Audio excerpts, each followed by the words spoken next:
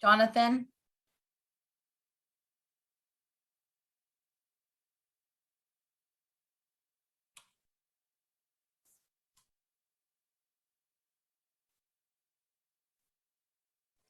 Yeah, one second. Yes, Janine? I just want to make sure that that's who you are. Yes, did you see my little email? No, I've been bringing people in, so I haven't. I sent you an email saying it was me. in case Okay, got you it. had Thank you, forgotten. hon. All right. Yeah, bye-bye. All right. Bye.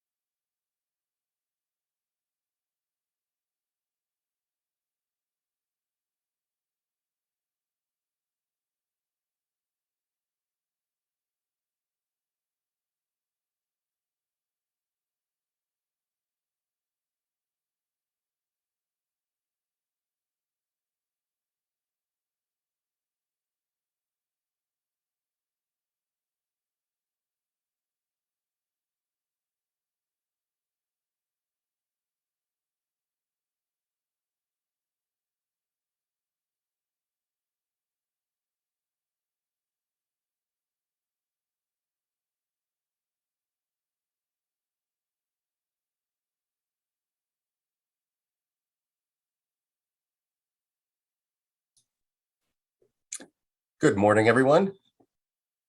We can begin together. My name is Joaquin Esquivel, Chair of the State Water Resources Control Board. Today is Wednesday, January 19th. It is around 9 a.m. and I would like to call this meeting to order. I'll begin by introducing my fellow board colleagues here. With me today, I believe will be Vice Chair Doreen Diadamo, Board Member Sean McGuire, Board Member Laurel Firestone, and Board Member Nicole Morgan. Joining us today is also our Executive Director, Eileen Sobek, our Chief Counsel, Michael Loffer, our two Chief Deputies, Eric Oppenheimer and Jonathan Bishop. Our Clerk of the Board is Janine Townsend, and assisting her today is Courtney Tyler and Margie Argel. As you can see, this meeting is being webcast and recorded. So if you intend to comment on any one of our items today, you should be here on the Zoom platform with us. If you are not, there are instructions on and a link on how to do so at the top of the agenda and on the board's website. But if you are having any issues with that, please do email the clerk of the board at commentletters@waterboards.ca.gov, and she can help get you here onto the platform. Once here, your camera will be off. You will be on mute until it is your time to comment on the item you've indicated you wish to speak on. With that, we can, before we go into public forum today, actually, we have a Superior Accomplishment Award. It is a thing we do here at the board to acknowledge the incredible work of our staff and programs here who sometimes don't get as much time for that acknowledgement here at our board meeting. So I have the pleasure of calling up today Eric Ekdahl to present an individual's award to 25 individuals, and we'll let him explain what it's for here. Good to see you this morning, Eric. Good morning. Hopefully everyone can hear me. I'm going to run through a bit of a script. It is a real pleasure to be able to provide this award to the staff today. So I'll start by saying good morning to you, Chair Esquivel, and other members of the board. This morning, I'm pleased to present a Sustained Superior Accomplishment Award to the members of the Division of Water Rights Delta Drought Response Emergency Regulation Team. As you're definitely aware, and as you'll hear more about during some of the items later today, California is in the midst of one of its most severe droughts on record, with the 2-year period of 2020 through 2021 being the hottest and driest on record for many parts of the state. That's in records extending back over 100 and 120 years in some circumstances. One of the most challenging aspects of administering water rights in California during drought is knowing when conditions actually tip over from dry to actual drought. And much of the winter is spent kind of waiting in this state of uncertainty as we watch storms or atmospheric rivers come by or not to replenish our snowpack and reservoirs. And we find ourselves in a similar position today, waiting to see whether precipitation observed in December will persist through the remaining part of the season. Last year, almost a year ago to the day, it was increasingly clear that after a dry 2020, 2021 was trending dry as well. And we pulled together kind of the management within the division and began our drought planning efforts in earnest. And ultimately, those plans and activities were all needed and were used to accomplish a truly remarkable set of activities and drought response actions. And the team receiving recognition today was responsible for some of the most important, critical, and necessary kind of water management activities in the entire state of California last year. I'd like to list some, but by no means all of the accomplishments, rather than kind of calling each person up person by person to list their individual accomplishments. It is a true team effort. There are 25 recipients of the SSA in total, and staff worked across existing units, across existing management structures to coordinate and develop plans, technical methodologies to respond to public inquiries, manage and interpret huge data sets, and at the same time kind of still keep one eye on the skies as the summer turned into fall and turned into winter. So specifically, the team has developed a robust water availability methodology for the Delta that included not only drafting it, writing it up, but also holding numerous public input sessions, webinars, and soliciting input from stakeholders to modify and update that methodology, and then modifying and updating that methodology numerous times over the last 10 months. Conducting just an immense amount of data analysis, some of the most complicated data analysis and cleanup that I've seen in my time at the board. It had to be done quickly, it had to be done accurately, and then not only kind of worked and analyzed, but then communicated back to the board management, division management, and then back to the diverters as well, who reported that data originally. And on top of that, there's always more data coming in. So it's kind of a never-ending process. They issued notices of water unavailability after taking that data, doing the methodology to over 17,000 rights or claims of right in the Delta watershed.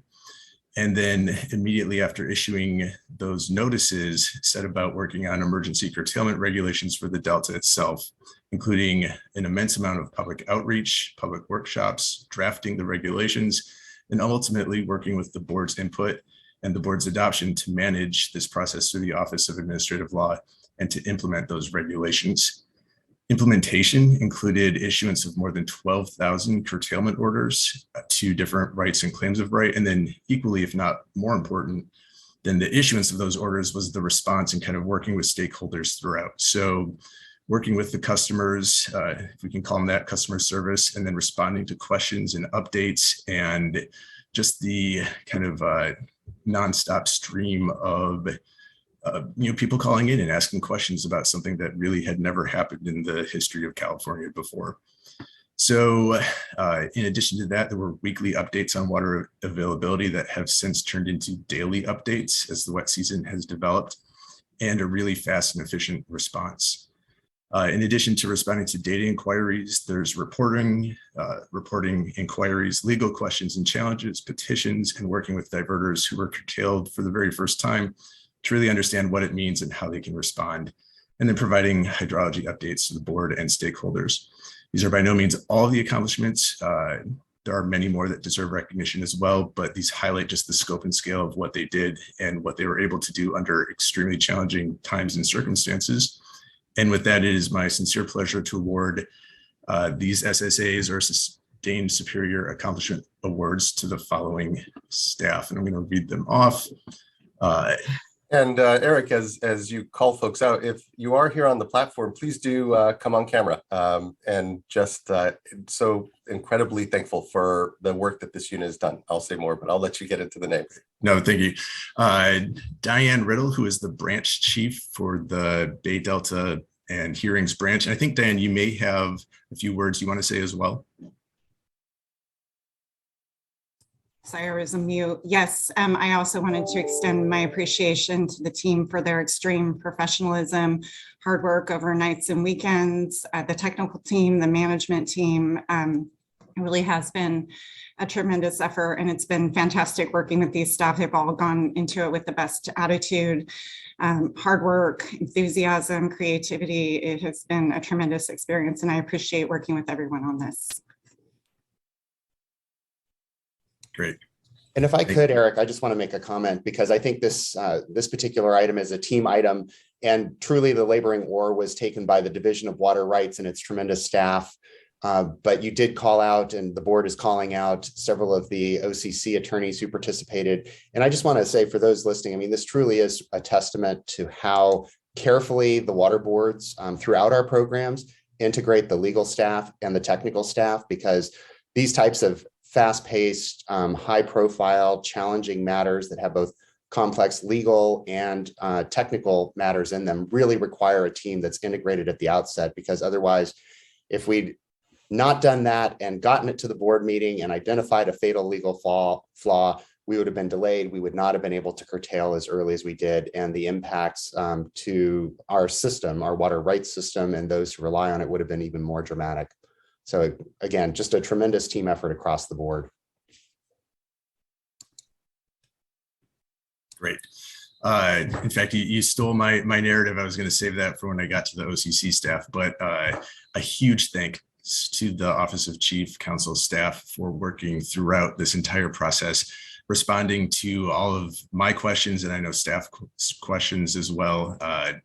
It really could not have been done without, as both Diane and Mr. Loffer noted, just long hours, long nights, weekends, and a ton of effort behind the whole process.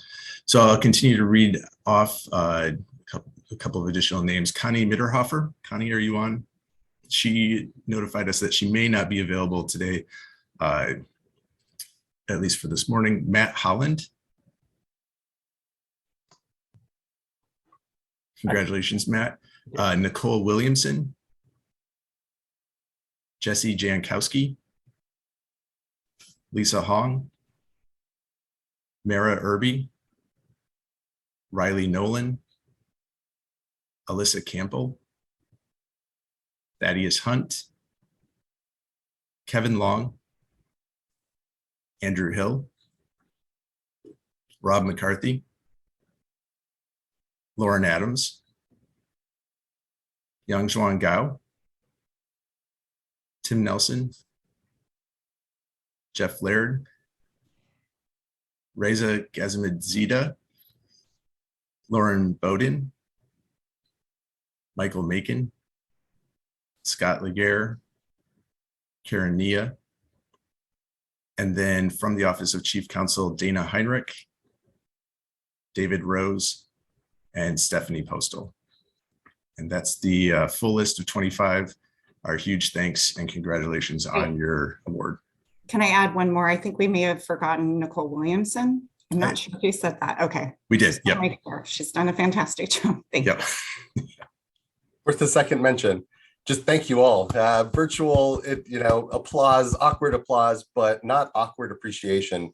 You guys, it is hard to completely encapsulate just the incredible work that was done. And as Eric and others have mentioned, just the amount of sacrifice that you have all put in this last year, along with many communities who were struggling under drought.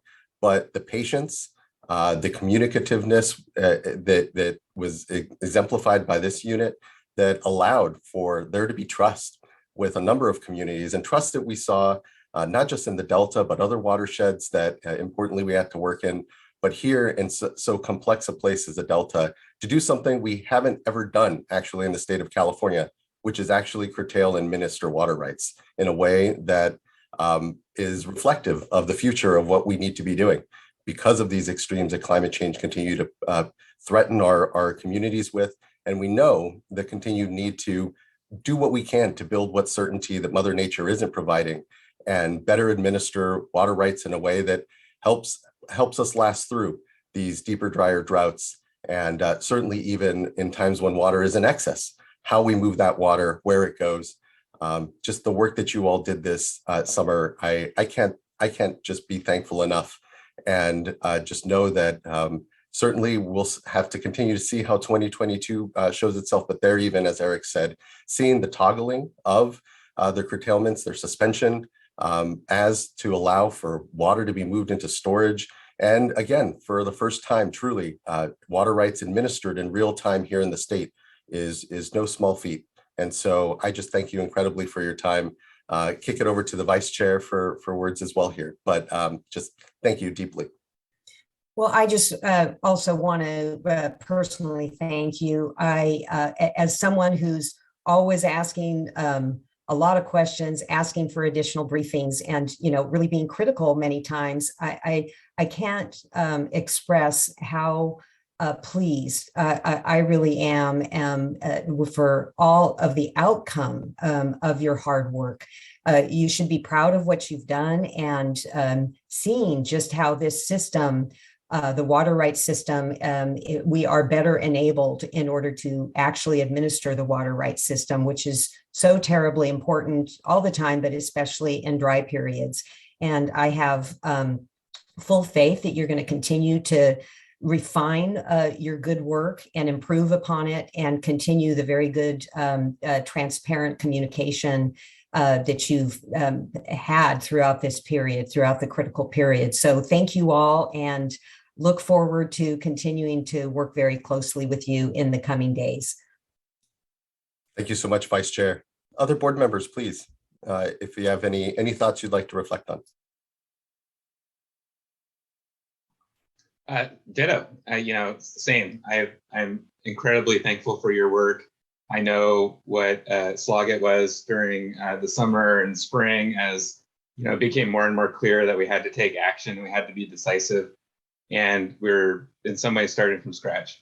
And so, the fact that we came up with this approach, that it was thoroughly vetted through a transparent process, and that frankly, almost all of the feedback I've received from stakeholders over the last several months has been positive and appreciative, just like we're talking about today. And so that was, really an effort that hasn't been done before, as we've said multiple times here. And thank you. Really appreciate it and look forward to continuing to work with you here going forward. Challenges lie ahead for sure. Thank you, board member.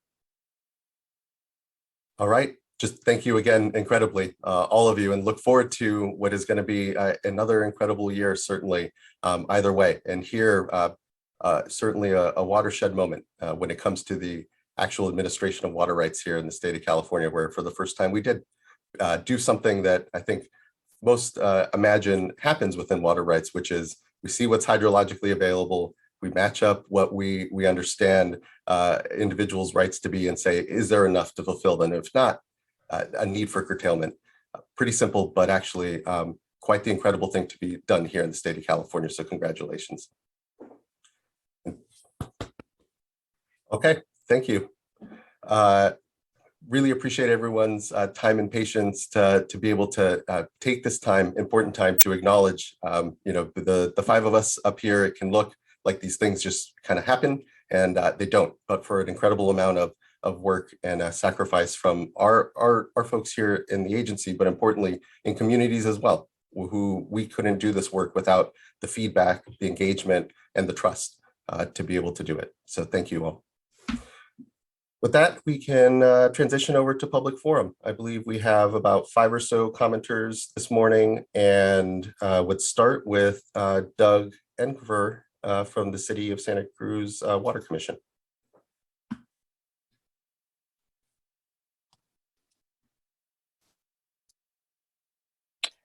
Good morning. Hi, my name's Doug Engfer. Can you hear and see me? Great, thanks. I'm a member of the City of Santa Cruz's Water Commission, and I'm here to ask for your support for our water rights project. I've been a Water Commission member since 2016, and before that, I was a member of the city's Water Supply Advisory Committee. That committee, which we refer to as the WASAC, uniquely involved the community in taking a fresh, comprehensive look at how best to ensure a safe, reliable, and sustainable water supply for the city. The city had been pursuing desalination, a collaborative effort with neighboring water agency Soquel Creek Water District, because the community and the city chose to put that project on hold and evaluate other supply alternatives that may be founded in existing sources. The WASAC was formed. WASAC spent 15 months in 2014 and 15 holding community meetings and conducting technical analyses of all of our options. The picture I was hoping to share is from one of our educational meetings. As you can see, we had a number of folks attend. We decided to assume as a cornerstone that the city would keep doing its very active work on water conservation. I'm proud to say that as a result of that work, the city has one of the lowest per capita water use rates in the state. We're currently at about 48 gallons per capita per day. The plan that the WASAC developed is reflected in the Water Rights Project and petitions that are pending before the state board. As my colleague Donna Myers will share with you shortly, they incorporate the stream flow standards that the city has worked out with the resource agencies, groundwater replenishment, water transfers, and other things. We've known for a long time that the city needs more storage. Through the WASAC process, we determined that the city could indeed achieve supply reliability by increasing total storage using wet year water. We own Newell Creek Reservoir, but it's not enough by itself. The groundwater replenishment project reflected in these petitions proposes implementing state-of-the-art groundwater storage using aquifer storage and recovery, or ASR, wells. ASR was one of the key storage elements in the WASAC's recommendations to the city. As regards our surface storage, in the early 1970s, we obtained permits from the state board for our additional Felton project, which pumps water approximately 5 miles and 340 feet of elevation gain from the San Lorenzo River to the Newell Creek Reservoir when water is available and it's appropriate. To date, we haven't needed that marginal increment of storage so much as was originally anticipated, largely because of our great success with conservation. By adding ASR to our storage mix, we can increase our effective storage capacity, taking better operational advantage of the reservoir's capacity, and thereby achieve supply reliability sustainably, even in the face of climate change. In order to implement the agreed flows for fish, though, we will need that full increment of storage. We can make it work better for both people and fish now through ASR because injection technology and our understanding of our local basin's hydrology have both come a long way. We can take the water lower on the river than Felton, so it stays in the river longer for fish. We can then inject it into the groundwater basin, so it can be both a supply for later and also help to stabilize groundwater levels. And we retain storage at the reservoir for base flows and dry year water supply. It's a win-win-win. Coming out of our community's work on the Wasatch, we think that the city's water rights project is the right solution, not only for our community, but also for the environment. And we hope that you will support it. Thank you for your time, attention, and consideration.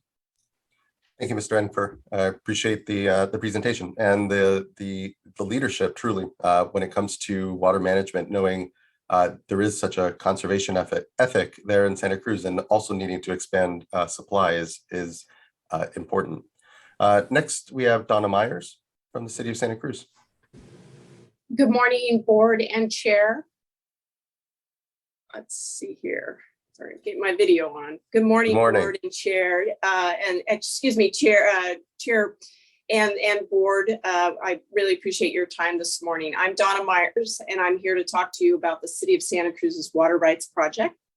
The city has several petitions for the project pending in front of the state board, and I'd like to emphasize how important they are for our community and the region. I'm currently on the city council and just finished a term as the city's mayor in 2021. Even aside from serving on the city council, though, my whole career has been involved with water on the Central Coast. In my day job, I'm currently serving as the general manager for the Salinas Valley Basin Groundwater Sustainability Agency. And as you probably know, that agency is managing groundwater in one of the most productive agricultural areas in the world. But it is facing its own share of water problems, and especially seawater intrusion. I also was a member of our water commission as well during the formation right before the Wasatch process. So I've certainly I've seen and lived a lot of the information and a lot of the development of the things that you'll be considering with the Water Rights Project. Consistent with all my previous work, the part of Santa Cruz's project on which I want to focus today really is the stream flow standards that the project incorporates. I think you'll be shown a picture back from 2003 when I and other city staff met with the State Department of Fish and Wildlife and the National Marine Fisheries Service to talk about how the city's water operations were affecting listed coho salmon and steelhead. It was a bumpy day because the resources agencies strongly believed that the city's operations were hurting those listed species. But it was on that day that really a 20-year partnership started between the city of Santa Cruz and the resource agencies to figure out the stream flow standards in the local creeks and the San Lorenzo River. And I was actually the project manager at one point during these efforts. This was really hard work that a lot of other agencies in California weren't doing at that time because we really needed to figure out stream flows that could support both the coho and steelhead populations, but allow the city to actually serve our public water in a reliable manner. And the Santa Cruz region really doesn't import any supplies from anywhere else. So we were really on our own for figuring this out. We also strongly believed in the right to maintain our native species. And we were committed to making sure that happened as part of this project. And of course, that was not an easy balance. The very detailed stream flow standards that the city's water right petitions include are the product of all of that work over the last 20 years. And we are extremely proud as a city, but also as a community, that we were able to reach an agreement with California Department of Fish and Wildlife and National Marine Fisheries Service. We even received, I believe, a letter from the Department of Fish and Wildlife to your board supporting these petitions. And I just like to reflect that we're getting very close to having all the pieces in place to make this difficult balance work for the long term, both for our community's water supply, but also for our native species. And it will involve, among other things, extending our time to maximize use under some of the city's rights and implementing groundwater storage under all of them. One of the last steps for the city is to obtain the state board's approval for our petitions. So we very much hope that you can do that to help us move into our future that works for both the fish and the city, And we hope that you'll look to the city and this work as an example for the rest of the state of California in a community that's been willing to balance the environment with our community's water needs. So thank you for your time this morning. Thank you as well, Ms. Myers. I really appreciate the local leadership here and again, flagging the good work and pending decision here before the board. Thank you. Next, we have Sierra Ryan.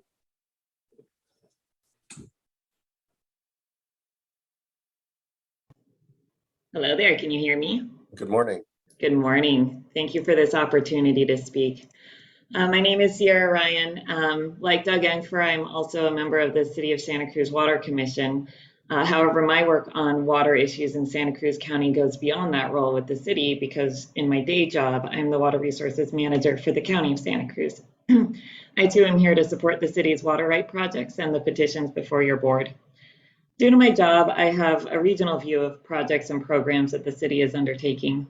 As part of that job, I've worked on the groundwater sustainability plans for 3 groundwater basins in the county, which are the Mid-County, the Santa Cruz Mid-County Basin, the Santa Margarita Basin, and the Pajaro Valley Subbasin.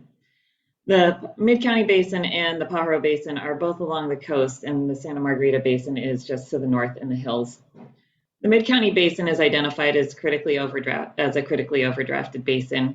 Accordingly, we completed its groundwater sustainability plan in January 2020, and we are very proud of the fact that the Mid-County Basin's GSP was one of the first ones that DWR approved under SGMA this June. Historically, the overpumping of the basin aquifers lowered the groundwater elevations in the coastal portions of the basin where the majority of municipal pumping takes place. These lowered groundwater levels allowed seawater intrusion into portions of the aquifer and pose a much more widespread threat of seawater intrusion as well. I have a graphic to display. It's a little complicated. There you go. Thank you. So this is a figure from the Mid-County GSP that shows the risk of seawater intrusion in various places and different aquifers along the coast. For those familiar with Santa Cruz, the beach boardwalk is just at the very left end of that red and purple line. It's the western boundary of this map, essentially. As you can see, we have a significant risk of seawater intrusion in several locations all along the coast, as indicated by the larger circles on that map. We think that the city's water rights project is a very important factor in addressing this risk for a number of reasons. First, with the city's dedication of more stream flow to Coho and Steelhead, the city needs to maximize the flexibility of their existing water rights so that they can avoid pumping groundwater when there is surface water available. This is an important shift from the city's water supply strategy, since for over 100 years, the city has relied primarily on direct diversions from local streams to meet the public's demands. Now we need the flexibility to optimize groundwater storage. And this does not require any new water rights. They just need to be able to maximize the ones that they currently have. Second, given that local streams depend entirely on rainfall, they can be quite flashy. So there may be times, even in some of the dry years, when the city can share supplies that are surplus with its neighbors that currently rely on groundwater. And just for context, many of the water supply agencies throughout the county are entirely groundwater dependent. The city's water rights petition would allow them to do that, and in turn, allow those neighbors to rest their wells, which is very important, again, for our groundwater sustainability planning. Third, while the city's water is in groundwater storage, it will help stabilize the basin and the aquifer levels. The city's pumping strategy, which includes injection and extraction, will be consistent with the Mid-County's GSP and the net effect of reducing the risk of intrusion, and it will be done in close collaboration with neighboring water agencies. We think all of this is not only a very good approach for addressing the city's water supply needs and the Mid-County Basin issue, but it also is a great example of how to practically implement the state's policies supporting the regional integration of supplies. So again, we hope that you will support the city's pending water rights petitions. That concludes my presentation. Thank you so much, Ms. Ryan. Really do appreciate your leaders from Santa Cruz coming and explaining the project and flagging the good work that's been going on to produce it. So thank you again. Appreciate your time this morning. We have 2 additional public forum commenters. I'll note that Ms. Huerta and Eddie Lane, that we do have an item on the Kern River here coming up. And if so appropriate, your comments can be given then as well. I don't believe Ms. Huerta is here on the platform currently with us, so I will call up next Eddie Lane.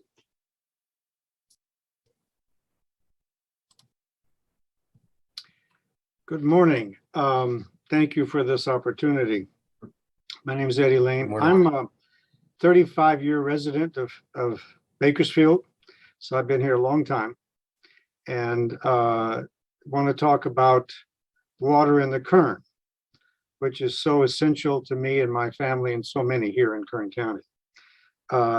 Aside from being here 35 years, I'm basically a valley boy. I was born and raised in Reedley, walked along the Kings River as I grew up. So my river experiences are from a very young age. I've been involved here for many years with Sierra Club. I'm on the executive committee of the Kern Kauai chapter. We have worked very hard to do whatever we could to encourage water in the Kern and to encourage parks and natural resource protection for especially for economically disadvantaged communities. So I speak both from my personal experience and from the Sierra Club.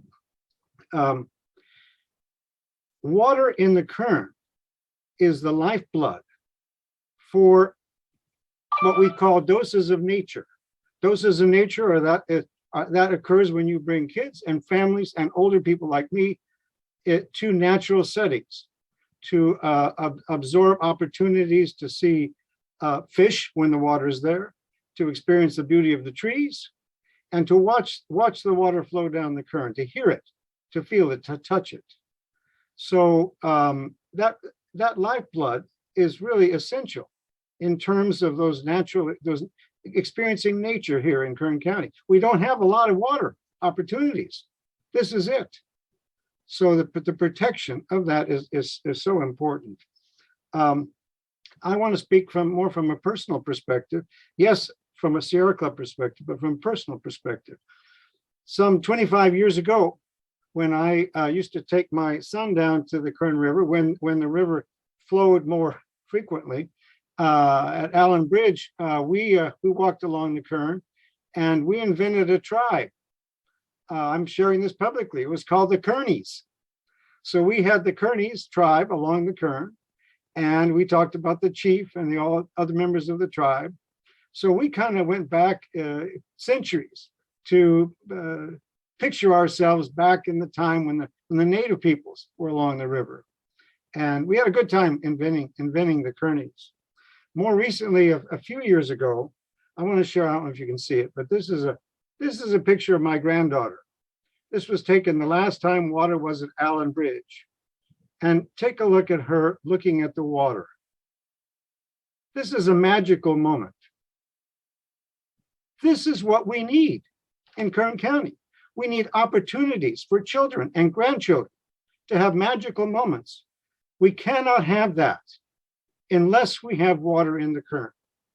So my request, both from the Sierra Club perspective, but also from my personal perspective, is that through these administrative hearings, through what you're doing now, you will do everything you can to bring water back to the Kern. We need it.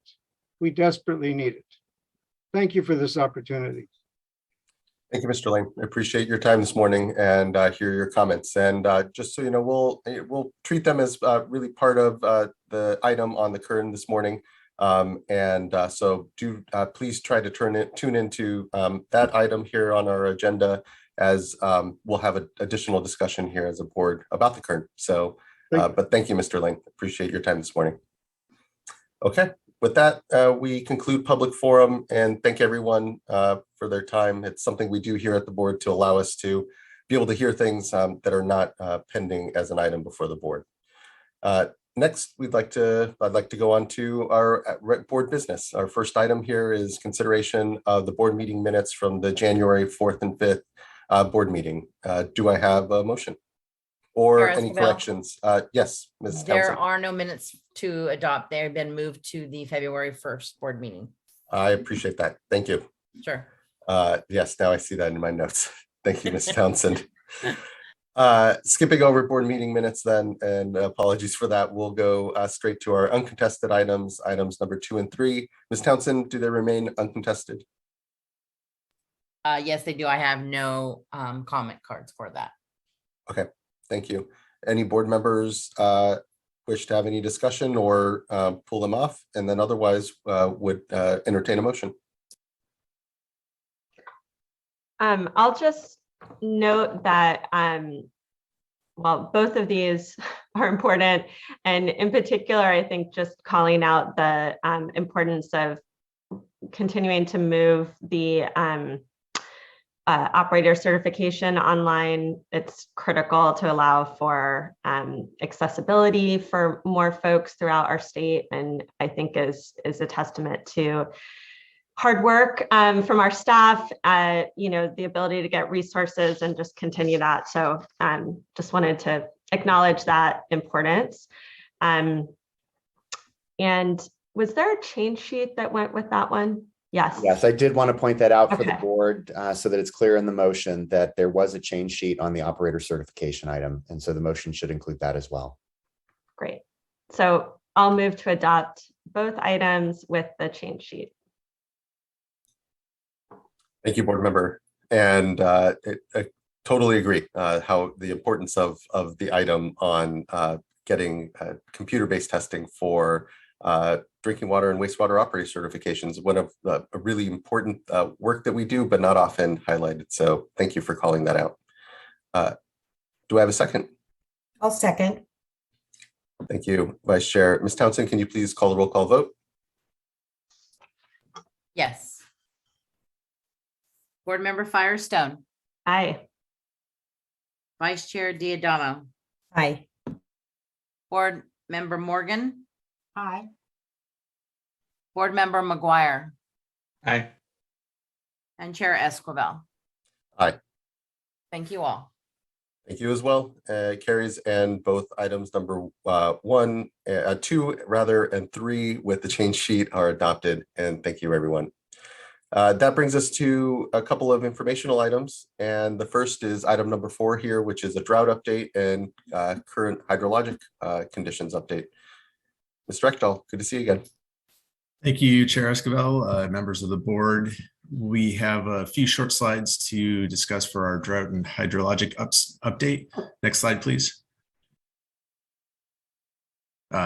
General outline, pretty similar to what we've seen over the last couple of months. We'll talk about general hydrology. I'll turn it over to Michael Macon, and he'll run through the hydrologic update itself.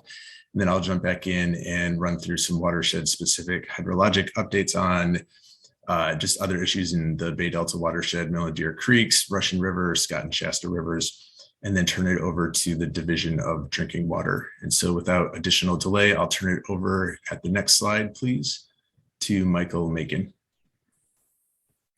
Thanks, Eric. And good morning, board members. I'm Michael Macon, and I'll be providing you the hydraulic update today. Starting off, this is a look at precipitation patterns across the state. As you can see in the Northern Sierra precipitation region, we're sitting at about 31.5 inches to date for the water year. This is already above what we had last year, which is promising. We're sitting at 141% of average for to date. Next slide.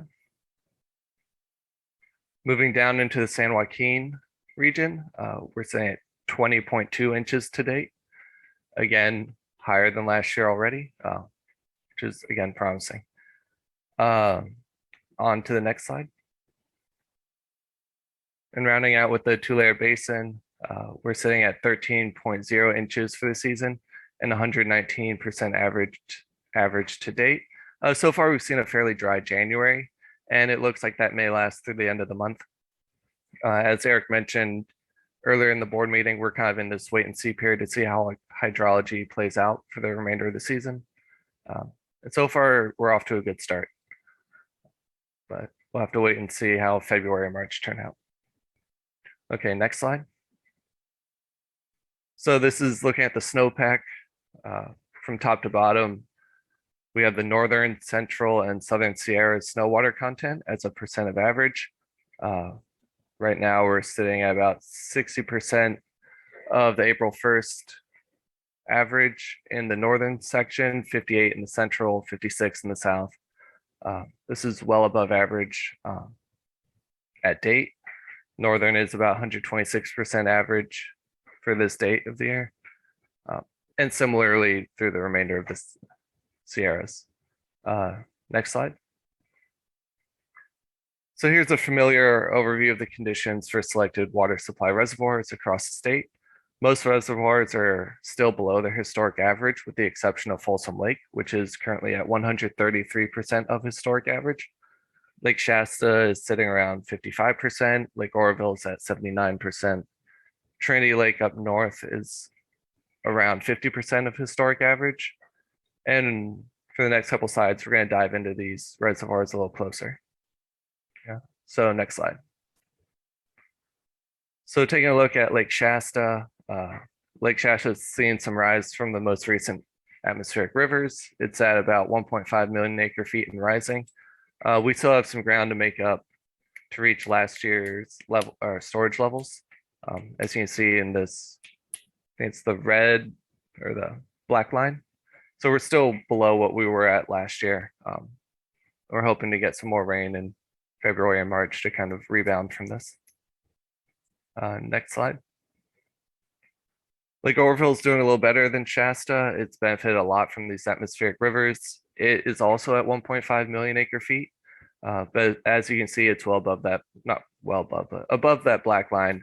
And we're doing better than we were at any point last year, with peak storage last year happening around May 1st. We're already above that. So again, silver lining, but we still have a ways to go through the water year, and we'll see how this plays out going into the next few months. Next slide. So Lake Folsom benefited the most. It's a smaller storage reservoir, and it's actually reached above the flood control level for Folsom Lake. That occurred right around New Year's.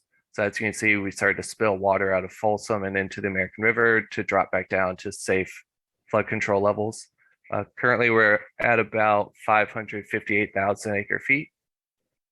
And that's going to drop until we reach that safe flood control level. And then Folsom will manage to just ride that flood control level as long as we can through the season. All right, next slide. New Maloney's Lake is showing a steady incline at the moment. It's sitting at about 965,000 acre feet, which is 71% of historic average. Again, we're still in this wait and see period to see how these conditions will improve for the remainder of the water year. It's difficult to tell with February and March being some of the wettest months, and how precipitation can vary. Okay, next slide. Looking at some other reservoirs across the state, the Kachuma Reservoir is about the same as it was last month, saying around 93,000 acre feet, and that's 48% of total capacity and 75% of average to date. The Diamond Valley Lake Reservoir is saying around 598,000 acre feet, and that's about 74% of total capacity. San Luis Reservoir continues to increase as exports from the Delta continue. It's sitting around 730,000 acre feet out of the total 2 million acre feet capacity. And it's about 53% of average. On to the next slide. So term 91 curtailments are currently not in effect due to very negative supplemental project water, and we're seeing very high delta outflows. This may change if precipitation continues to remain dry, but you'll receive updates on that. We're going to take a look at the drought monitor next. Next slide, please. As you can see, the drought across California has improved. We are no longer experiencing any exceptional drought, and it's only a small portion of the state experiencing extreme drought. However, severe drought conditions and moderate drought conditions are still persistent across the entire state of California. So we're not out of the woods yet, but things are improving after those atmospheric rivers and rain events in December. Next slide, please. Looking at the Colorado Basin, it's a similar pattern. Very little of the state is experiencing exceptional drought. There is a greater proportion of extreme drought than California, but otherwise we are seeing improvements in the drought conditions in Colorado as well. Next slide, please. Stepping out and looking kind of at the big picture. This is an overview of the U.S. seasonal drought outlook for the next 3 months. If you notice in the Pacific Northwest and most of California, it's covered in this gray color, and that's expected to have drought conditions improve, but still persist following that. So while we may see improvements in the short term, we will still have some drought conditions to deal with if this is accurate. And then the Southwest is expected to see persistent drought through Nevada and Utah. All right, next slide. This is a monthly temperature outlook. Blue is just a higher chance of seeing cooler temperatures. Red is a higher chance of seeing warmer temperatures. As you see in California, Southern California is expected to see just normal temperatures through the month of January. Northern California is slightly cooler. Next slide. For monthly precipitation, similar to the temperature outlook, green is slightly higher chances of slightly higher precipitation. This beige brown is slightly lower precipitation. This outlook was predicting roughly normal precipitation through the Central Valley. As you've noticed, we've had a fairly dry January so far. And if you look at normal weather forecasts or 10-day outlooks, we're not expecting much rain in the near future. So it looks like January will kind of be persistently dry. And we'll have to see what February brings us. That concludes my hydrology update.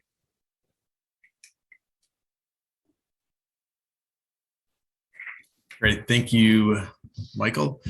I'll run through a few slides on the other kind of ongoing curtailment and watersheds statewide.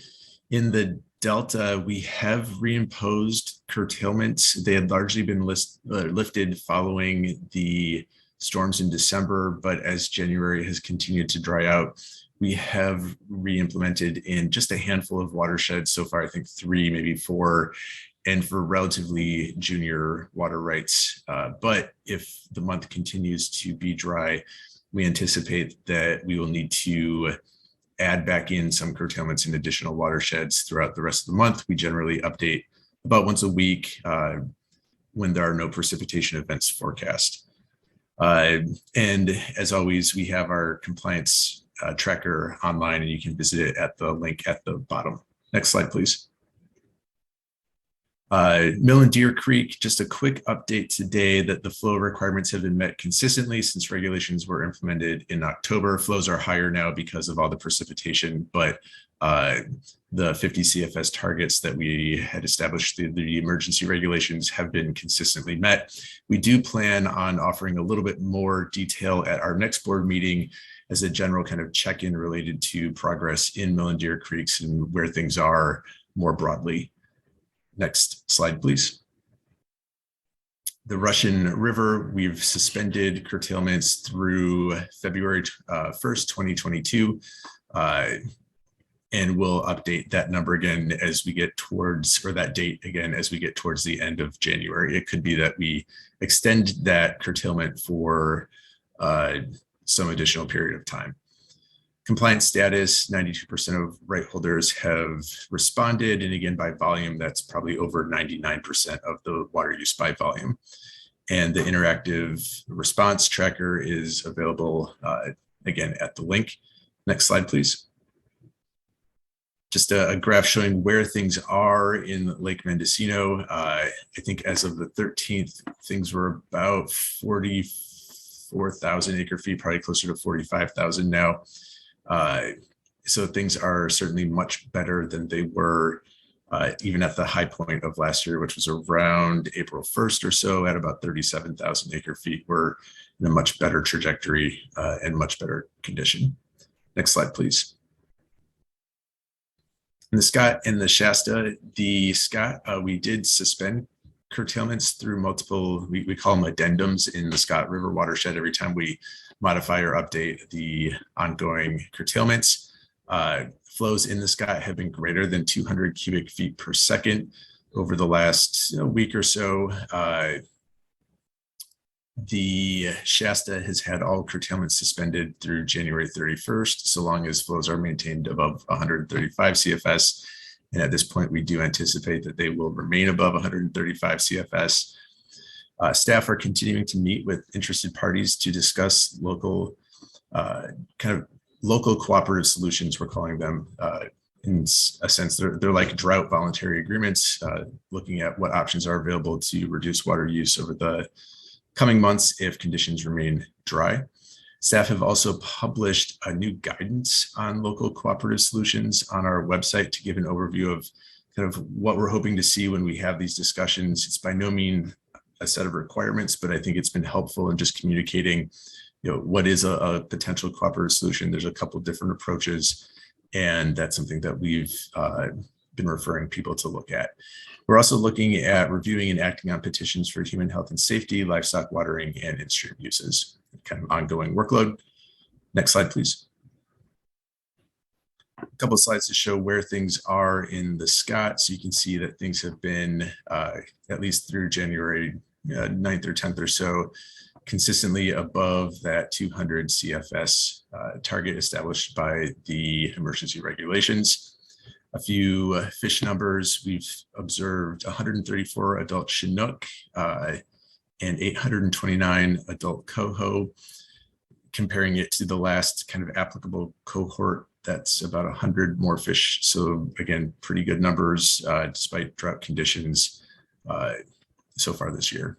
Next slide, please.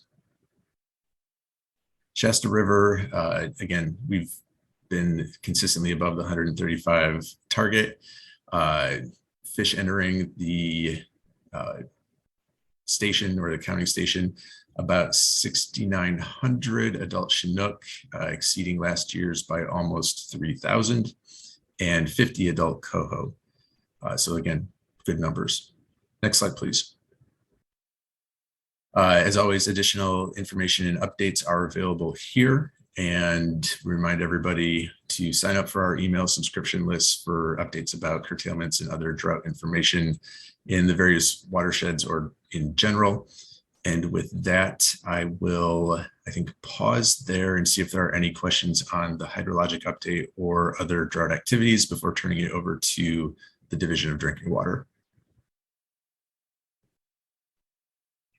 Looking to my fellow board colleagues, seeing none, just thank you again. An incredible amount of work and just communication going on to be able to be, again, putting in these addendums and suspensions and allowing for us to administer water rights here. Again, incredible. So thank you, Mr. Ekdahl. Hi, this is Eric Zuniga. I'm the Drought Response Program Manager. Good morning, Chair Esquivel, members of the board. I have a couple of updates for Division of Drinking Water. If you could please go to the next slide. So the good news is our drought response has been pretty stable. Our numbers have not been increasing, and we've had a number of drought emergency systems moving downward to drought warning, which simply means we're going to try to identify some drought relief projects for them over the next couple of months in preparation for the summer. Next slide, please. So I'm going to focus most of my updates on, we've already looked at 4 other indicators of, people that were anticipating a water shortage in 90 days, people that were receiving hauled and bottled water, and then drops in daily production and also groundwater and surface water production. So today, this is the last analysis that we did for our drought reporting that we received last year.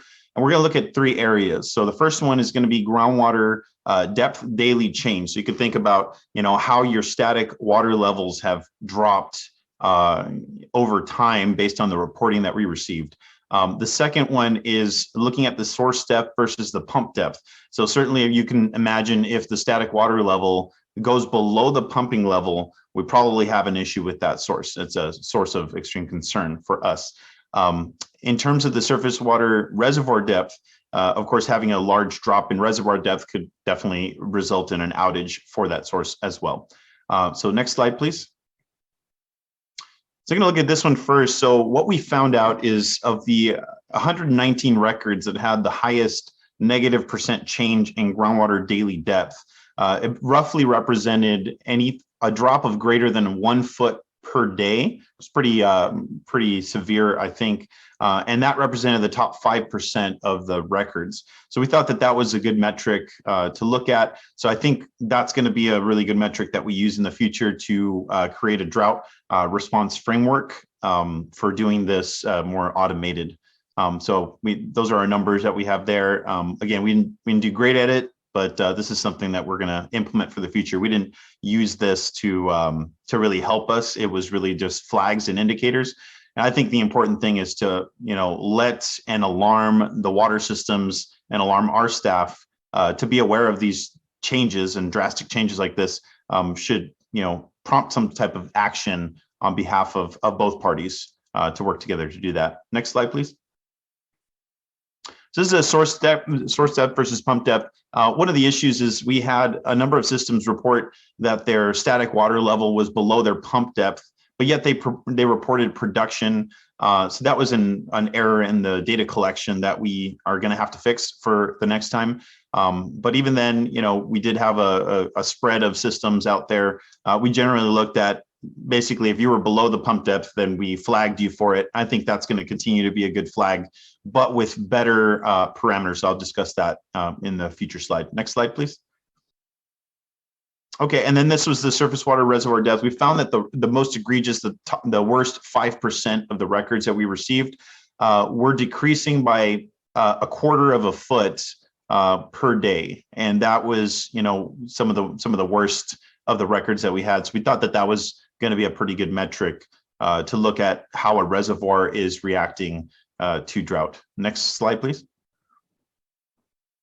Okay, so these are the planned improvements that we have. So we want to automatically flag the reports that show a water system is dropping by 1 foot per day, specifically the groundwater wells that they have, that their static water level is dropping that fast. And then automatically classifying the systems who show this high drop in static water levels as a drought warning system, and we'll increase their monitoring from monthly up to weekly monitoring so we can better track the trends in source levels. And then we would downgrade the classification back to drought watch when the system reports improvement. So if the value drops to less than 1 foot per day, we'll drop them back down to monthly monitoring. With the groundwater source depth and pump depth, don't allow a user basically to enter a pump depth lower than the well depth. We had some errors with that as well.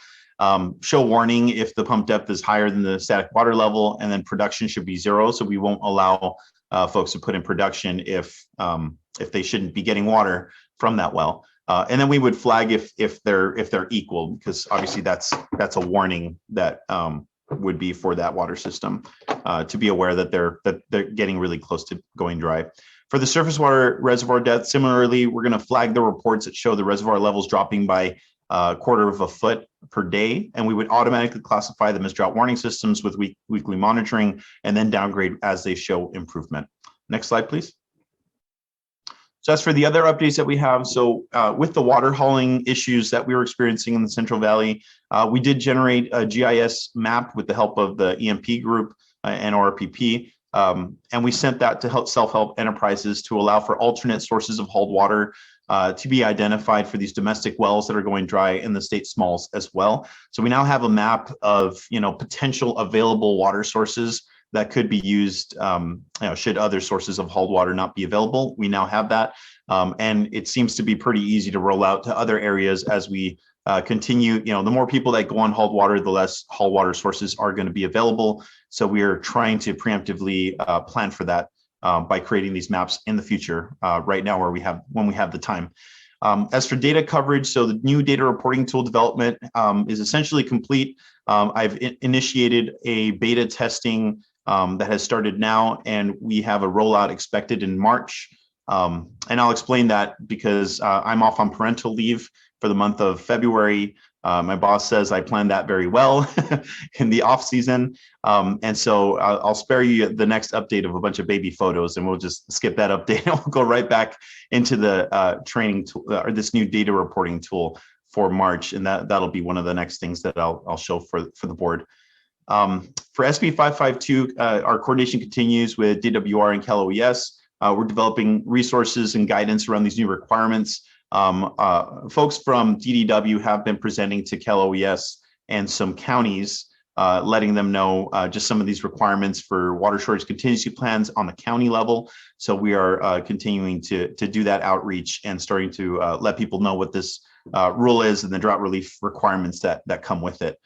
For HCD, between this week and next week, we're going to be having a meeting to coordinate with HCD. We've developed a number of memos that we have to negotiate with them and figure out how to best coordinate our efforts on severe water outages in mobile home parks and campgrounds.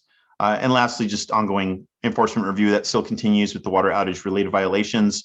And as you may be aware, these water outage related violations will be may be used for future risk assessments for these water systems. So we can kind of tie in the work that we do with risk and the work that we're doing with drought response.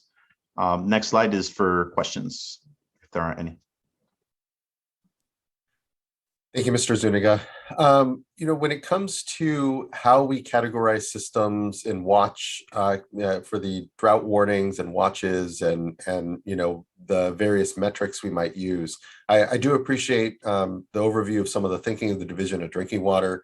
I think it would also maybe be helpful to do maybe some public workshops around it. Now that, as you said, we're kind of in the off season and well-deserved February off here, and look forward to seeing you in March. But let's think, again, appreciate having here the thinking of the Division of Drinking Water out, and would think maybe having some staff level workshop to further sort of really make sure those are the best that we can identify and use moving into particularly then the summer, where we're here preparing for worst case scenario, no storm door opening, and then continued drought response here later in the year. We have some time here. Let's I would just flag it's probably worth doing a little further discussion and workshopping around. Absolutely, that is the plan. We're gonna get a draft framework for you guys in March, and I think that'd be a perfect timing to do it as draft and then get some public input and then go ahead and release that. So thank you for that. Great. Thank you, Mr. Zuniga. Appreciate that. Other questions from fellow board colleagues, thoughts? Okay. Thank you again. Appreciate it. And I believe now we have an update from the Division of Financial Assistance.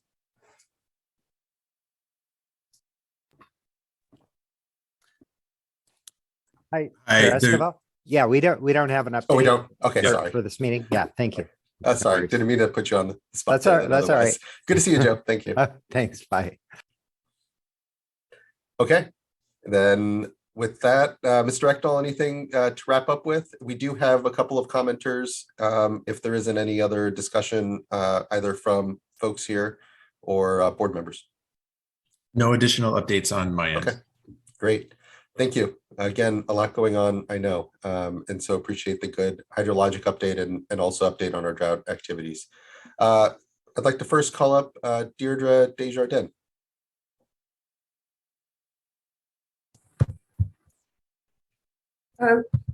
Good morning, Chair Escobar and board members. So my background, I did research in nonlinear dynamics at the Center for Nonlinear Studies in Los Alamos, and we looked at nonlinear and stochastic prediction. So I'm very familiar with these weather models. Now I wanted to suggest that you consider adding the North American multi-model ensemble forecast to your updates.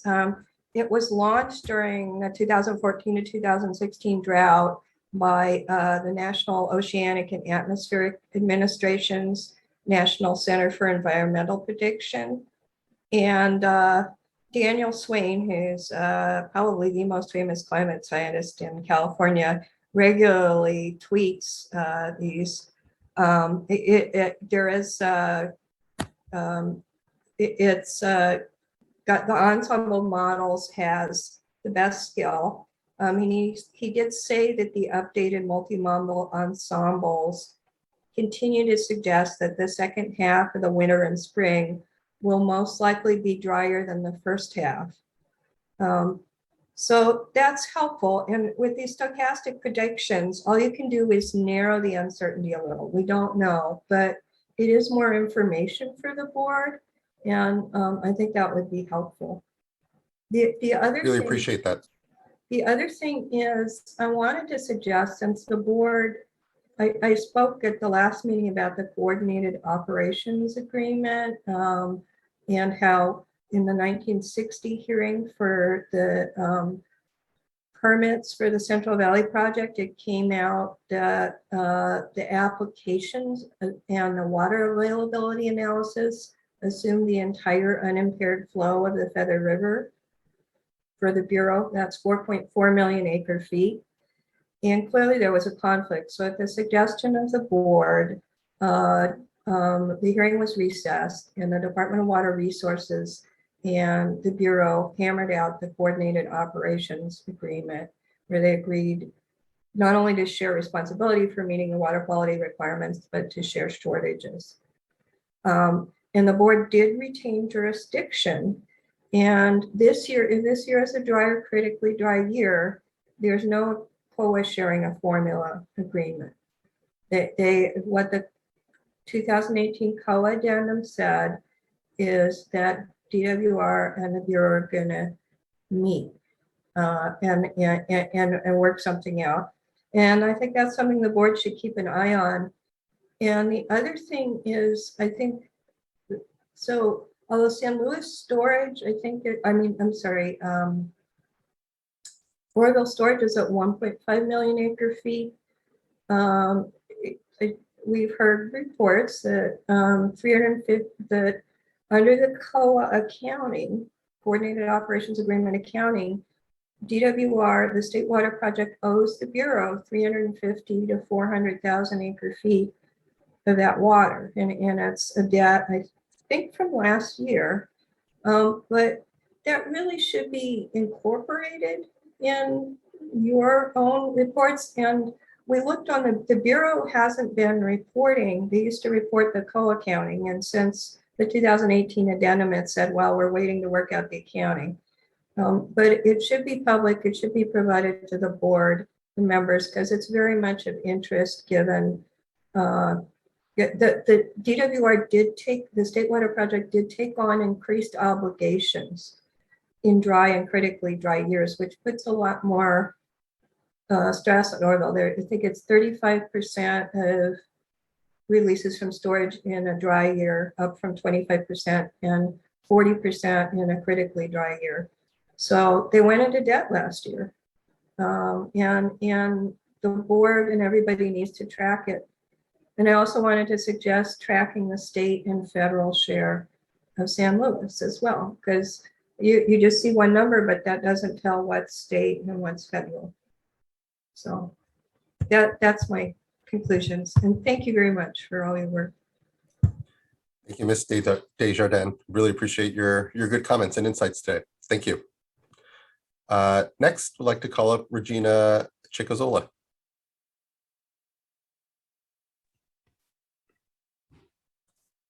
Hello, thank you so much for having me today. I just wanted to thank you for again letting us know what's going on. And I also wanted to say how great it is that we're actually seeing some good salmon numbers on the Scott and Shasta rivers. And I just would like to point out that all of those fish would have died if you did not take action, or either died or been stuck in the Klamath River, where they would have gotten pretty sick from the high temperatures until the rain came. If you did not take action in order to do curtailments in the Scott and Shasta River. And I know this is the first year the board has taken these actions. And as you know, we have written a letter to the board to ask for these actions to become a permanent action, not for curtailments to become permanent, permanent, but for the need to have actual in-stream flows in the Scott and Shasta rivers to be a permanent action. We've been joined by the Karuk and Yurok tribes, and dozens of environmental groups from across the state that are seriously concerned about the Klamath salmon runs. And as you know, these are very important cultural species and food species, and are also, the run is what makes it so that commercial fishermen can fish in the ocean within the Klamath zone, which is much of Northern California and Oregon. And so the reason why I'm bringing this up is we have asked for this permanent in-stream flow to be protected, both in the Scott and Shasta rivers, but we haven't gotten a response to our request from the board yet. And we would like to get a response and try to figure out how to move forward with this. Obviously, for this year, if we don't get a lot more rain, we'll have emergency curtailments again next year, which is really important, especially because these curtailments came really late in the season last year, and also didn't really help deal with the groundwater pumping in the Scott River. So they weren't nearly as impactful in the Scott River because of that, because of the interconnectedness of the groundwater there.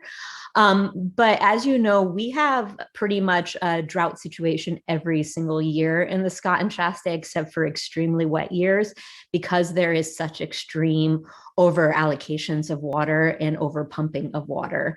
So what we might see happen is, because these salmon were able to spawn this year, we have a bunch of fish go up, and then even if it's a good water year, all the juvenile fish will die. I'm sure we lost a lot of juvenile fish this year in the Scott and Shasta rivers. So until we make sure there's actually water all the time in those rivers, and not just when there's a massive emergency, we're going to have the fish dying, and we're not going to be able to restore these salmon. And it's going to be especially important within the next few years as the dams come down, that there's somewhere for these fish to go and spawn. And as you know, these are the two largest watersheds besides the Trinity River. And then the last thing I wanted to say is I think the board should take some kind of action to protect Trinity River carryover storage. As you can see right now, the Trinity River storage is not rebounding the way that it should. And I think it's because it was allowed to get so extremely low this year. There's currently no protection for that carryover storage, but there is an agreement that there needs to, what the flows in that river need to be. And so having an agreement that applies to what the flows need to be for the salmon to survive, and even having a process in place for emergency flow releases when fish start dying, like what happened this year, but not having a requirement for carryover storage, are in conflict with each other. And we know that the state board could work with the Bureau of Reclamation to make sure that there is a requirement for carryover storage there, so we don't get in this situation again. Hopefully I'm within my 3 minutes. Thank you so much for letting me speak today. And I have lots to say, of course, about the Bay Delta and Sacramento, but I'll save that for another time. Thank you incredibly, Ms. Chicazola. I appreciate the continued engagement here at the board. Good tracking of important issues and comment here before the board. So thank you. That wraps up our commenters for item number 4. Anything further to reflect from my colleagues? Okay, hearing none. That concludes item number 4. Thank you everyone for your work on it. Next informational item is number 5, which is an update from the Department of Water Resources and your U.S. Bureau of Reclamation on their December 1st temporary urgency change petition to modify delta flow and water quality requirements from February through April. And I'd like to call folks up for the presentation on this.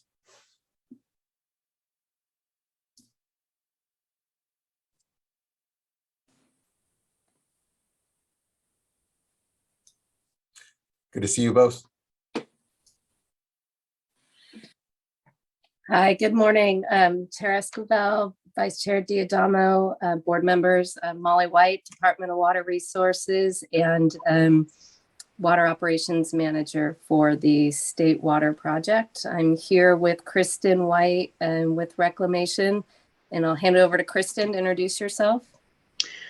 Sure. Hello, my name is Kristen White. I'm the Operations Manager for the Central Valley Operations Office for the Bureau of Reclamation. And I'll present and wrap it up at the end. Excellent. Thank you, Kristen. So yes, back in, Kristen and I were at the January 5th TUCP workshop, and During that workshop, DWR and Reclamation did notify the board that because of the improved hydrological conditions, that a TUCP was unlikely for February. However, we did commit to come back to this board meeting after we could confirm this conclusion with the January water supply forecast. So here we are today. Next slide, please. So the January forecast, water supply forecast did incorporate precipitation and runoff that was seen in December. And as expected, it did show improvement over the December forecast. As board staff mentioned, we're certainly snowpack and precipitation are still above average for this time of year. And while the February water supply forecast will be the first of the forecast for this season to incorporate actual snowpack measurements, we do expect some reduction of forecasted runoff just due to the dry January observed thus far. So therefore, both Reclamation and DWR continue to plan for a third dry year. Based upon the January runoff forecast where where the storms landed during the October through December period, Oroville and Folsom definitely have seen an improvement in the storage conditions as compared to 2021. But what is very clear is that Shasta and Trinity are in need of storage improvement in 2022. So because of the improved conditions, Delta outflow and water quality standards are planned to be met through a combination of means this spring. These include system-wide runoff, increased releases from Folsom Lake for storage management, reduced exports, and also, if needed, increased releases from Oroville. And then lastly, just with the improved conditions, primarily focused on the state share of San Luis Reservoir, they do support a slight increase to the state water project allocation. And with that, I will go to the next slide, please. And I will hand it over to Kristen. Great, thanks, Molly. So I get to make the big announcement and kind of wrap it up with where we landed with all of this. So because the January has been so dry, and as you heard in the water supply update, it's expected to continue to be dry for at least the next 10 days. We looked at assessing this under very conservative dry hydrology. So not just what's in the forecast, really kind of pushing the limits of, is there anything that's on the edge? Is there anything that, this really dry January, even a dry February could pop up, and really just try to kind of push it in every direction we possibly could. With that, what we found was there are some potential in some very extreme circumstances for storage benefits to Folsom and Oroville, more in the late spring in that April period, but there just is no way that we could find that a TUCP would benefit storage at Shasta and Trinity. And this isn't too surprising. It's primarily because we don't see any way that we'd be relying on Shasta and Trinity releases for Delta water quality or outflow in the February through April period. And so if they're not being relied upon for those Delta conditions, then we're not going to be able to back water up by relaxing the Delta conditions. And there's not really a way without some major infrastructure. There's not really a way to translate those benefits from from Oroville and Folsom up into Shasta. So with that, we sent a letter yesterday to withdraw our TUCP for the February through April period. Next slide. As Molly mentioned, we are continuing the dry year planning. Withdrawing the TUCP certainly doesn't mean that we're out of the woods for 2022 being poor. It certainly doesn't mean it's going to be a great year. It just means that where the need was and where the water fell didn't really line up such that the TUCP was going to be beneficial in the places that we needed it. So we are continuing with that dry year planning. Our next action there is that we'll have an update on the drought contingency plan. That will be sent out on February 1st and posted online afterwards.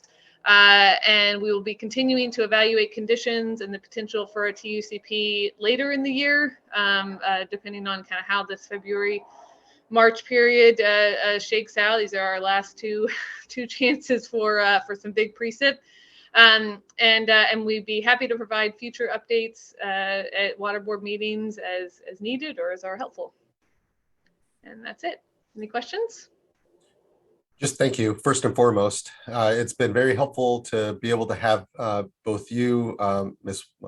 White and Ms. White here to be able to understand where we are and what is not a lot of certainty in our water year, but a needing to be able to be communicative here and pivot as the water year shapes up. And it's something that we saw that we had to do numerous times. Although we knew what we could anticipate in the middle of summer, continued dry conditions, but continued to manage the system in a way that hopefully here gave us our best options. And just thank you incredibly for being here, for being able to here importantly explain why we're pivoting off of the TUCP, but the need to continue to watch the water year and here anticipate that you may be back. So understanding and getting continued updates is going to be important. So we know just what are the conditions we're looking to try to improve. And here we need to try to back water up in Shasta and improve what our cold water pools for what we know are going to be difficult circumstances either way later this summer. So just thank you. Any questions from fellow board colleagues? Okay, hearing none. Again, appreciate the update. We do have a couple commenters here then as well. And so would first call up Doug Obigi from the NRDC.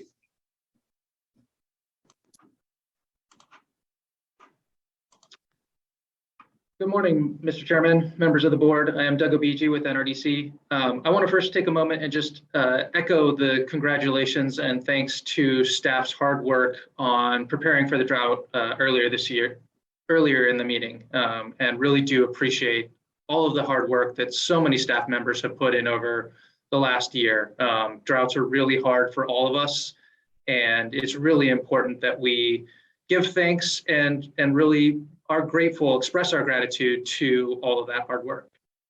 I appreciate DWR and Reclamation withdrawing the TUCP request for February to April. I think this is it's an encouraging sign, and I think it is a sign that the board's continued diligence on this matter has made a difference. It's all too easy to rubber stamp these TUCPs, and the board has not done so. And by requiring analysis and providing public comment, we've avoided the need for gutting these environmental protections. That said, we remain very concerned that DWR and Reclamation are going to be announcing water supply allocations in January and February, including 50 or 100% allocations for Feather River settlement contractors and high allocations for Sacramento River settlement contractors that will impair the ability to meet Shasta temperature requirements and may lead to the need for a TUCP later this year, as DWR and Reclamation have acknowledged.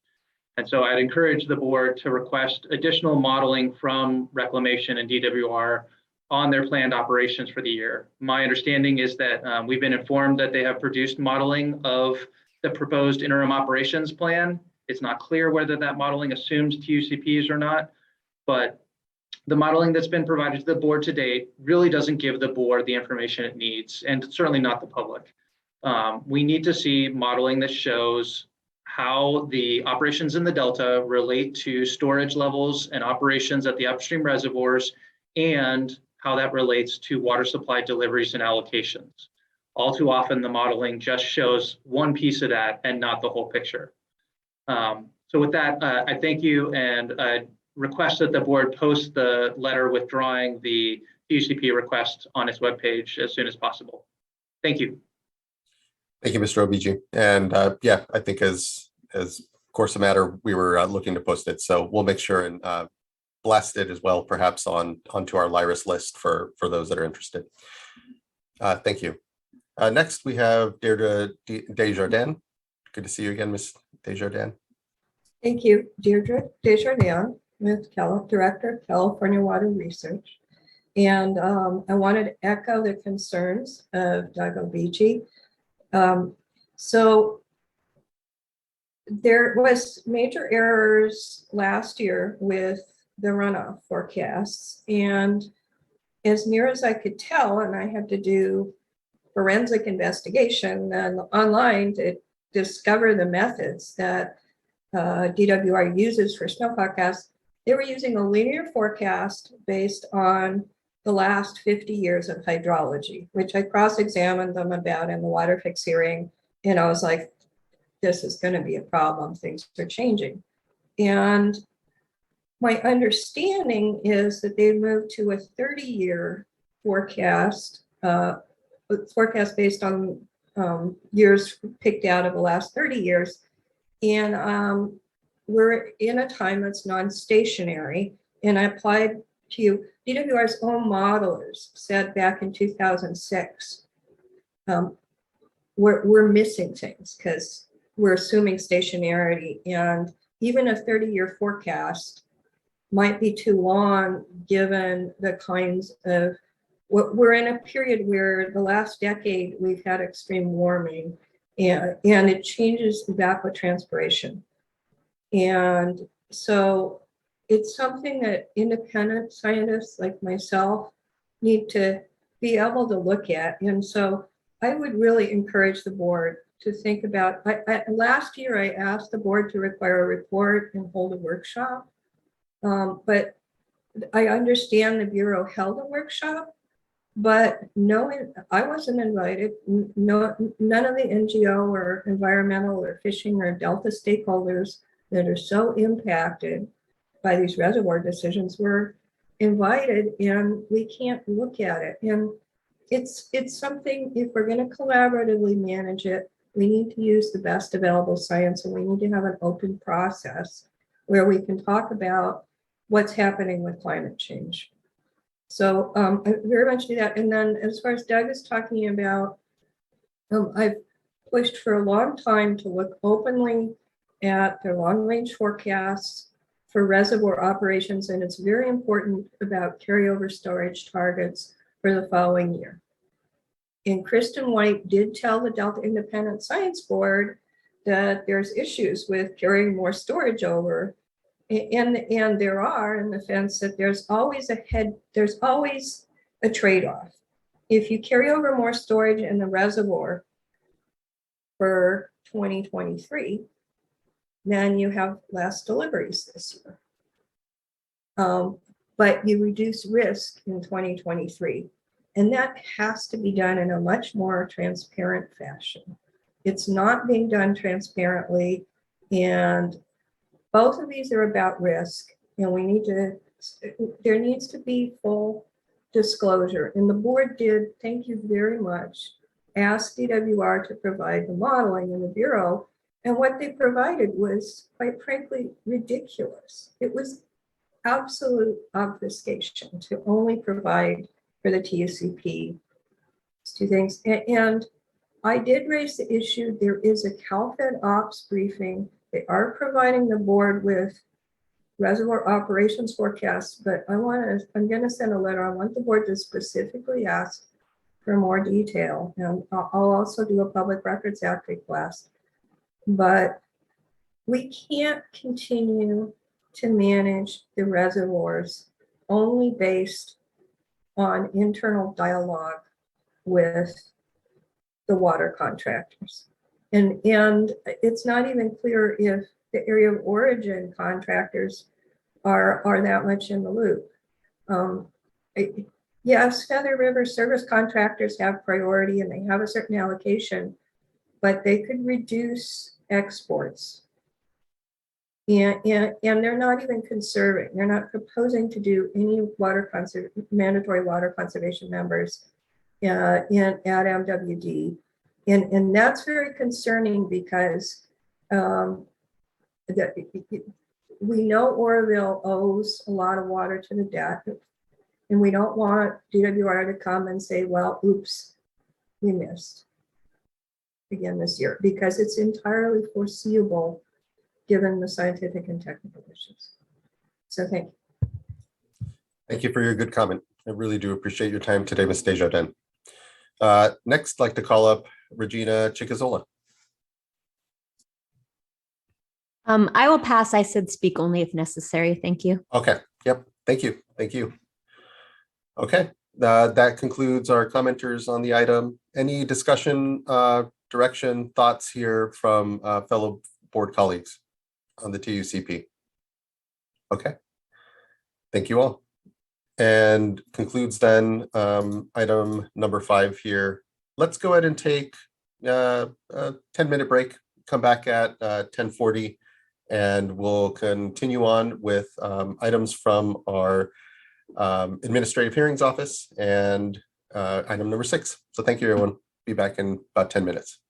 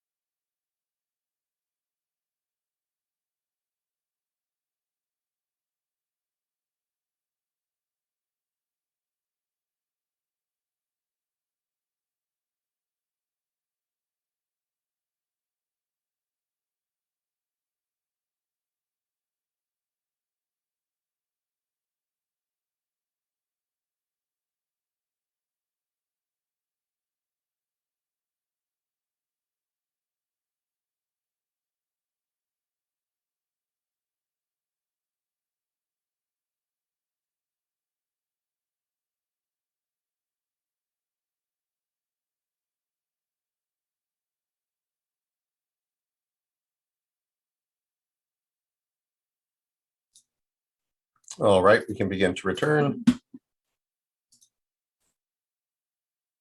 And we will return to here now then, item number 6, which is consideration of proposed order prepared by the Administrative Hearings Office on the petition filed by Merced Irrigation District for reconsideration of State Water Board Order 2021-0094.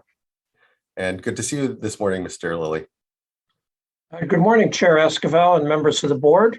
My name is Alan Lilly, and I'm the presiding hearing officer of the State Water Board's Administrative Hearings Office, and I'm here to present agenda item 6, which is consideration by the board of a draft order on Merced Irrigation District's petition for reconsideration of Board Order WR 2021-0094, which the board adopted on October 5 of last year. The board members are very familiar with the underlying facts and legal issues, having considered and adopted the order just 3 months ago. So I'm not going to discuss them in detail now. They also are briefly discussed in the agenda item for this matter, and of course in much more detail in the prior order. The current agenda item concerns a petition for reconsideration of that order that Merced Irrigation District filed on November 4 of last year. And after Merced ID filed that petition, my colleagues and I prepared the proposed order that is before you today. And I'll just briefly discuss the proposed order and then the comments that the board has received on it. So after briefly discussing the rules for petitions for reconsideration and the background, the proposed order discusses on pages 5 through 7, Merced Irrigation District's actions and comments during the Administrative Hearings Office proceeding and the subsequent board proceedings. This discussion is important because Merced Irrigation District's attorney made several incorrect and misleading statements during the September 21 and October 5 board meetings.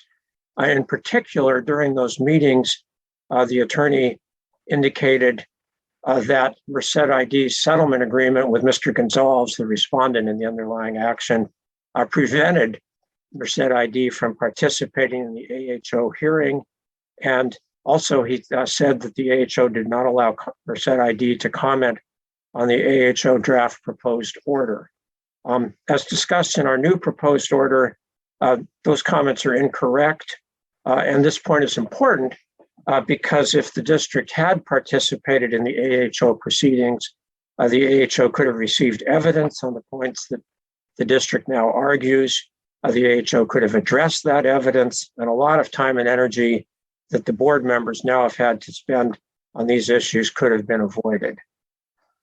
Going on to pages 7 through 8, the order briefly discusses the draft compliance plan that Mr. Gonzalez has filed with the Division of Water Rights Enforcement section for its review and comments. And my understanding is that review is still pending. Moving forward to the substantive provisions of the order, proposed order, which are on pages 8 through 14.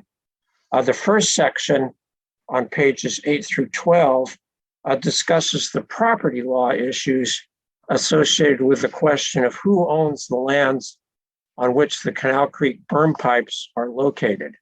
The text in this section discusses why this ownership issue is unresolved, why it was not and is not necessary for the State Water Board to decide this issue, and why the courts are in a much better position to decide this issue.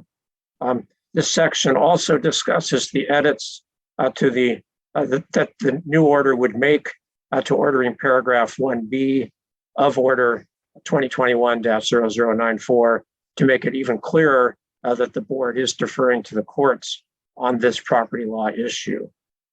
The second substantive section of the proposed order, which is on pages 12 through 13, discusses the issue of the risks of failure of the Canal Creek berm that could arise if the pipes in the berm were plugged, as Merced ID has urged the board to order Mr. Gonzalez to do. The order notes the uncertainties about this issue and explains why the State Water Board should and has decided to defer to the Army Corps of Engineers and the Central Valley Flood Protection Board on this issue.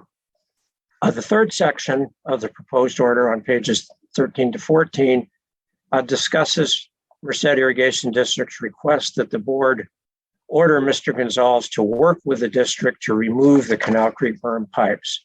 The proposed order explains that this requirement would be inconsistent with the conclusions on water law issues in order WR 2021-0094, and that Merced ID's petition for reconsideration does not challenge those water law, the conclusions on those water law issues. And it also decides, it repeats once again that the courts are in a better position to consider and decide the property law issues and then to determine what, if any, remedies are appropriate vis-a-vis Mr. Gonzalez and the district. So the conclusions in the proposed order on pages 14 to 15 reiterate that the courts are in a better position than the board to resolve the property law issues raised by Merced Irrigation District's petition for reconsideration, and that the Corps of Engineers and the Central Valley Flood Protection Board are in a better position than the board to resolve the flood control issues raised by the petition. So based on these conclusions, the proposed order would amend the provisions of the various provisions of Order WR 2021-0094 to make these points clearer. And in particular, the proposed order would amend ordering paragraph 1B of the prior order to make the deference to the courts on the property law issues and to the Corps of Engineers and the Central Valley Flood Protection Board on the flood control issues clearer. The proposed order would delete ordering paragraph 1E of the prior order because with these changes, that paragraph no longer is appropriate or necessary. I have submitted change sheet number 1, which Ms. Townsend has posted. It would just delete one word, significantly, on page 15, because this word is not necessary, and frankly, the order after my review will read better if that one word is deleted. So the board received, and I have also reviewed 2 comment letters, one from Merced Irrigation District's attorney and one from Mr. Gonzalez. The Merced Irrigation District's attorney's letter largely repeats the district's prior arguments, and I'll just go to the conclusions in that letter rather than going through it point by point. The first full paragraph on the very last page of that comment letter states that Merced Irrigation District is asking the board to grant the district's petition and do 3 things. And those are modify ordering paragraph 1B of the prior order, modify ordering paragraph 1E of the prior order, and add new provisions that would require Mr. Gonzalez to work with the district to remove the Canal Creek berm pipes. As I've discussed, the proposed order that I have submitted would modify ordering paragraph 1B to make it clearer that the board will be deferring to the courts on the property law issues that the board does not need to resolve, and to the Corps of Engineers and the Flood Protection Board on the flood control issues. These modifications will address Merced Irrigation District's concerns about these issues by making that deference clearer. The proposed order, as I said earlier, would delete ordering paragraph 1E, which should address any concerns Merced Irrigation District has about that paragraph. The proposed order would not grant Merced Irrigation District's 3rd request, which is for an order directing Mr. Gonzalez to work with the district to remove the pipes. And that request is not appropriate for several reasons, which I'm going to just briefly mention here. First, the Merced Irrigation District's original complaint to the board, which was filed several years ago and started this whole proceeding, never asked the board to take that action. The proposed order on page 12 and footnote 5 quotes the operative provision of the district's initial complaint and demonstrates that the district did not ask the board to take that action. Second, because the district never participated in the AHO hearing, it never submitted any evidence to support that request. And third, the district's request, as I mentioned earlier, is inconsistent with the conclusion in order WR 2021-0094 that the Gonzalez Pond has become a natural condition for water right purposes, and the district's petition for reconsideration does not challenge that conclusion. So for all these reasons, the proposed order appropriately concludes that Merced Irrigation District's third request should not be granted. So rather than spending any more time on the district's other arguments, I'll just say that I disagree with them and recommend that the board reject them and adopt the proposed order. So finally, Mr. Gonzalez, although he did not file a petition for reconsideration of the prior order, he did file comments on the proposed order that's before you today. His primary argument is that the board should amend the prior order to allow him to divert natural flow water from Canal Creek during the winter for frost protection purposes. And he argues that he has riparian rights that would authorize such diversions. This argument is inconsistent with the prior order, Order 2021-0094, which Mr. Gonzalez has not challenged in a petition for reconsideration. And specifically on page 31, the prior order concludes that any riparian rights that the Gonzalez property may have once had were severed when the Crocker-Huffman Land Company, the prior owner of the property, conveyed the water rights in 1922. So regardless of what amounts of natural flow water that may be in the creek during the winter season, Mr. Gonzalez does not have any riparian rights that would authorize him to divert and use such water. Mr. Gonzalez also asked the board to reconsider the $25,000 administrative civil liability order that was imposed in the prior order, and apparently which Mr. Gonzalez already has paid based on his comments. The board considered that issue of the amount of appropriate administrative civil liability and decided it was the appropriate amount when it adopted the prior order. And I don't see any reason for the board to go back and reconsider that prior order, particularly when there's no petition for reconsideration on that. So in conclusion, I recommend that the board reject the arguments submitted by both Merced Irrigation District and Mr. Gonzalez and adopt the proposed order with the change in change sheet number 1. And with that, I'll be glad to answer any board member questions. Thank you, Mr. Lilly. I appreciate, as always, the good and thorough work here on this project. Board members, any questions or comments? Okay, seeing none, then we can go to our commenters. First, like to call up Mr. Thomas Berliner.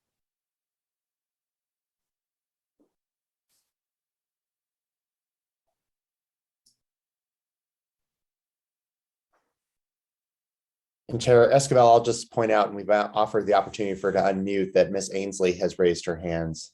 Yeah, thank you, Mr. Loffer. Then yes, Ms. Ainsley. Good morning, Chair Esquivel and board members. Can you hear me adequately? We can. Good morning. Good morning. I will be speaking today on behalf of Merced Irrigation District. My name is Julianne Ainsley, as Mr. Loffer just said. I'm an attorney with the law firm of Dwayne Morris. And I'm here speaking today on Merced Irrigation District's petition for reconsideration of Water Right Order 2021-0094. And MID also provided comments specifically to the proposed order of the AHO revising that order 2021-0094. We brought that petition for reconsideration in protection of our property rights and interests. And we will not speak to all the details in those petitions for reconsideration since those are in the board's hearing materials. In 2017, MID discovered that Mr. Gonzalez was illegally diverting water from Canal Creek, a water body that MID owns and operates as part of its 800-mile water distribution system. MID issued a cease and desist letter to Mr. Gonzalez and charged him for the unauthorized diversions of water for the time period of 2014 to 2017. We charged him pursuant to a resolution that Mr. Gonzalez himself approved when he was an MID board member. In the months following that discovery of the unauthorized diversion, we also discovered a number of additional facts that were unknown at the outset. One of those facts was that there were actual pipes connecting a reservoir on Mr. Gonzalez's property, extending through the berm of Canal Creek and into the creek itself. Now, all of these facts I'm saying are also substantiated by the Water Board's own investigation. But the story goes back further in time. As the Water Board determined, in the 1990s, Mr. Gonzalez, or purportedly his father on his behalf, constructed that illegal and unpermitted reservoir and also put those pipes in, connecting the reservoir with Canal Creek. The pipes resulted in diversions of Canal Creek at all times that flow in the Canal Creek, which MID owns, including during the irrigation system, and in the absence of floodwater, was above the level of the intakes of the pipes. Correspondingly, water was retained in that reservoir anytime water in the reservoir was below the level of the pipes in the reservoir. So to be clear, this unauthorized point of diversion that we're dealing with here in Water Right Order 2021-0094 was never in compliance or constructed with the approval of any agency with jurisdiction over Canal Creek. Now, these include the Army Corps of Engineers, as you know, the Central Valley Flood Protection Board, and MID. Further, as the board knows, the diversion was done without an authorized water right, hence the Water Board's conclusion that this is an unauthorized diversion of water. Since 2017, MID has been seeking to stop this unauthorized diversion of its water from Canal Creek. This includes removal of the pipes which encroach on MID's property and distribution facilities. In 2019, MID entered into a settlement with Mr. Gonzalez to remove this unauthorized diversion point, subject to the approval of the other regulatory agencies with jurisdiction. Order 2021-0094, however, does not order the one person at fault, Mr. Gonzalez, to rectify the non-compliant and unpermitted situation of facilities that he created. Instead, now finding that this illegal reservoir is a natural water body, it orders the continued maintenance of the illegal point of diversion, which is the continued diversion of Canal Creek water from Canal Creek and into the pond, and the continued encroachment on Canal Creek. The order, however, does not require Mr. Gonzalez to bring these facilities into compliance by obtaining the permission of agencies with jurisdiction. Mr. Lilina's comment says that the order defers to those agencies, which is the Army Corps of Engineers, the Central Valley Flood Protection Board, and MID, to come in, but again, the order does not order Mr. Gonzalez to come into compliance. He is authorized by this order to maintain the unpermitted status quo unless and until those agencies themselves put forward a proactive action, putting the burden on those agencies to approach Mr. Gonzalez as opposed to placing the burden on the unauthorized diverter to bring those facilities into compliance, if indeed they are needed to be maintained. The order does not even require Mr. Gonzalez to obtain any access agreements he needs to maintain the pipes, as ordered, which again extend into Canal Creek. The effect of this precedential order is to transmute an illegal diversion of water into a de facto water right to continue diverting such water to maintain an illegal reservoir. Even diversions for recreational and aesthetic purposes require a water right. All grants of water rights require an applicant to show sufficient access to the points of diversion under the Water Code's regulations, Article 13.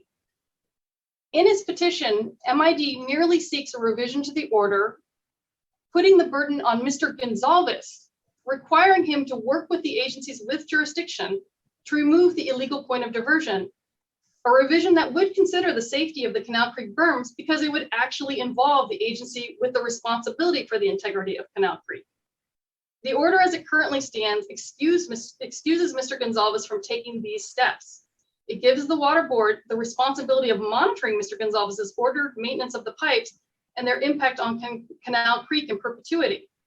None of the agencies with jurisdiction have a say in that compliance plan, which the Water Board is apparently currently reviewing. MID has not seen that compliance plan. So as outlined in our petition and then our comments responding to the AHO's proposed order, we feel that ordering paragraphs 1B and 1E, which now I understand is suggested to be struck, are not supported by substantial evidence. The evidence in the record, and here we brought a petition that more narrowly focuses on our main issues. We did not bring a petition for reconsideration on all the problems we have with the water rights order, but the evidence in the record showed, and these are actually the deeds for the properties at issue, that the pipes encroach on MID's property.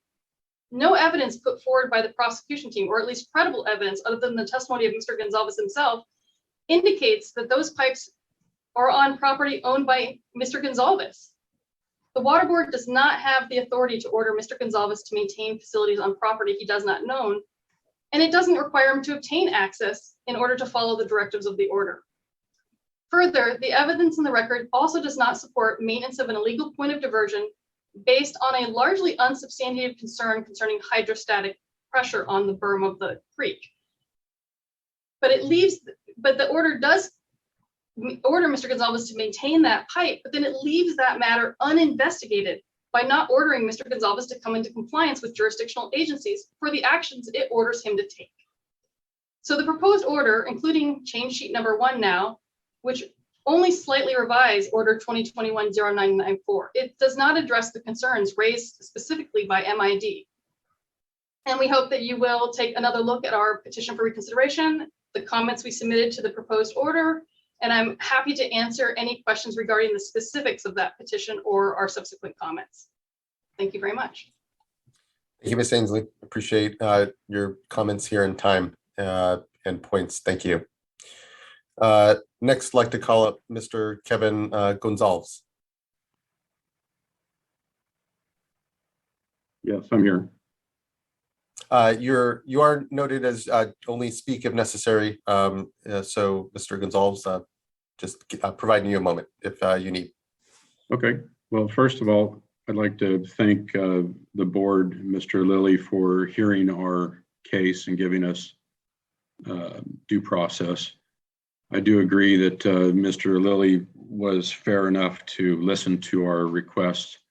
Unlike Merced Irrigation District, who extorted $204,000 fraudulently out of me. So they gave me no hearing.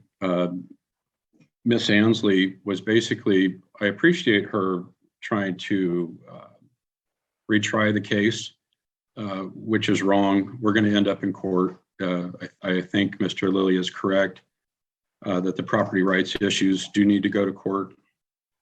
We had settled with them, but part of the settlement did, it was essentially broken by MID. They did not withdraw their complaint. Part of settlements is usually we'll settle if you drop the case with the State Water Resources Control Board. That key factor was not adhered to by MID. The fact does remain that I've been slandered and retaliated against by MID. I was a board member, that's clear. I do agree with Ms. Ainsley about that. I was a whistleblower. I did basically bring information that MID was doing wrong. And because of that, during the election season, I was not only threatened, but I was shot at. And this case here is just one more auxiliary retaliatory attack. But with that said, our property is unique. It is one of the only properties behind the Castle Dam project, which is Water Code 12667. Some of her statements, which she said I will need permits for, are not true. Ms. Ainsley has repeatedly been untruthful with you, and I apologize for her on that part. Our evidence was submitted in the hearing, and I appreciate that it was reviewed. But basically, Water Code 12667 and Site 108E1, which is in the Operations and Maintenance Manual of the federal project, already identifies the ponding area. And that ponding area has been there, has always been there since the 60s when they did the review, and hence that's why it's on our deed. So in this case, the water area, the ponding area, and all her lies that she made up, it's already been addressed from Army Corps of Engineers in 108E1, and it's on our deed. The question of who owns the property, MID owns several properties in Merced, but they do not own this particular property. They have, as a quasi-government agency, a right-of-way to pass water over the top of our property. Passing water over the top of our properties is completely different than their accusations that they actually own our property. So I appreciate Mr. Lilly's decision and also the board decision for deferring that to the courts because it is convoluted and difficult. I submitted the evidence of my deed and of the Crocker-Huffman deed, which was quite difficult to get because it was buried in the vaults of MID. MID has repeatedly refused to submit truthful information. And you yourself, the state board, has been victim of that. And I apologize for that. We brought the information forward so that we could prove our case and our point. And it is highly contested between us and MID. Other than that, I believe because MID has lied to you, the board, that they should actually pay the fine for the 304 hours that the inspectors had to do on this investigation. And the 3 hours that they spent with us wasn't fair. But I would like to volunteer for the futures to help you and the State Water Resources Control Board develop better policies and procedural guidance for investigative procedures. I do have some experience in investigative procedures, and I'd like to offer my services to help on policies and procedural guidelines. But with that said, we are not trying to retry the case today. I do support Mr. Lilly. Although I don't completely agree with him, I do appreciate the efforts that the board has put in to get us to this point. So thank you. With that said, I will answer any questions you may have. Thank you, Mr. Gonzalez. I appreciate it. Board colleagues, any questions, thoughts?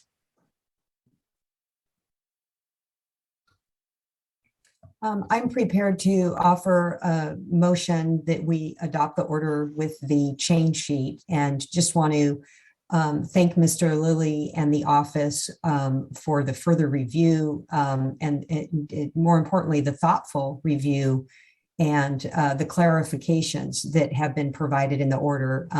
I especially appreciate the clarity regarding our role and what is before us versus what might be before the courts or the Flood Control Board or the Army Corps of Engineers. I know it's a complicated decision, but the order, I think, helps to clarify some of those, helps to clarify those issues, all the issues. Thank you, Vice Chair. Do we have a second? I concur with those conclusions as well, and I'll second. I'm satisfied with the changes that have been proposed in the order. Great. Thank you, board member. Any other board colleagues? Okay. Ms. Townsend, can you please call the roll call vote? Yes. Vice Chair Diadamo, Aye. Board Member McGuire, Aye. Board Member Morgan, Aye. Board Member Firestone, Aye. and Chair Escobar. Aye. Thank you all. Thank you as well. The vote carries unanimously, and so the order is adopted. Thank you, Mr. Lilly. Thank you. And still here then with the Administrative Hearings Office, we have item number 7, which is consideration of the proposed order on the petition filed by the City of Bakersfield for reconsideration of the hearing officer's legal ruling letter dated November 3rd, 2021 in the matter of the Kern River applications. Good to see you. Good morning. Good to see you. Good morning. Thank you. I do have a slide presentation, which I see is coming up, but I will introduce myself. I'm Nicole Kinsey, a hearing officer with the board's Administrative Hearings Office, which I'll likely refer to as the AHO in this presentation. Let's go ahead and move to slide 2, please. And I am presenting to you today a proposed order on the City of Bakersfield's petition for reconsideration of a November 3rd ruling that I issued in the matter of the Kern River applications, which is a pending matter before the AHO at this time. Next slide, please. I'll start with some background about the pending matter, and it will take a little bit of a time, so I apologize, but I think it will be worth it to get us oriented. The Kern River is depicted on this map. You can see Lake Isabella in the upper right-hand corner as you're looking at the screen. The Kern River flows from Lake Isabella towards the City of Bakersfield, which you see here near the center of the screen. And when there are sufficient flows, it flows through the City of Bakersfield towards the California Aqueduct. Also shown on this map are green dots. They're a little bit hard to see, but there are green dots identified as the first point of measurement and then the second point of measurement. And these are legally significant points for the allocation of water in the Kern River system for the various users. Next slide, please. There are currently 6 applications before the board for permits to appropriate water from the Kern River system. 5 of these applications were filed in 2007, and then the 6th was filed in 2010. Next slide, please. The allocation of water on the Kern River is governed by what is known as the law of the river locally. It is a collection of court decrees and agreements among the various water users. Nearly all of the rights to divert water from the Kern are claimed pre-1914 appropriative water rights. The water rights associated with the first point of measurement, which I pointed out on the map, were adjudicated in 1900 in a decree known as the Shaw Decree. And then the remaining rights on the system have not been fully adjudicated at this point. Also of significance for this proceeding is a 2007 decree by the 5th District Court of Appeal in a decision commonly known as the North Kern decision, in which the court determined that Kern Delta Water District, which is another first point diverter, had forfeited a portion of its pre-1914 appropriative water rights. Next slide, please.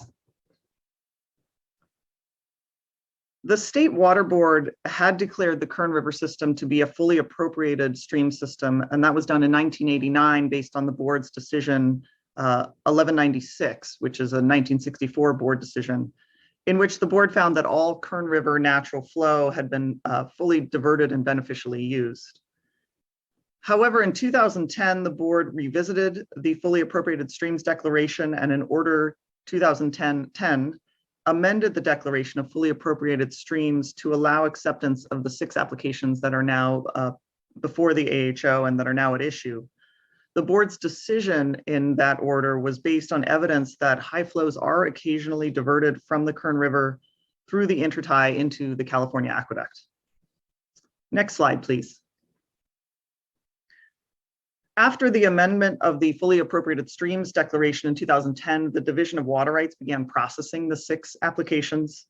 And in 2019, the applicants submitted differing water availability analyses in support of their application.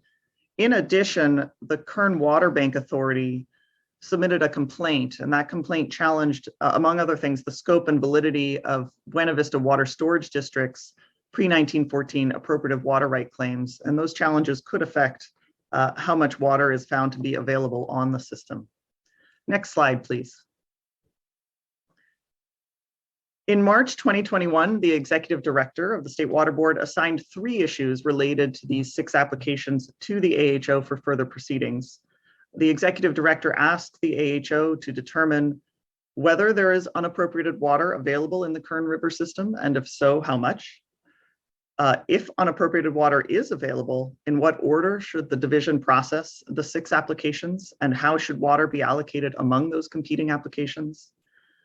And then finally, what effect does the partial forfeiture of water rights by Kern Delta, as found in that 2007 decision, have on the availability of water for appropriation pursuant to these 6 applications? Next slide, please. As the hearing officer in this matter, I held an initial status conference last summer in August 2021. Based on input from the parties, I decided to conduct this hearing in phases. So I issued a public notice for hearing, what I called hearing phase 1A, to address whether the partial forfeiture of water rights by Kern Delta resulted in unappropriated water in the Kern River system, and if so, how much unappropriated water. In the hearing notice prior to the hearing, I also directed the City of Bakersfield and North Kern Water Storage District to address several underlying legal issues that I thought were important to phase 1A. And it's my ruling on these legal issues that the City of Bakersfield challenges in its petition for reconsideration. Next slide, please. These are the issues that I directed the parties to brief in advance of the phase 1A hearing.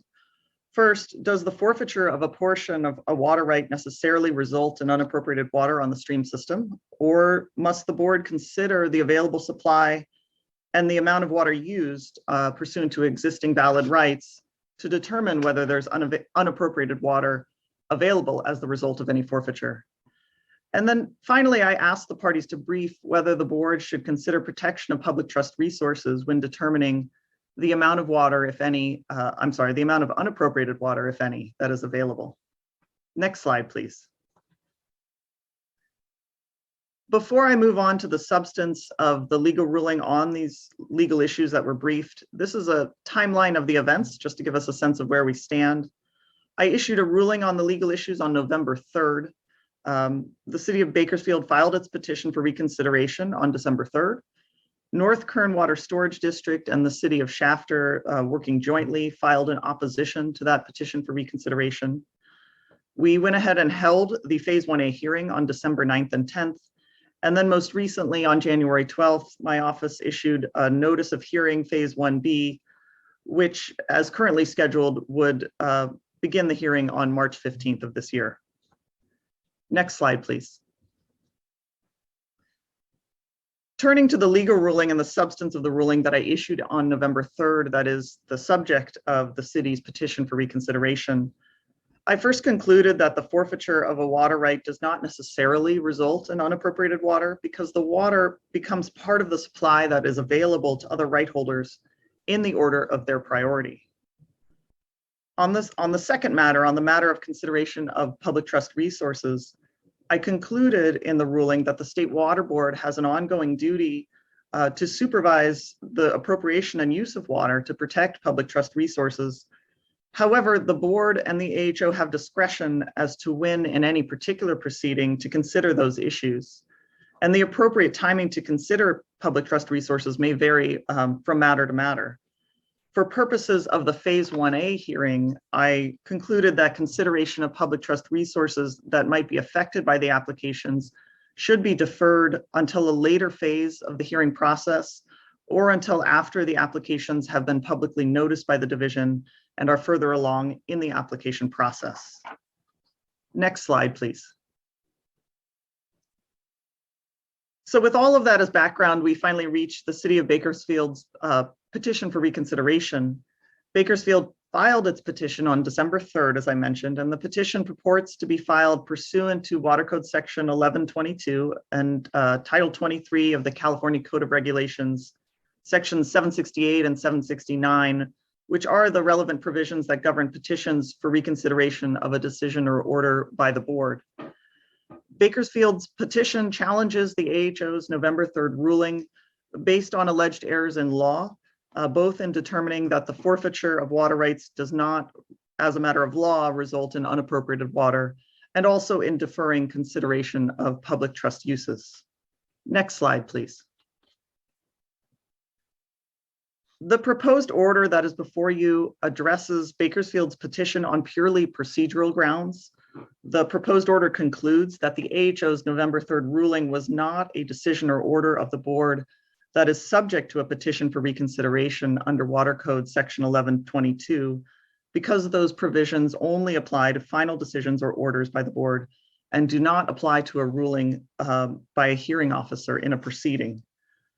The order also concludes that to the extent that the board has the authority on its own motion to review the AHO's decision, there are policy reasons that weigh against allowing this type of what you might call an interlocutory petition for reconsideration.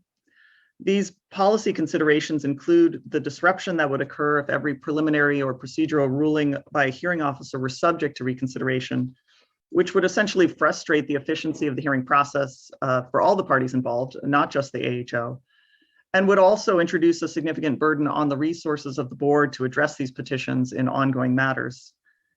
In addition, by waiting until the board has issued a final order or decision before a petition is heard, many issues may become resolved by the hearing process itself and ultimately may become moot.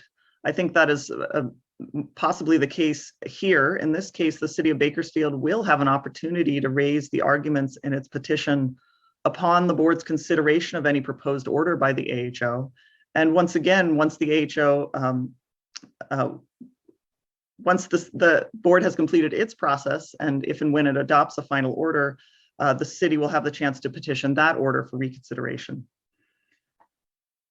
So there are multiple opportunities here that I think are already built into the hearing process for the city to make its arguments. And at this point, we simply don't know whether any final order will actually be adverse to the city's interests or will otherwise incorporate the concerns that are raised by the city at this point in its petition. With respect to the proposed order, we did receive 2 comments. The board received 2 comments. One was submitted on behalf of North Kern Water Storage District and the city of Shafter. That comment supported adoption of the proposed order. And the other comment was submitted on behalf of the city of Bakersfield. And I believe representatives of the city are here and have asked to address the board. So I'll let them summarize their own comments. But I will just say that I don't think that any changes to the proposed order are warranted based on either of these comments, with the understanding that the city will have future opportunities in this proceeding to raise any of its substantive concerns down the road. Next slide, please. So in conclusion, I am presenting this proposed order to the board for adoption as a precedential order that may be relied upon in future adjudicative proceedings. I think this order is potentially significant to the overall processes before the board. This will provide a precedential basis to deny premature petitions for reconsideration on preliminary or procedural rulings by the hearing officer in a proceeding, whether this is an AHO hearing officer or a board member hearing officer. And if adopted, I think this order will be of significant importance to continue to support the Administrative Hearings Office process and its ongoing role to provide a fair and efficient forum for water right adjudications. And with that conclusion, that concludes my presentation, but I'm available and happy to answer any questions as you see fit. Thank you very much for this opportunity. Thank you, Ms. Guenzi. It's not lost on me that here the AHO is such a relatively new tool, very not, just a few years here into its creation. And these decisions and this work are so incredible. And we're just very fortunate for your steady, consistent, and well rationalized and done work here. So thank you incredibly for that. I don't have any question here. I'll just acknowledge that this, what can seem very, ministerial and small action before the board is dissatisfying when I know there is a lot of passion and desire to have a discussion around public trust protection and the need for a discussion around that here on the Kern, and a desire from some of the parties to have it. But this is important work, and here the scope of the decision is appropriate and still leaves off, regrettably, I know, dissatisfying. Again, I'll acknowledge for some discussion around public trust resources and the future of the Kern River in a more comprehensive setting. But as you've heard here covered very well, we have 6 pending applications and a lot of decision making still to go through to get to what are similarly in many watersheds within the state, a really critical discussion around the protection of public trust resources, especially in the face of climate change and desires of communities to balance very difficult decisions. So just thank you again for the thoroughness of your decision making, and really appreciate how important this is, especially at the start of this work, really critical work that the AHO will continue to be called upon to do, because as you can see, it does take a lot of time. And if it were left simply to the board to make and start moving through some of this work and rulings, we'd still be here for a long time yet. So thank you for that. We have a couple of commenters, but other questions, thoughts, or comments from my fellow board colleagues, please.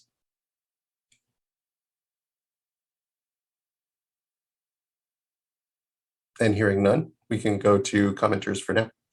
I'd like to call up then Colin Pierce.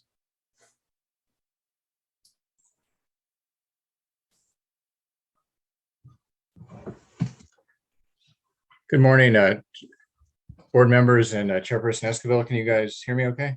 We can. Good morning. Morning. And thank you, Ms. Kunze. Good morning, Ms. Kunze. It's good to see you, and I appreciate your presentation.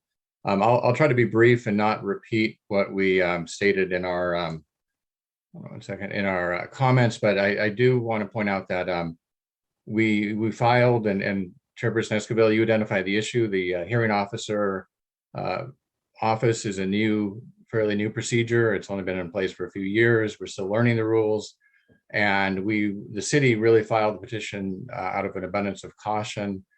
In the past and during my prior years practicing before the board, there have been some instances when something less than a formal order was subject to a petition for reconsideration. I recall one instance where I received a letter.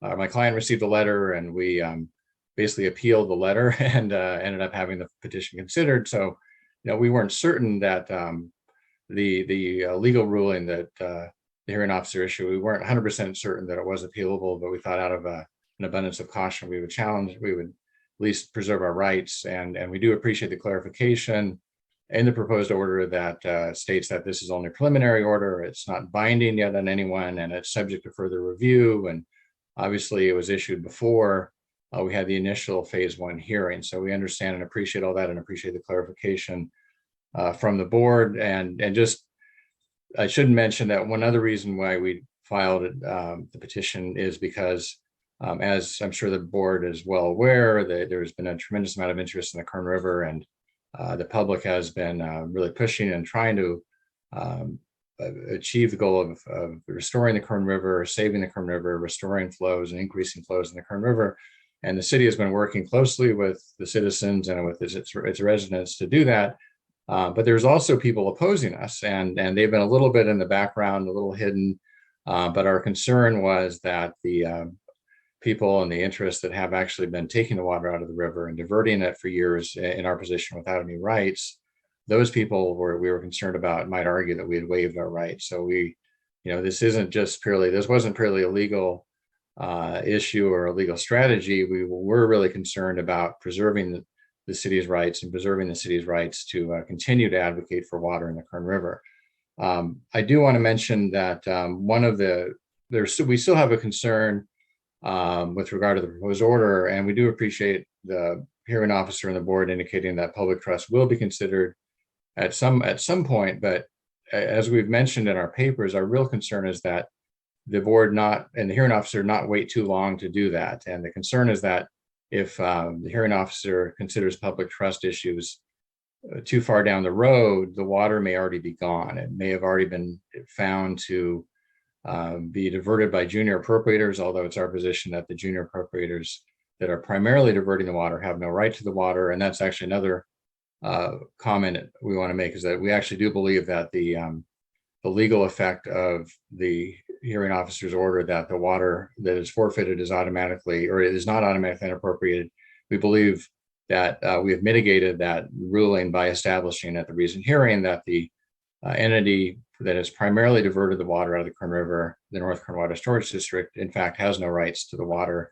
And that has been adjudicated in a prior court decision all the way back in 1999. So we're very hopeful and optimistic that the hearing officer will ultimately find that the water is unappropriated and therefore should remain in the Kern River. But alternatively, getting back to the main point, our hope would be that before the hearing officer makes any kind of final or binding decision about what to do with the water, that first and foremost, the hearing officer and ultimately the board consider the public trust. And I know you've heard public comments, and we've presented substantial evidence and testimony at the recent hearing that establishes the urgent need for increased flows of water in the Kern River.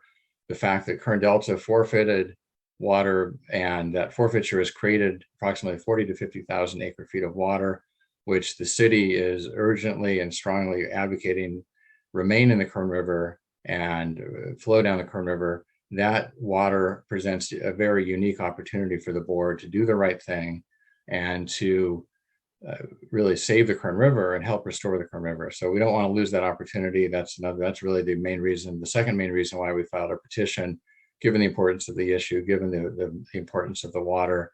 We just wanted to make sure we covered all of our bases, and we kept fighting and advocating, as we will continue to do every step of the way, to save the Kern River. So we thank you for your time, board members, Chairperson Escobar, as well as Hearing Officer Kunze. Thank you. Thank you, Mr. Pierce. I appreciate your comments today and continued engagement in this project. Thank you. Next, I'd like to call up Bill Cooper.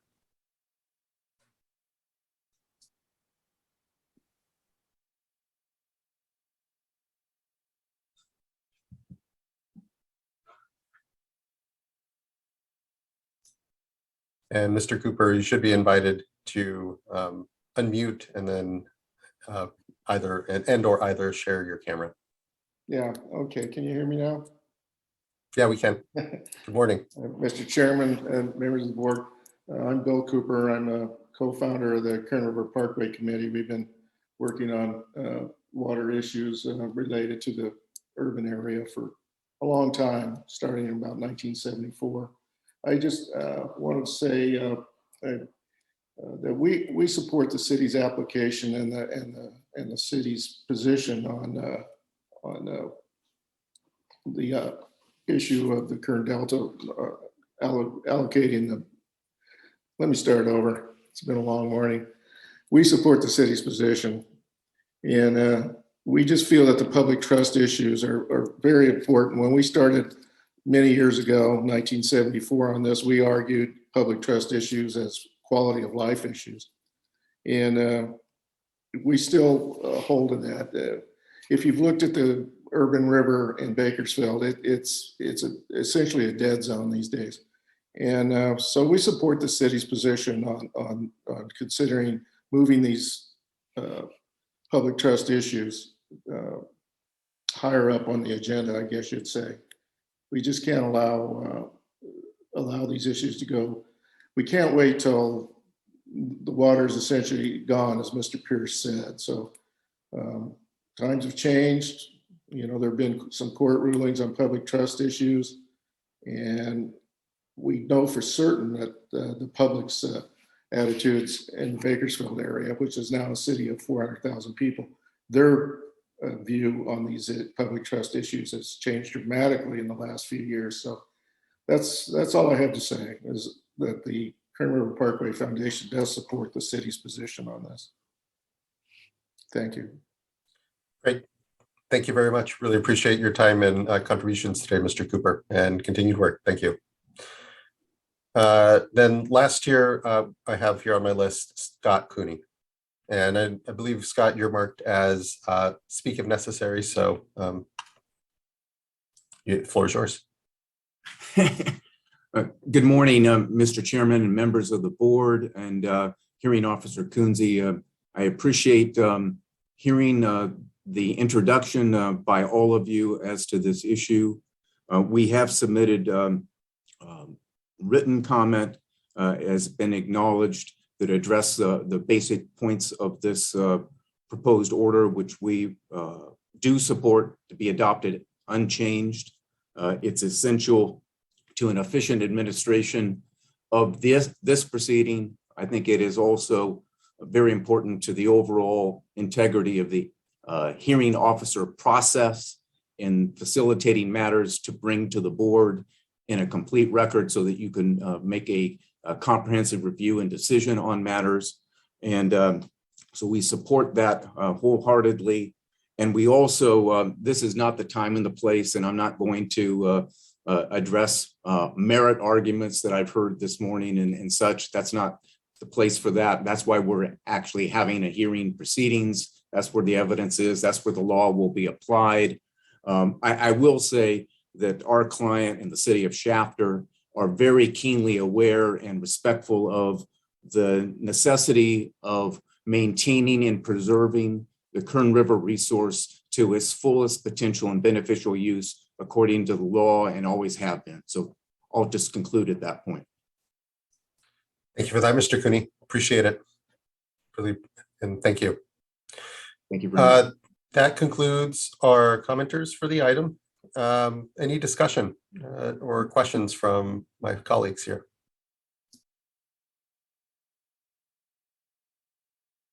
Yeah, I will. I really appreciate this kind of opportunity, because I do think, as you said, Chair Esquivel, this is an important opportunity to shape the administrative hearings office and its relationship with this board. As you also said, I really think it's, and I think we've heard a lot from folks that it's urgent and necessary that we have water in our rivers. So in my mind, we aren't doing our job if we allow rivers to run dry because of diversions. That seems to me far from a public trust balancing and administration of our water rights system. So that issue is not the narrow issue before us today. And this proceeding is really, as we've talked about, this discrete referral to the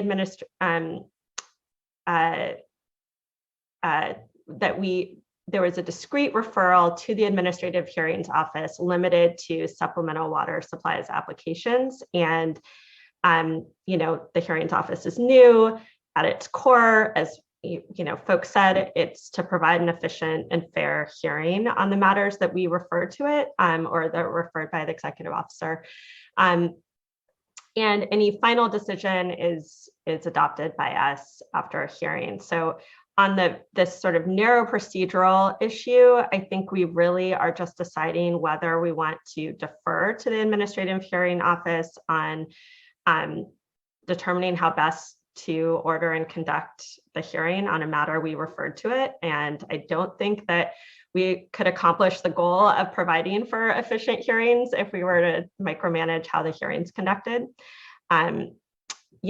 Allowing petitions for reconsideration on each of the provisional decisions would really frustrate that fundamental purpose of the office. And I do think this is a really important precedential decision that is necessary to shape the rules governing this office. We can still, as was said, take up the issue and any of these issues on our own motion, in extreme circumstances. But, in effect, that would mean if we did that we would be pausing the work of the AHO and bringing a specific issue before the board. And so in my mind, it would take fairly extreme circumstances for us to do that after the matter is referred specifically to the AHO.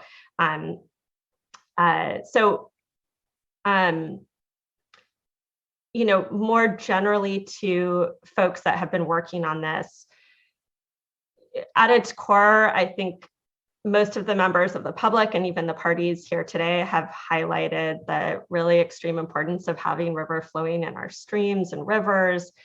We've heard a lot about the equity issues that also inform our balancing in determining water rights and determination of public trust conditions on water rights, or other actions to establish in-stream flow requirements is, in my mind, frankly, necessary on this river. But that is not the proceeding that we have before us. It's not an adjudication of water rights on the river or a regulatory process to establish in-stream flows. And unfortunately, those processes take a huge amount of time and resources. Personally, I think it's extremely frustrating because the impacts that we're seeing really deserve a more timely action than what we seem to be able to provide to date on that. I think that as we go forward, it's really important, therefore, that any final decision that comes to us or that we ultimately adopt really clarify that any narrow and specific determinations of the amount of unappropriated water should not or are not necessarily a determination of public trust conditions on existing water rights unless or until that determination is actually examined and adjudicated. So in other words, I wouldn't want a narrow determination of the amount of water unappropriated to inadvertently be used to undermine public trust responsibilities and conditions in this circumstance. So just wanted to clarify where I'm at on this. I do think it's a really important decision. I really appreciate the, certainly the work of the Administrative Hearings Office and the parties on this. I think the comments make a lot of sense to me. I understand, the need to try to clarify process because especially this, as we've said, this, we haven't really established all these orders, which is why it's important, I think, to adopt this as a precedential order. So I'm happy to to make a motion, but would be open and also open to hear if there's other comments from board members.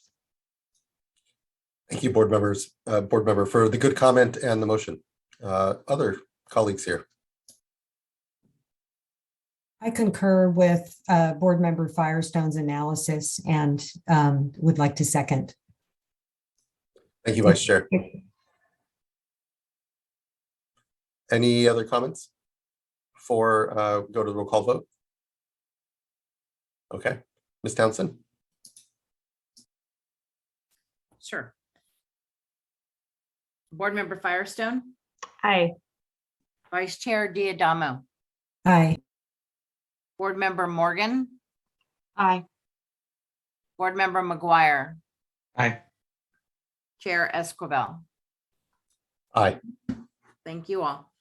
Thank you as well. The vote carries unanimously, and so thank you for the good work from the AHO on this great item. And so we'll look forward to additional work here soon enough, I'm sure. Thanks again.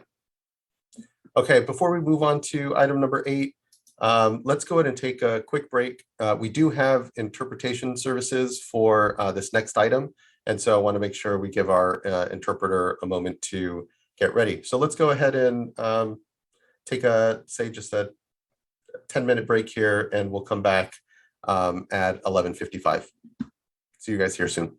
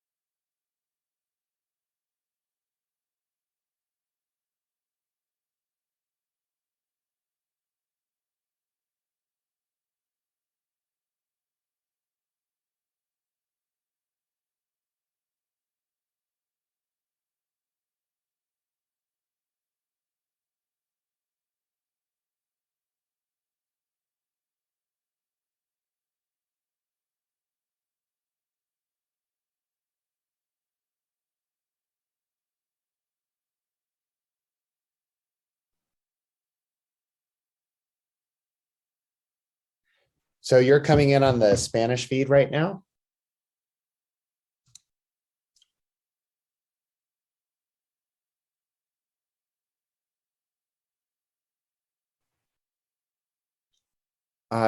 Go ahead and give that a whirl and you should be able to hear Janine and others.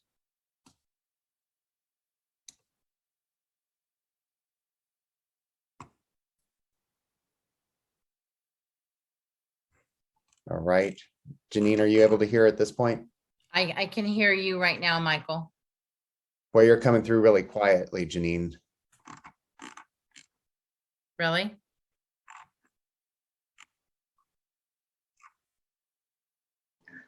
Janine, I personally can hear you loud and clear on this channel. Okay. Thank you, Courtney. Uh-huh.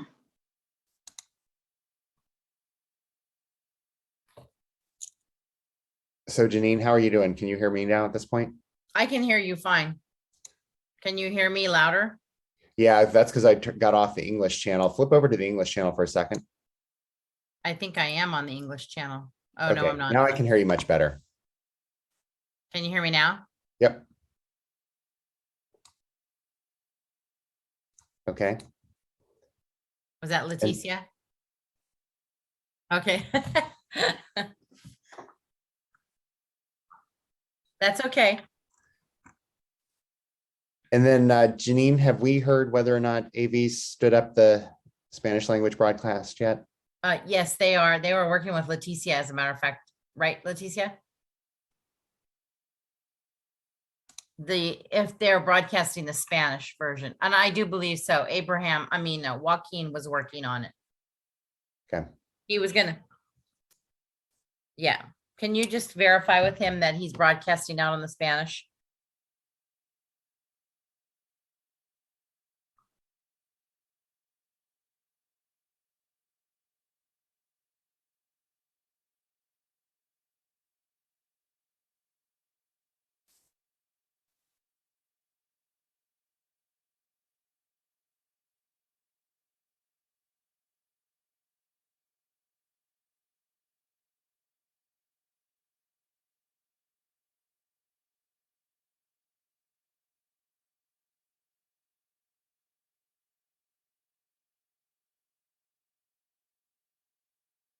Well, as of right.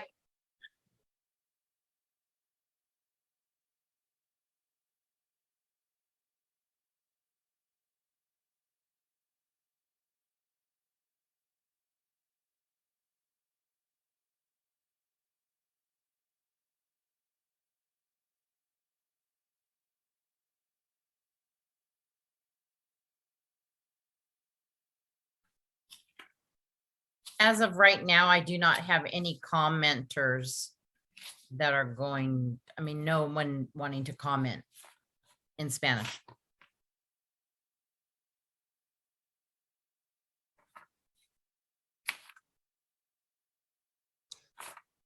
So Leticia, that just means you'll be sending it out for folks who pick up the Spanish language broadcast off the Calipia website.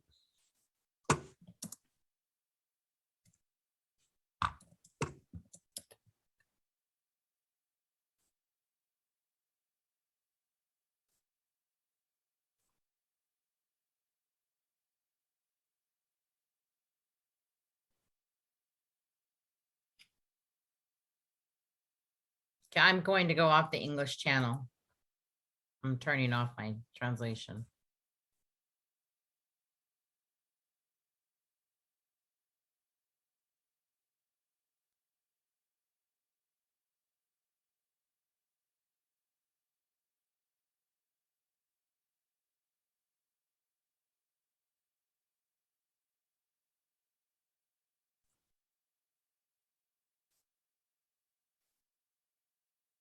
Michael, are you still on the English channel?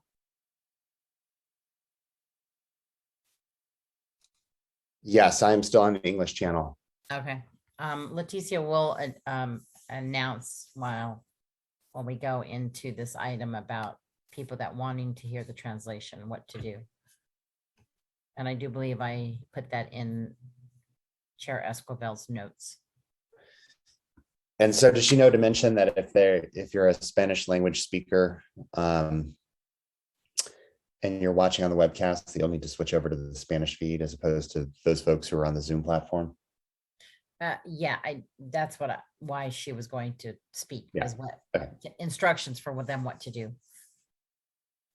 Leticia, can you hear us? I can hear you fine. So when you go, okay, so you're gonna go ahead and announce that when we start, before we start item 8. Okay, perfect. That's all I want to make sure. Thank you so much.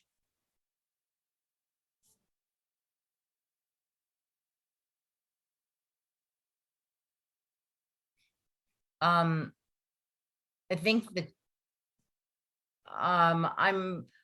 well, let's just see what he does. I'm quite not sure. I'll give him a flag to hand it off to you, Letitia. Okay, thank you, Michael.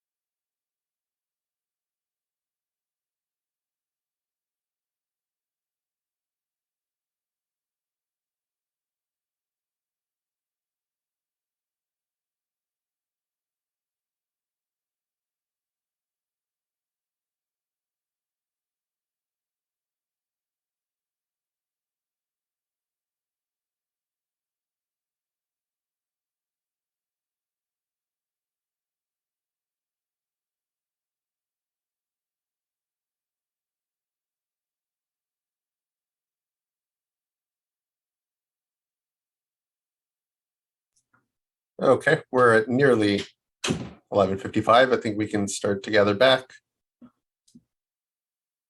And I think here at the top, I'll kick it over to our interpreter, Leticia.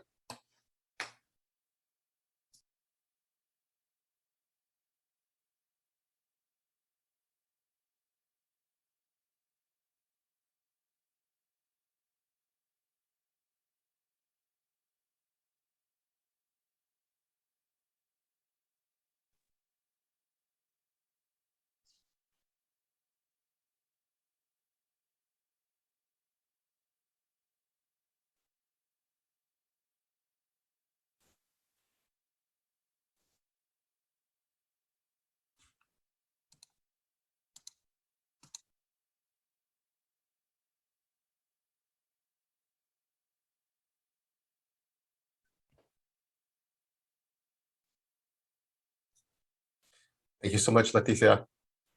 Okay, with that, we can begin item number 8. Hi, good morning, Chair Escobar and members Good of the morning. board. Good morning. My name is Gergagan Chan, and I'm a water resource control engineer within the Division of Water Quality. Next slide, please. So with me virtually today are Rebecca Greenwood and Rich Brewer, also within the Division of Water Quality, and Karen Mogus, the division's Deputy Director. Over at the Division of Financial Assistance, we have Salika Potter, and from the Office of Chief Counsel, we have Julie Osborne. Today, I'm here to present for the board's consideration a resolution to adopt the proposed amendment to the California Water and Wastewater Arrears Payment Program guidelines, adding the wastewater arrears program as Appendix A. Next slide, please. So, due to the COVID-19 pandemic, many communities have been hit hard financially, and as a result, have been unable to pay their water and sewer bills. In order to provide relief to water and wastewater system customers for their unpaid water and sewer bills, the State Water Board has been tasked with the implementation of the California Water and Wastewater Arrears Payment Program. Approximately $985 million is available in total funding for this program. The first phase of the program was specifically for the Drinking Water Arrears Program. And based on the staff survey of drinking water systems, as well as the drinking water arrears applications received by staff, approximately $350 million has been allocated for drinking water arrears requests. The remaining funds of around $600 million are available for the implementation of the proposed wastewater arrears program. Next slide, please. So as I mentioned in the previous slide, the first phase of the arrearages program was prioritized for arrearage funding for drinking water systems. In order to understand the potential for drinking water arrearages, staff conducted a survey of drinking water systems, and based on the results from that survey, staff drafted guidelines for the drinking water arrearage program. On September 21st, 2021, the State Water Board adopted the Drinking Water Program guidelines, which established the criteria and procedure on how drinking water systems can apply for arrearage funding. The deadline to submit applications under the Drinking Water Arrearage Program was on December 6th, 2021. Shortly thereafter, the guidelines were amended to clarify tax reporting requirements on how funds awarded to approved applicants. Next slide, please. Funds that were not claimed under the Drinking Water Arrearage Program have been rolled over to allow for the implementation of the proposed wastewater arrearage program. So on December 17th, 2021, staff released a public draft of amendments to the guidelines, adding the wastewater arrearage program as an appendix. Due to time constraints in meeting the February 1st, 2022 statutory date to establish the wastewater arrearage program, staff did not conduct a survey of wastewater systems to predetermine the need for wastewater arrearage funds. However, staff did hold a public workshop overviewing the proposed guidelines on January 4th, 2022. The comment period concluded the day after. Staff will highlight comments received during the workshop and during the comment period in the next few slides during today's presentation. Next slide, please. When discussing the proposed guidelines, the wastewater arrearage program aligns very closely with the drinking water arrearage program. Consistent with drinking water, the period of eligibility remains between March 4th, 2020 through June 15th, 2021. Although participating applicants will be required to submit their tax ID request form, even if they have already submitted a similar application when applying under the drinking water program. Additionally, staff is proposing to expand eligibility under the wastewater arrearage program to include wastewater billing entities due to the complex billing methodologies utilized by wastewater treatment providers. We will discuss this as well as additional comments received in the next few slides. Next slide, please.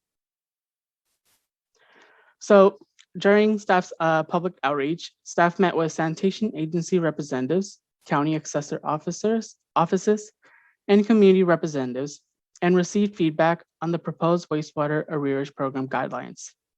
Staff considered all comments, and one minor change was made to the proposed guidelines, which is reflected in the change sheet. I will now be going over a summary of the comments received from stakeholders. Next slide. So the first comment received was in regards to the complex billing methodologies used by wastewater systems. Many wastewater treatment providers do not directly bill their customers for services provided. Rather, billing is through either the county or the city or through county property tax rolls. And so to address this concern, staff expanded the eligibility criteria to include wastewater billing entities within the proposed guidelines. Staff also received comments from stakeholders requesting the inclusion of industrial customer accounts to be eligible for wastewater arrearages funding. So here, per statute, arrearage funding is limited to only residential and commercial customer accounts. Here, staff will be looking to applicants to classify their customer accounts as they apply under the proposed program. Next slide, please. So here, another comment staff heard is to include wastewater arrearage funding to cover revenue shortfalls experienced by wastewater treatment providers during the pandemic.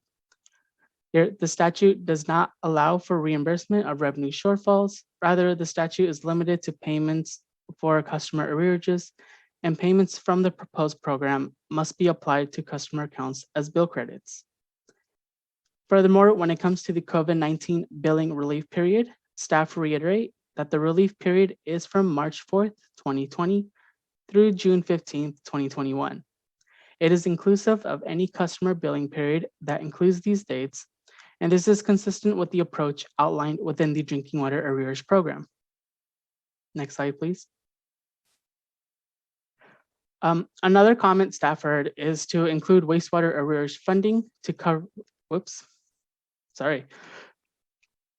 requests were also made for stormwater and recycled water charges to be included under the proposed program. Staff note that any wastewater arrearage funding requests may be included charges for stormwater as well as recycled water if those charges were included in a customer's unpaid sewer bill during the period of eligibility as discussed in the previous slide. And finally, staff also received requests to increase the 3% maximum allowable reimbursement for administrative costs in order to participate under the proposed program. And finally here, I'll mention that the statute limits the maximum allowable reimbursement to 3% of the total allotted arrearages or $1 million, whichever is less. Next slide, please. So since the draft proposed amendment was released, staff released one change sheet that includes the additional proposed revision, as you can see on this slide. On page 4 of the proposed guidelines, staff proposed changing the residential customer definition to reflect the definition showed on the screen, with an emphasis on the inclusion of the underlined bolded term or wastewater. No further changes were included. Next slide, please. So here on this slide, you can see a timeline, a proposed timeline if the wastewater arrearage program is to be adopted. So consistent with the drinking water arrearage program, staff will implement the following steps. On February 1st, the application portal will be available for applicants to apply under the wastewater arrearage program. The application period will remain open for 2 months, and applicants will have until the final cutoff date of April 22nd to submit any late applications. Staff will begin reviewing applications as soon as they are received and will begin dispersing funds to approved applicants towards the beginning of March and complete disbursement of funds by mid-May. It is crucial that applicants submit their wastewater arrearage applications as soon as possible to ensure that relief is provided to customers. I'll also mention that staff will be available to provide technical assistance with completing the application upon request from applicants. Next slide, please. And so to conclude, staff recommends that the board adopt the amendment to the California Water and Wastewater Arrearage Payment Program guidelines, adding Appendix A, the wastewater arrearage program, and the associated changes in the change sheet. This concludes the staff presentation, and we would be happy to answer any questions on this item at this time. Thank you. Thank you. It's not lost just the incredible work I know that's gone on here on the wastewater side that had to quickly be developed. Yes, here our arrearage program on the drinking water side, first that we've ever had to pull something together there, but we had more data, we had more information, we had the benefit of a survey that we had done previously as well. and some good thought as to how best to structure perhaps a program for arrearage here. But with wastewater, it's a very different sector, and still just the incredible work that's gone on. Incredibly thankful for and appreciate the thoroughness and thoughtfulness that the guidelines have been developed here, and this program extended to wastewater. So thank you. Any questions off the bat from fellow board colleagues, points otherwise? I have just a question around, maybe this is for our executive officer, but just when we're planning on giving an update on how it's been going for drinking water. And then, I know we're getting up on we're still not there on the final date to get funding out, but getting pretty close. And so once we know that, and therefore know how much money is left for wastewater, it would be great to get an update on the drinking water side. And then, we'll obviously need more time on the, different timing on wastewater funding. So I can jump in and give you a feel for that. We need to distribute the end of the funds by the end of this month, so end of January. So we'd be happy to come back and give an kind of a closeout, probably as part of the executive director's report, or a quick item update in February or March would be probably best. We won't, probably the first February meeting we won't have time, but maybe the second February meeting or March, or just as part of the executive director's report, and be up to the board on how they'd like to see that. Great.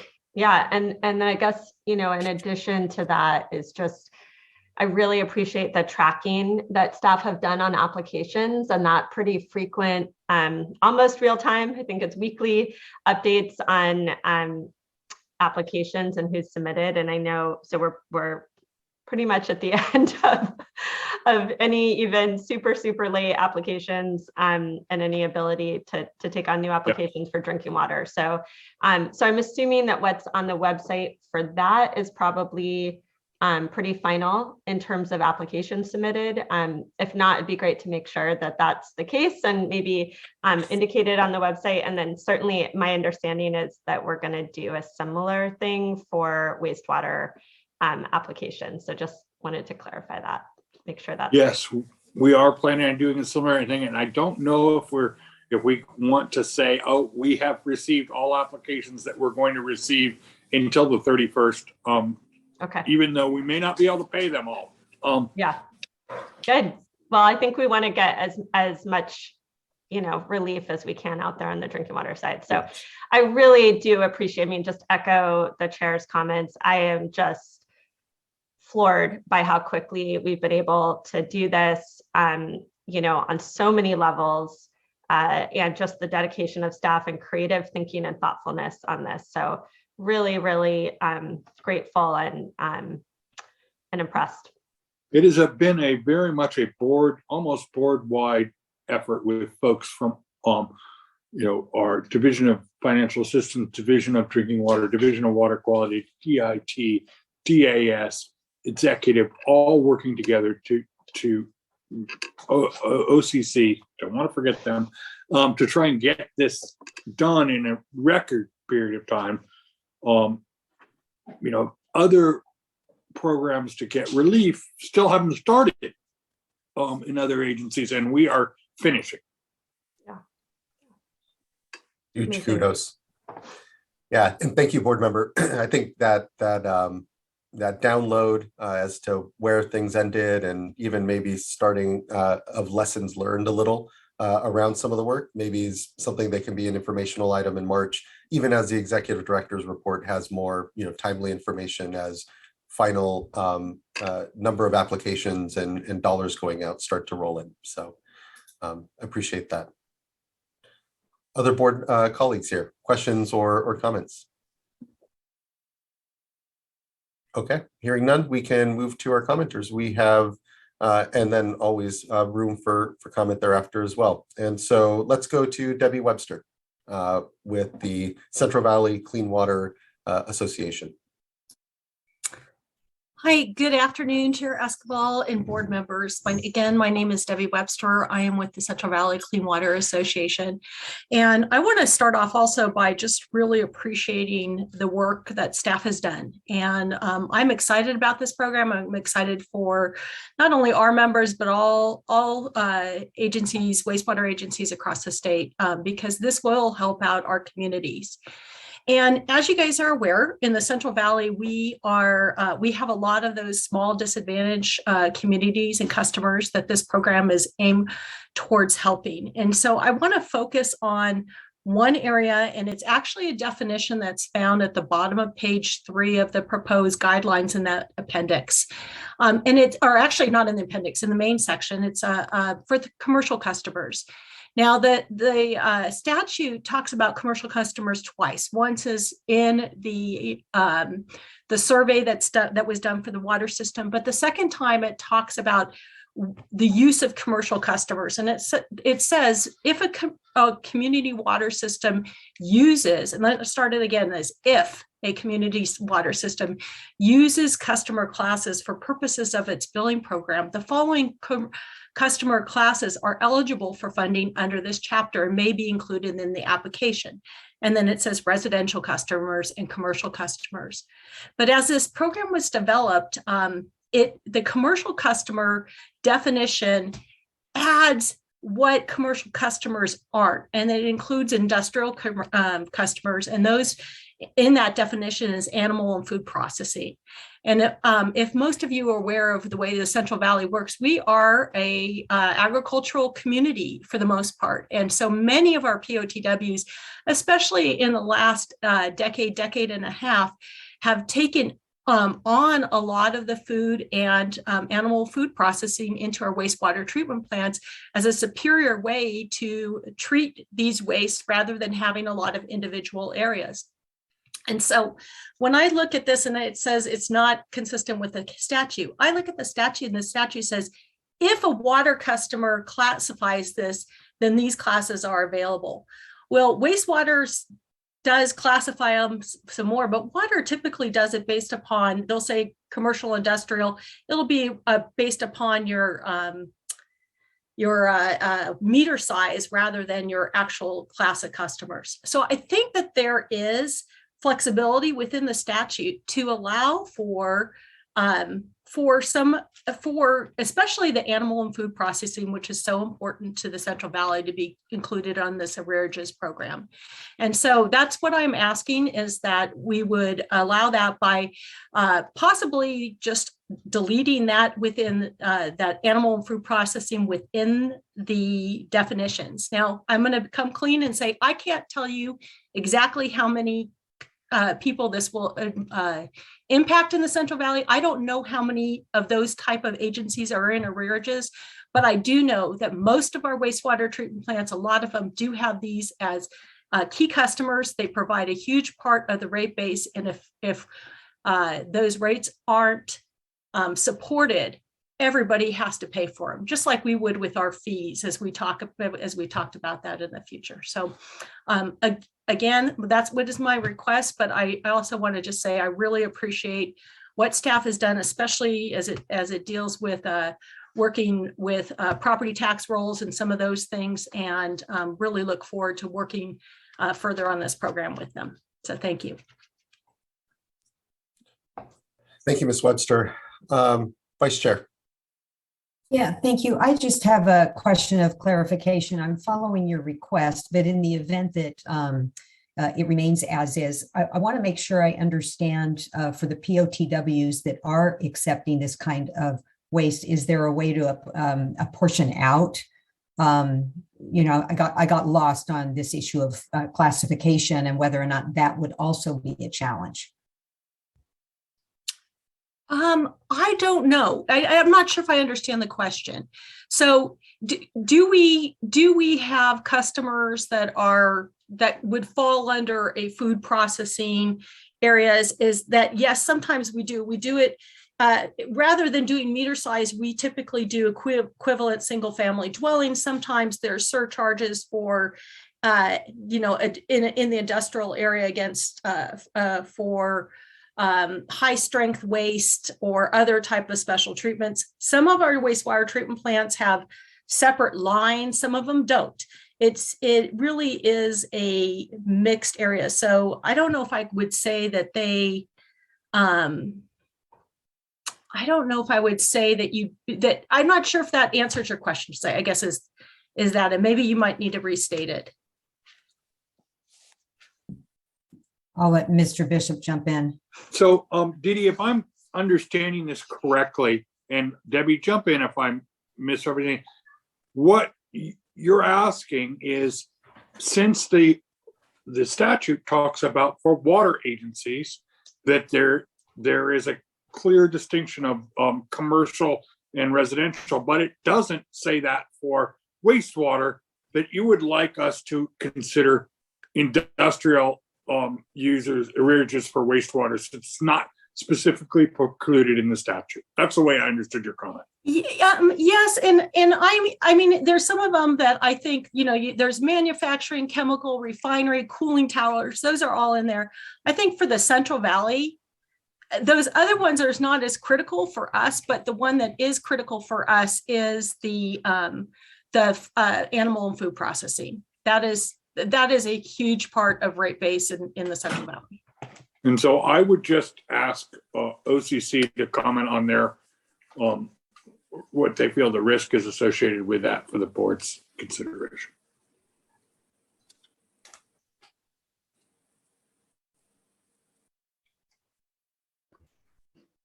So the chapter, the statutory chapter requires that we have a program for funding wastewater treatment provider arrearages that are in accordance with this chapter. So it points you back to all the drinking water statutes. So it points you back to the requirement that there be residential and commercial only. Now, we will be working with the various different entities to try, they don't all have clear classification of residential or commercial, and staff will be working with them and will be as flexible as they can within the statute. However, we felt that the definition is required by the statute as is.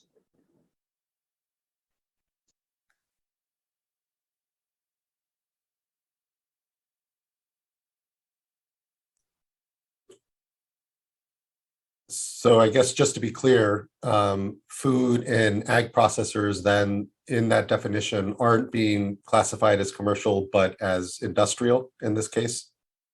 Yes, that's correct. Okay.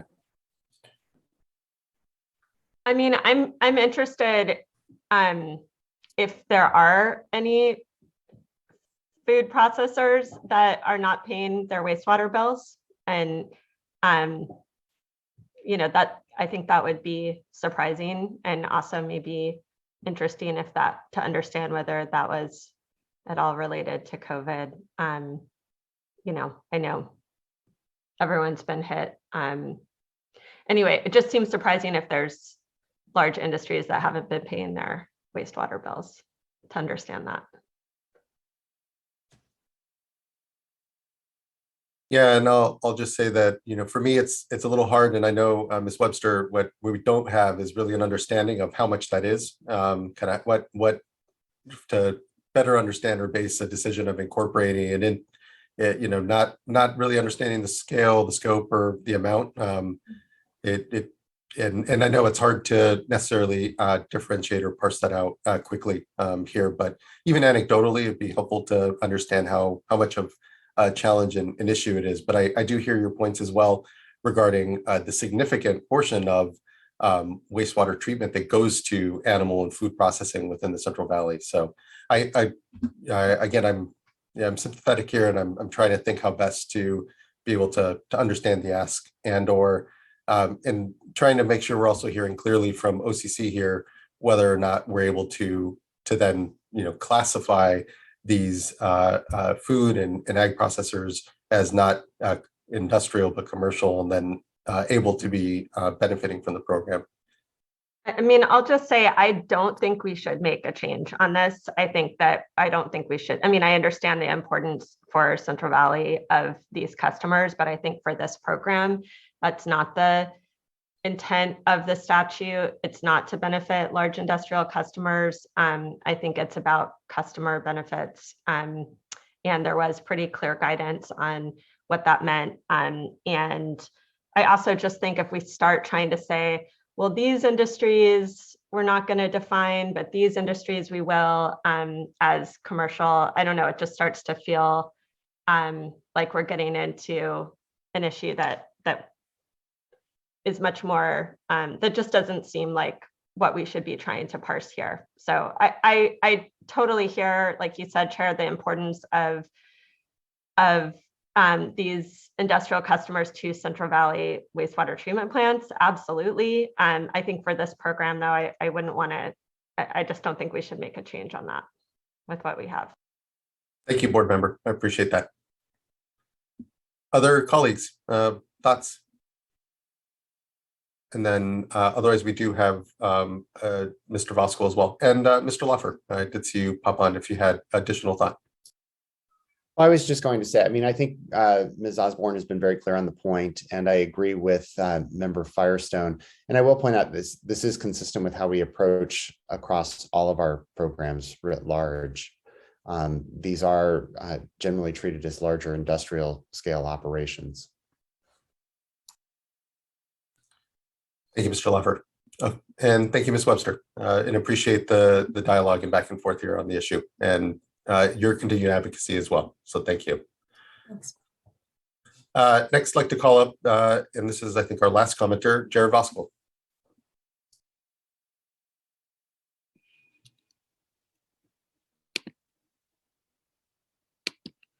Good afternoon.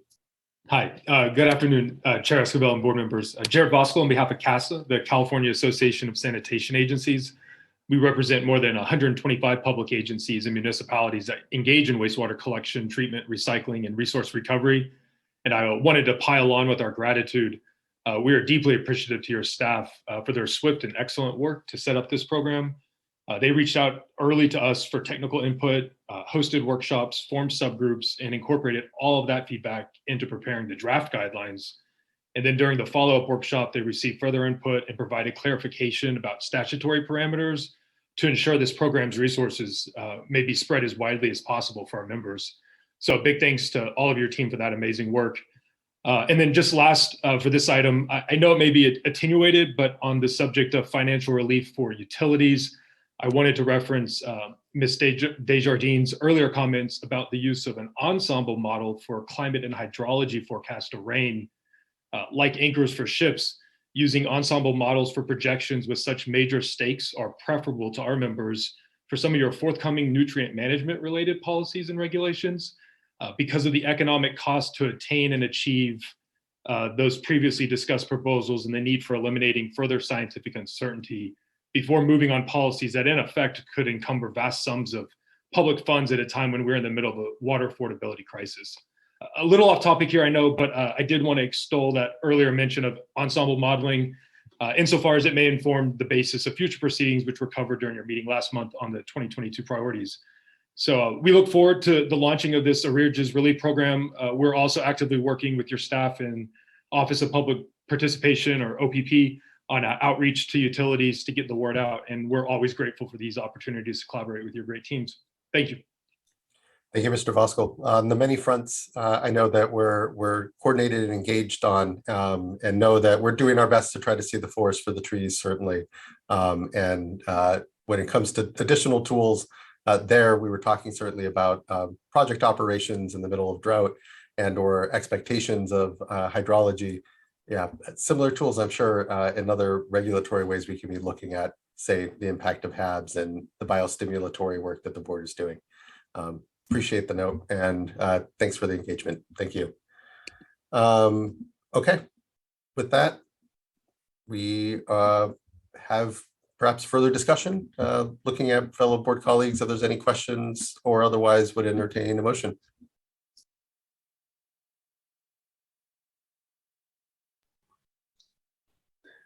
I'll just chime in. I appreciate the discussion earlier on the industrial categorization. I completely agree with the board members about that. And board member Firestone, I think we should leave it as it is, and certainly sympathetic to all the challenges that different businesses, entities have seen across the state through the pandemic.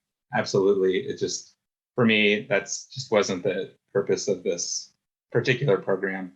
Hopefully they can take advantage of other programs that have been out there to provide relief in some way. So, and I also just want to thank staff and everyone who's involved with this so rapidly. I think the first we heard that this was moving forward was in our first December board meeting, and here we are in mid-January, having gone through the whole engagement process and developed the amended or the guidelines for the wastewater rearage program. And I think that's just, compliments to you and just showing that you're able to prioritize and focus and get something like this done. And on the drinking water side, I'm really too looking forward to seeing the results and celebrating that and how many folks that were able to help through this really ambitious program and successful at that. So with all that being said, I'm happy to make a motion to adopt the resolution with the change sheet. You're here. Thank you, board member. Do you have a second? Yeah, I am going to second. I want to say one thing, which is just echoing Chair Escobar, what you said around really that this is a learning ground for working through a lot of the more complexity that we have, both in the wastewater side with the complexity around billing and just how to navigate, what works and how to address a lot of the challenges and issues and minimize administrative costs and barriers to ensure that the maximum amount of funding can benefit customers that need it most. And I just really hope that this can ultimately help support a more long-term or ongoing customer assistance program in this state. Which is something, I think for a long time we've all been wanting to see and has been something that has, both been the subject of our AB 401 report and a lot of discussion in the legislature and with stakeholders. So appreciate that. With that, I'll second the motion. Thank you, board member, and totally agree. Ms. Townsend, can you please call the roll call vote? Certainly. Oops. Hold one moment.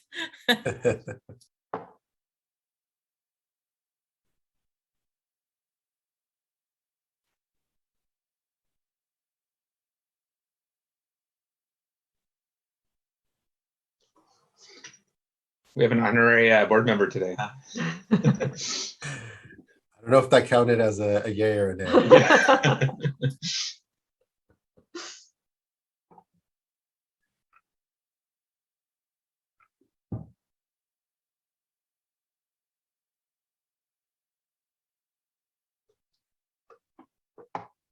Board member McGuire. Aye. Board member Firestone. Aye. Board member Morgan. Aye. Vice Chair Diadamo. Aye. Chair Esquivel. Aye. Thank you. Thank you, Ms. Townsend. And the vote carries unanimously and the guidelines here are adopted. Just really appreciate again everyone's incredible work. Look forward to hearing the further on as to how many dollars we get out, how many systems we hit, and importantly, the lessons that we can learn here. Just incredible work. Thank you, everyone.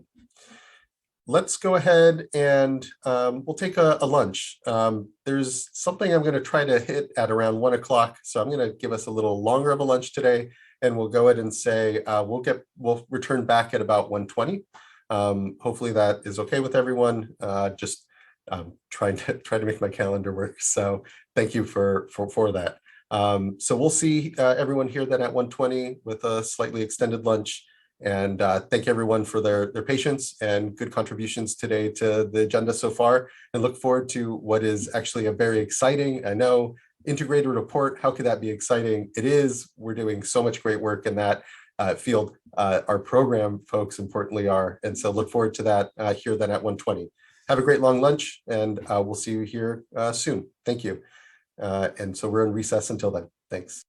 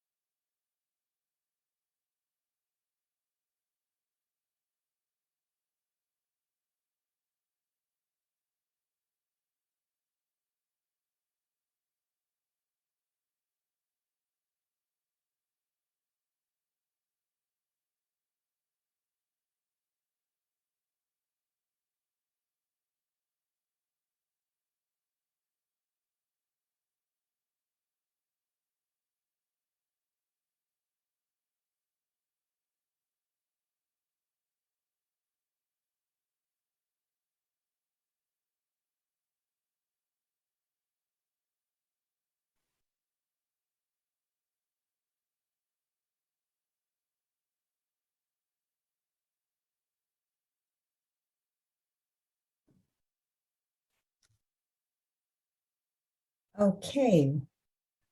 We are back. And I think it looks like Chair Esquivel might be running a few minutes behind from his other commitments. So we'll go ahead and get started on item number 9, the integrated report. Ms. Fitzgerald. Well, good afternoon. Good afternoon, Vice Chair D'Adamo and board members. I am Rebecca Fitzgerald, Environmental Program Manager in the Division of Water Quality of your staff. I am here with my colleague Kira Tuso, environmental scientist, Phil Wiles with the Office of Chief Counsel, and several staff from the Division of Water Quality, as well as with staff from the regional water boards for which water bodies were assessed and are part of this 2020-2022 303D list of impaired waters. And they will all introduce themselves should they speak here today. With that, this item is to consider adoption of a resolution adopting the 2020-2022 California Clean Water Act Section 303D portion of the integrated report. Next slide, please.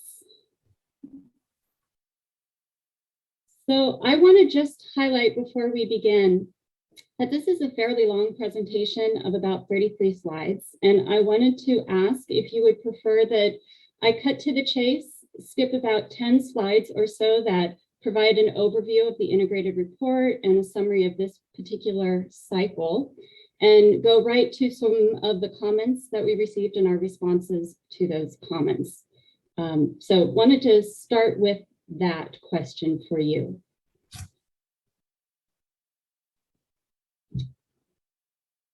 Well, actually, my preference is that you go ahead and go through the full presentation, just move through quickly, just because this seems to be an area where there's ongoing confusion. So I think it'd be a good opportunity to maybe some of the commenters continue to have questions that might be answered in your presentation. Absolutely, and happy to do so.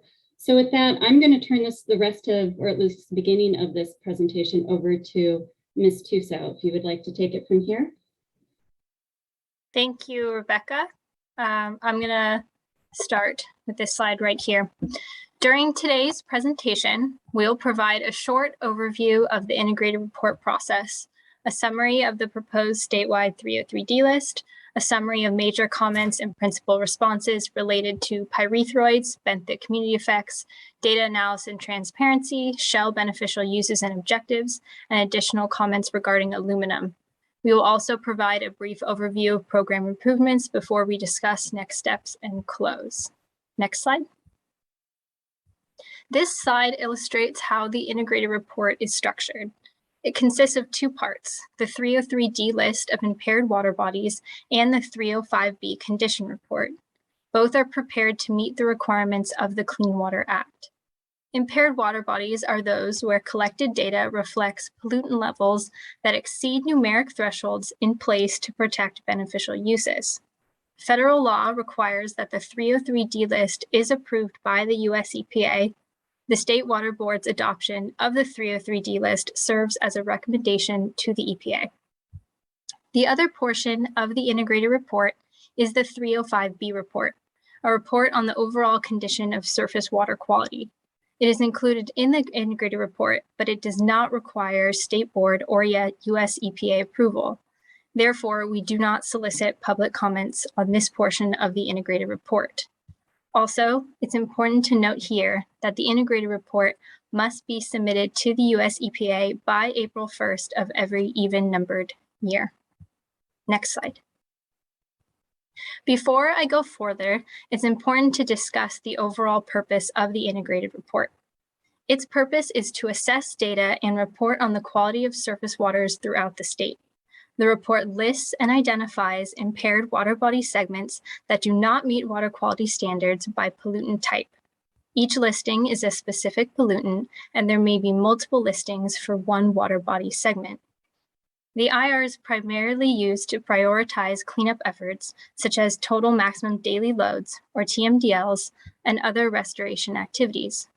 While the IR is not primarily used to take direct actions, it can be used in some permits to justify increased monitoring if a water body is listed as impaired. Additionally, actual data, not the listing itself, is used to calculate effluent limitations in a permit.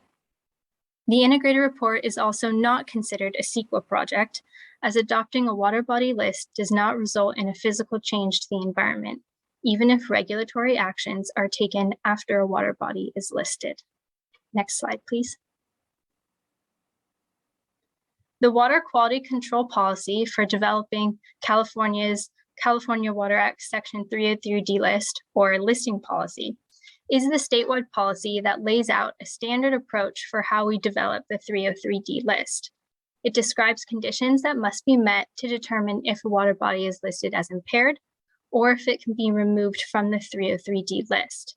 These conditions, also called listing factors, describe statistical tests that are used to determine if water quality objectives are exceeded. The listing policy also contains requirements for how the assessment program is implemented.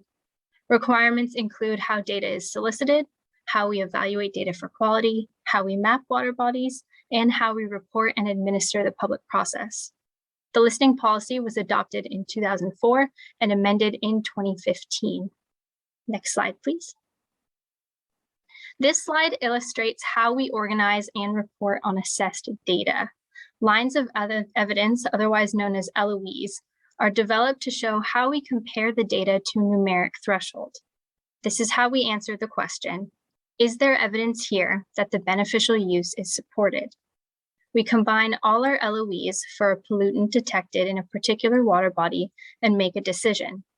This is how we answer the question, based on all the lines of evidence, is the water body impaired for a pollutant? Also, as you can see here from this graphic, we display LOEs and decisions for all pollutants detected in a water body in that water body's fact sheet. These are considered individual 303D listing decisions, so that's why you'll hear that a water body is impaired for pollutants A, for example, bacteria, and for pollutant B, for example, mercury. Water body fact sheets, for those who are following along in the staff report, are contained in Appendix B and B1. Next slide, please.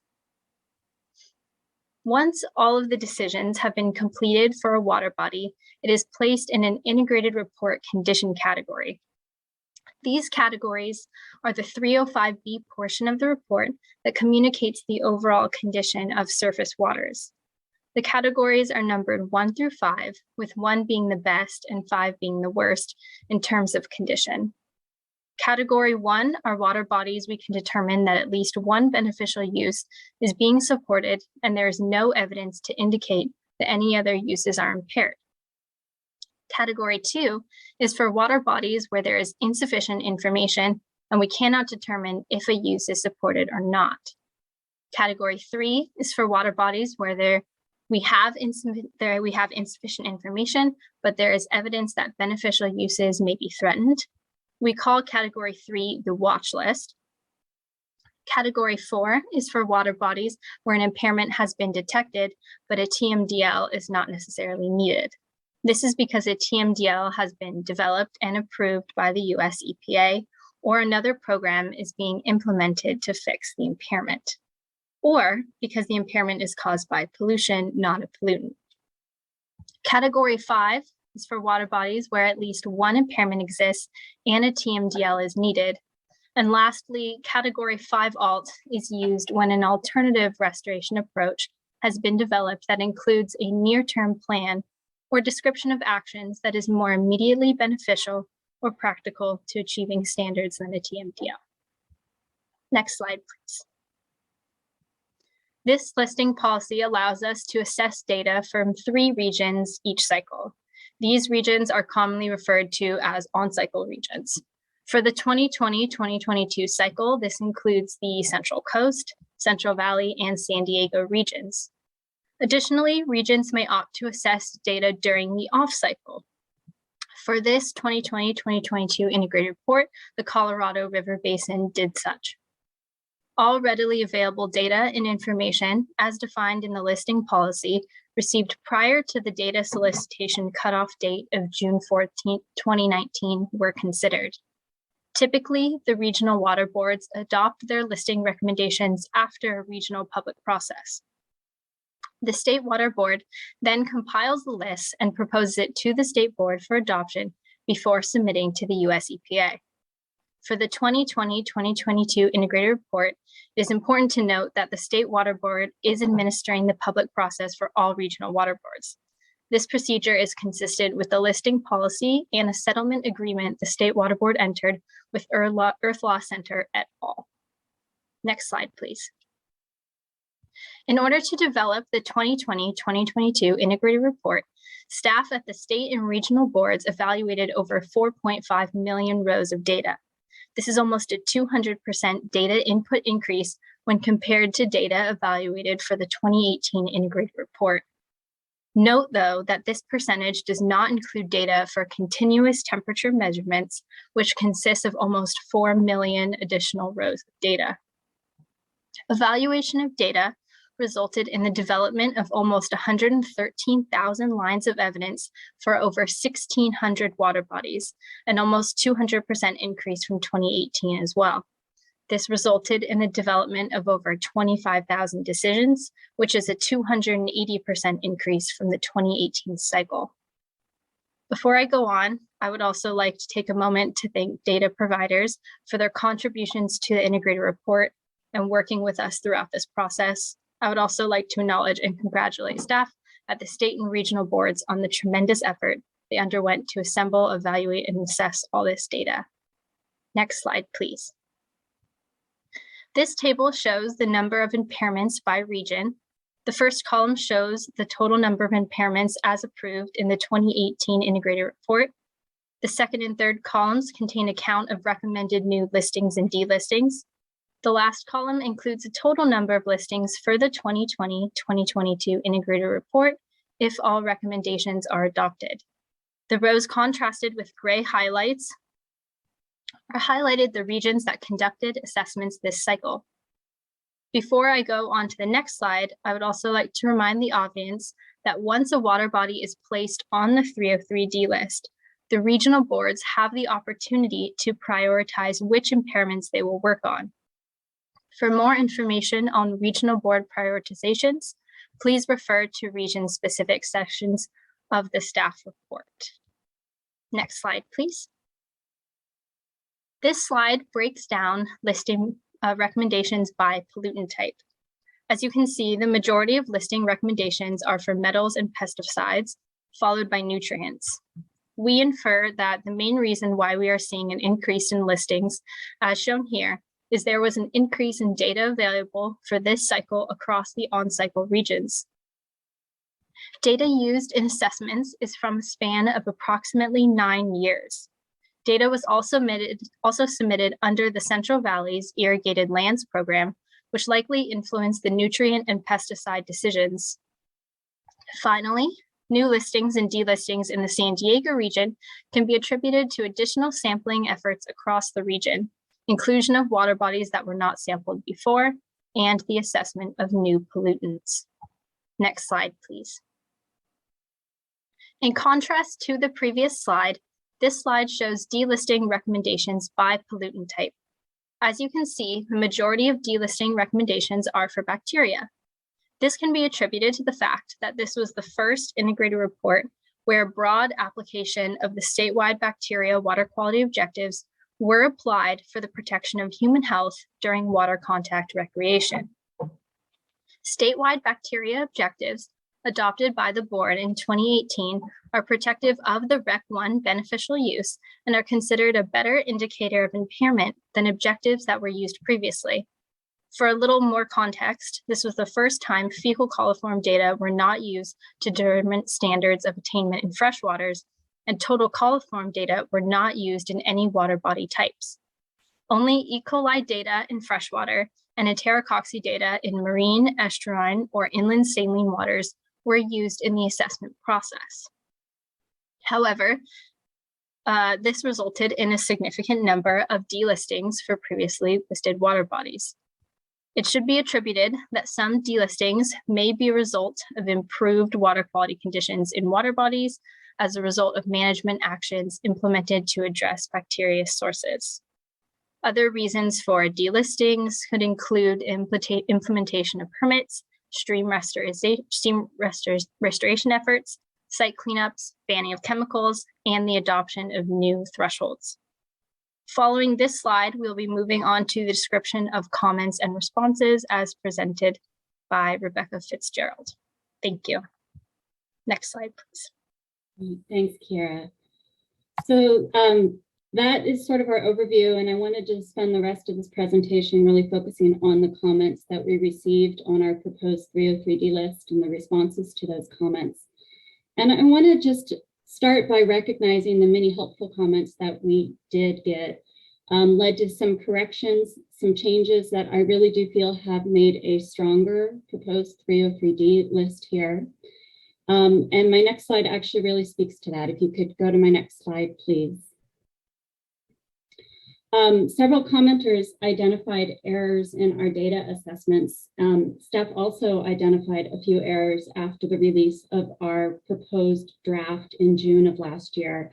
And we were able to make some remedies to some of those errors. But first, I'd like to walk through what those errors were. They included some errors in mapping monitoring stations or sites in the Central Valley region associated with a transfer of one data batch from the Federal Water Quality Exchange database into our statewide assessment system.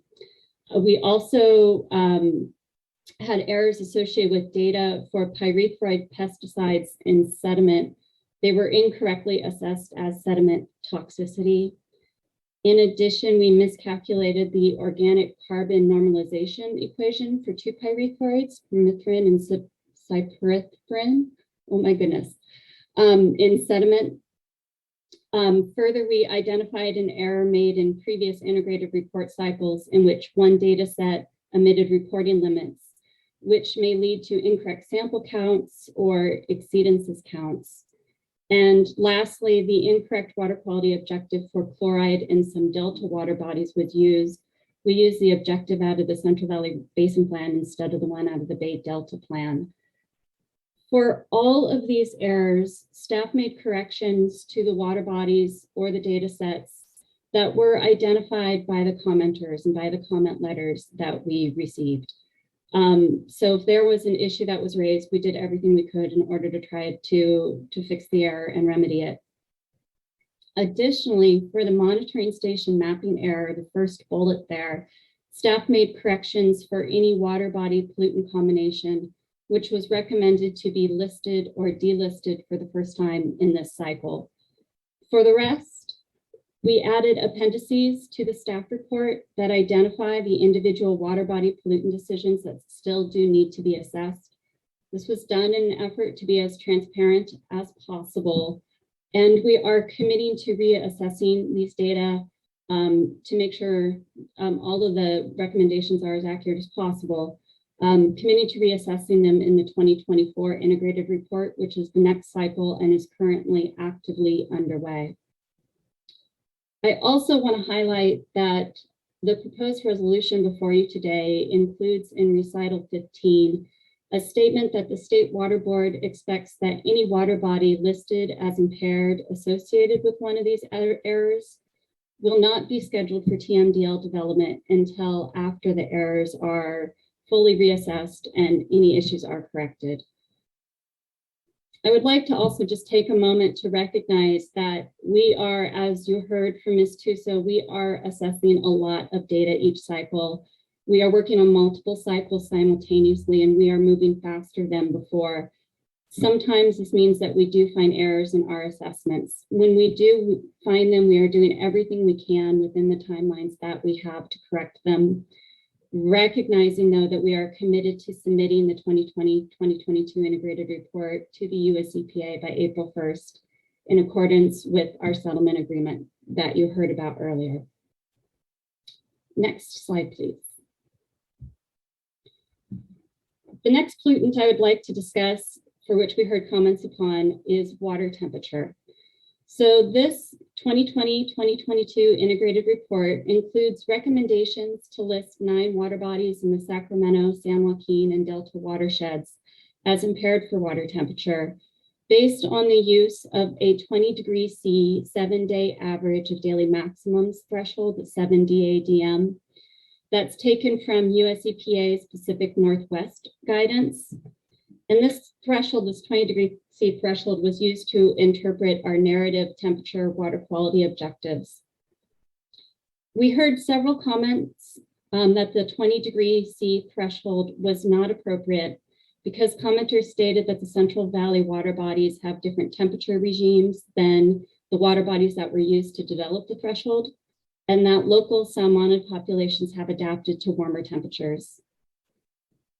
In response, we continue to recommend that these water bodies be listed.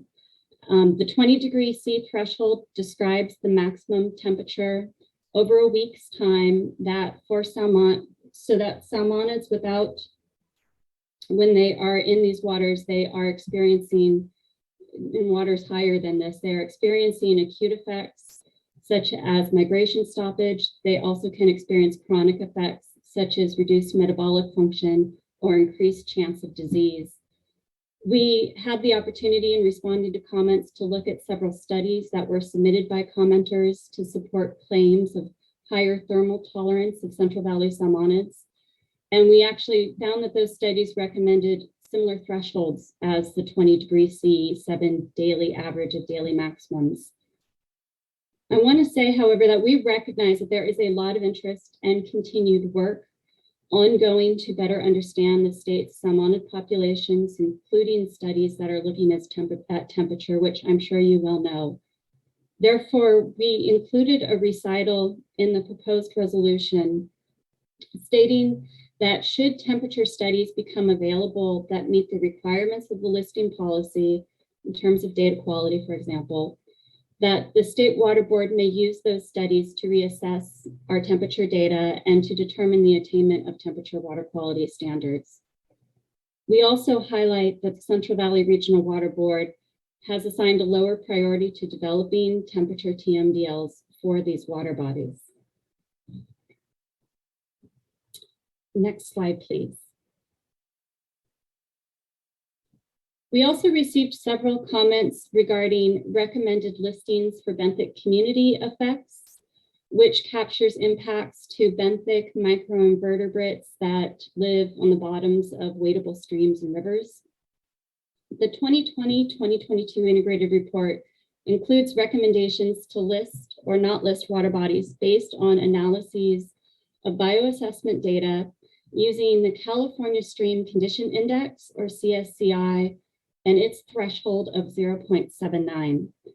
And based on these analyses, 42 water bodies across the state are recommended to be listed on this 2020-2022 303D list this cycle. And that's in addition to 52 water bodies that are already listed. We've been listing for this benthic community effect since the 2014-2016 cycle, 2 cycles ago. 5 of these water bodies I want to focus here today. These are recommended to be listed as they are located, and they are located on the floor of the Central Valley. So they're streams that are down on the floor, they're not in the foothills. And these streams are located there in the table on the slide, as you can see: Marsh Creek, Laguna Creek, Elder Creek, Morrison, and Lone Tree Creek. Commenters expressed concern with these assessments in a few points. One, they requested to delay listings for the delay these listings, I should say, until the biostimulatory and biological integrity project is complete. They also submitted comments stating that the threshold of 0.79 is not appropriate because there is only one reference stream that is located in the Central Valley ecological region, and that one stream is not representative of streams that are actually on the valley floor. It's located more up in a foothill type of an environment. And we also got statements that the threshold is not attainable in modified streams. Before I move further and get into our response, I would like to just take a few moments to explain this topic a bit more because when we're looking at benthic community, when we're looking at biology, we're not looking at a more traditional kind of chemical assessment where we're looking at a chemical and we're applying it against a number that's pretty well understood. The CSCI, the California Stream Condition Index, it is an index. It translates multiple taxa and species that live on the benthic floor of a stream into an overall measure of stream health. Our scores range from 0, which is a highly degraded condition, to 1, which is equal to what we would expect at similar reference type conditions, to sometimes even greater than 1, where conditions are better than expected.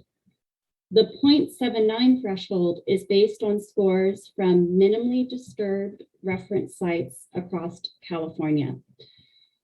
Specifically, 90% of our California reference sites attain a score of 0.79 or better or higher. So it's 90% of what we're seeing in reference streams is 0.79, and that's where we're setting our threshold. All of this, all of our reference sites, I want to highlight that there are quite a large number of reference sites across California. There are 473. It is really a gold standard for bioassessment data sets across the country when others are looking at benthic communities. California's biological assessment program and our associated data analyses tools they're state-of-the-art in terms of standard protocols, our quality assurance program, and a very robust and validated scoring tool, which is that CSCI tool. And we have been using biological assessments for listening purposes, as I said, for the last 2 cycles now. And the tool in the form of the CSCI provides for the evaluation.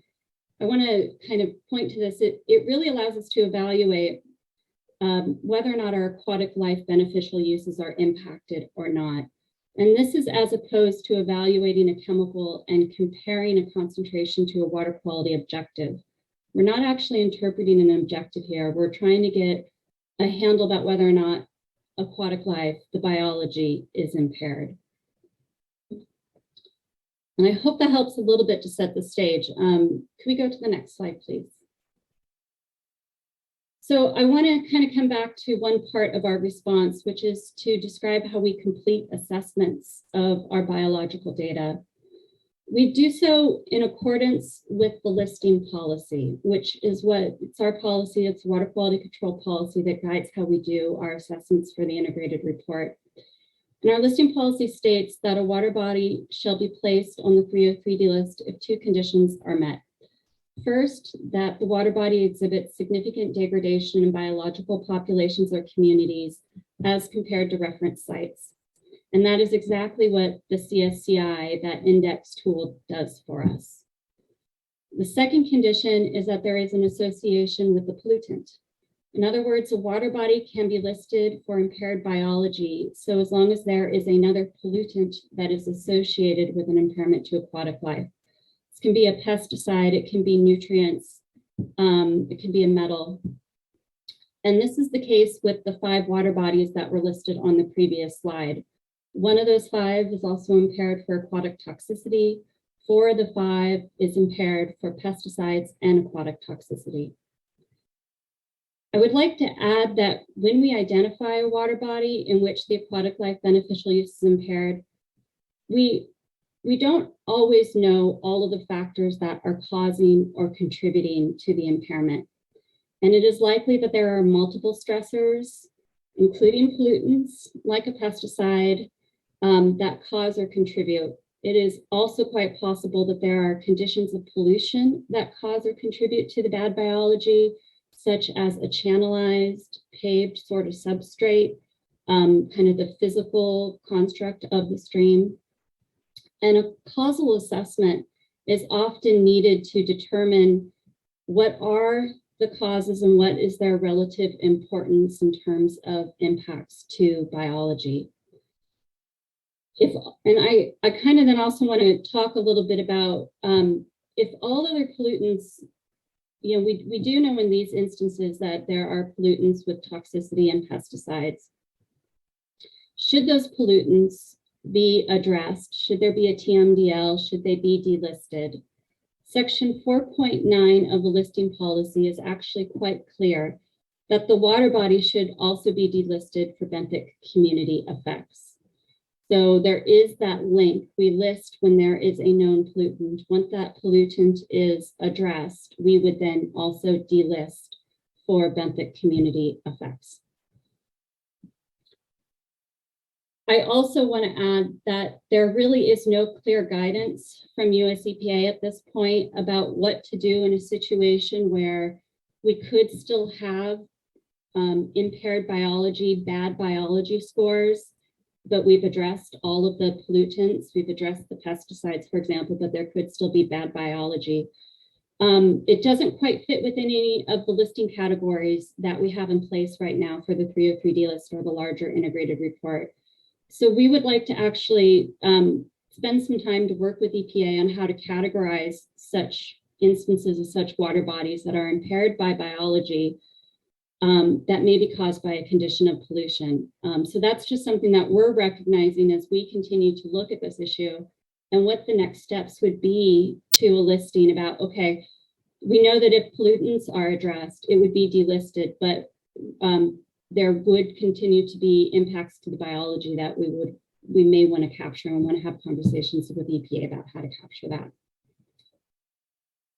So this was a fairly longer-winded way, I will admit, of trying to explain our bottom line, which is that we compared benthic community scores to what we would expect in similar reference sites.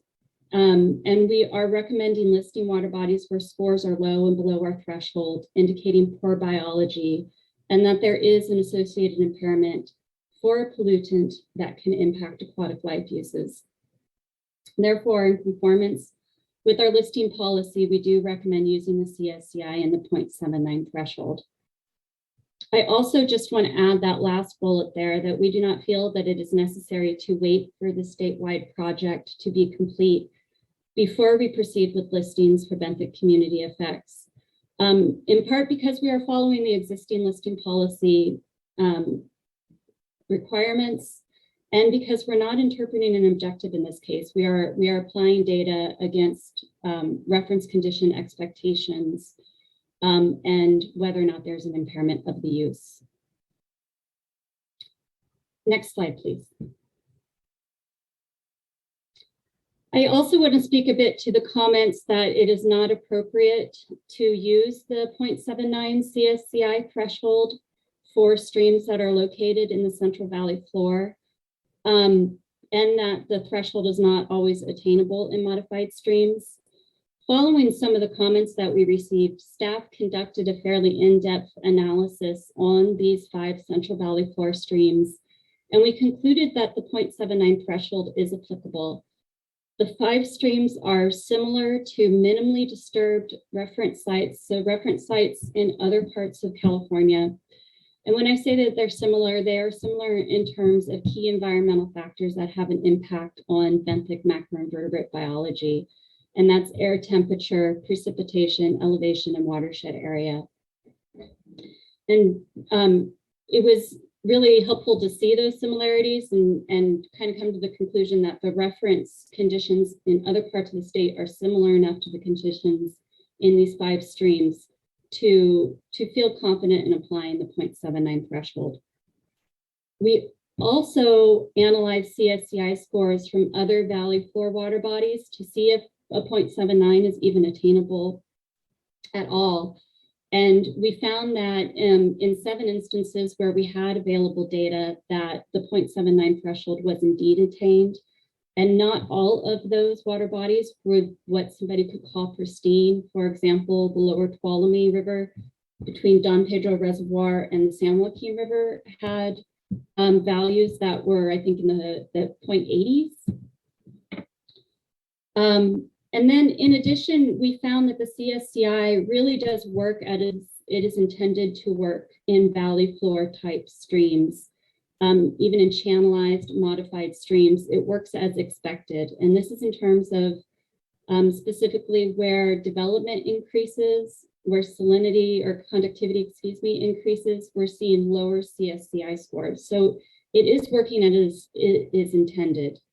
And then the last point there is one that I've already made, in that in compliance with our listing policy, there are pollutants for these 5 streams that indicate that there is impairments to aquatic life uses that could be associated with bad biology.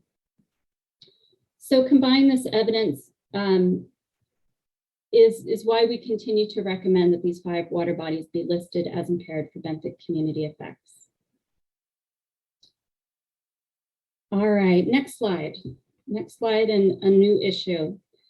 We also heard commenters express concern about iron and phosphorus assessments for water bodies in the San Diego region. In particular, concerns around recommended listings for Escondido Creek for iron and phosphorus. As you can see on the slide, the recommendation to list for iron is based on exceedances of the iron water quality objective that's in the San Diego Region Basin Plan. And the recommendation to list for phosphorus is based on exceedances of a phosphorus goal that is a component of the biostimulatory objective in, again, San Diego's Basin Plan. And then just for clarity and completeness, we also received comments about a draft recommendation to list Santa Margarita River for iron, but we are no longer making that recommendation. We corrected it after the comment letters come in, as we found that actually the data was tied to a different water body. It was the latitude and longitude had errors in what was submitted to us. Next slide, please. So commenters shared several concerns about these listings. In particular, there were expressed concerns about the use of the iron secondary maximum contaminant level, or MCL, and the use of the phosphorus value to assess data, that protecting for taste and odor in drinking water is not appropriate, that the phosphorus value is not actually an objective, but a desired goal, that the objectives should be changed and should not be used for the integrated report until after the San Diego Regional Water Board evaluates the objectives as part of a triennial review of their basin plan. And then we also received comments concerning impacts of a listing to industrial stormwater dischargers. Next slide, please. In response, we continue to recommend that the listings for Escondido Creek remain. The iron and the phosphorus data that were assessed against the water quality objectives that are contained in the basin plan in conformance with the listing policy. And I want to note that we defer to the Regional Water Board on how to interpret their water quality objectives. However, we do concur that the triennial review of the basin plan is the appropriate venue to consider changes to water quality objectives. And should the San Diego Regional Water Board undertake a project to amend their iron and phosphorus objectives, and should those objectives be changed, data would be assessed against those amended objectives in the following integrated report cycle. Finally, regarding the impact to industrial stormwater discharges, it is important to note that the State Board's general industrial stormwater permit requires that all industrial stormwater discharges and authorized non-stormwater discharges, that they not cause or contribute to an exceedance of any applicable water quality standard in any receiving water body, regardless of the water body's status as impaired or not. The commenter is correct that the State Board's general industrial stormwater permit requires any new discharger who proposes to discharge to a water body that is listed as impaired is required to provide additional information to show that the discharger will not cause or contribute to the impairment.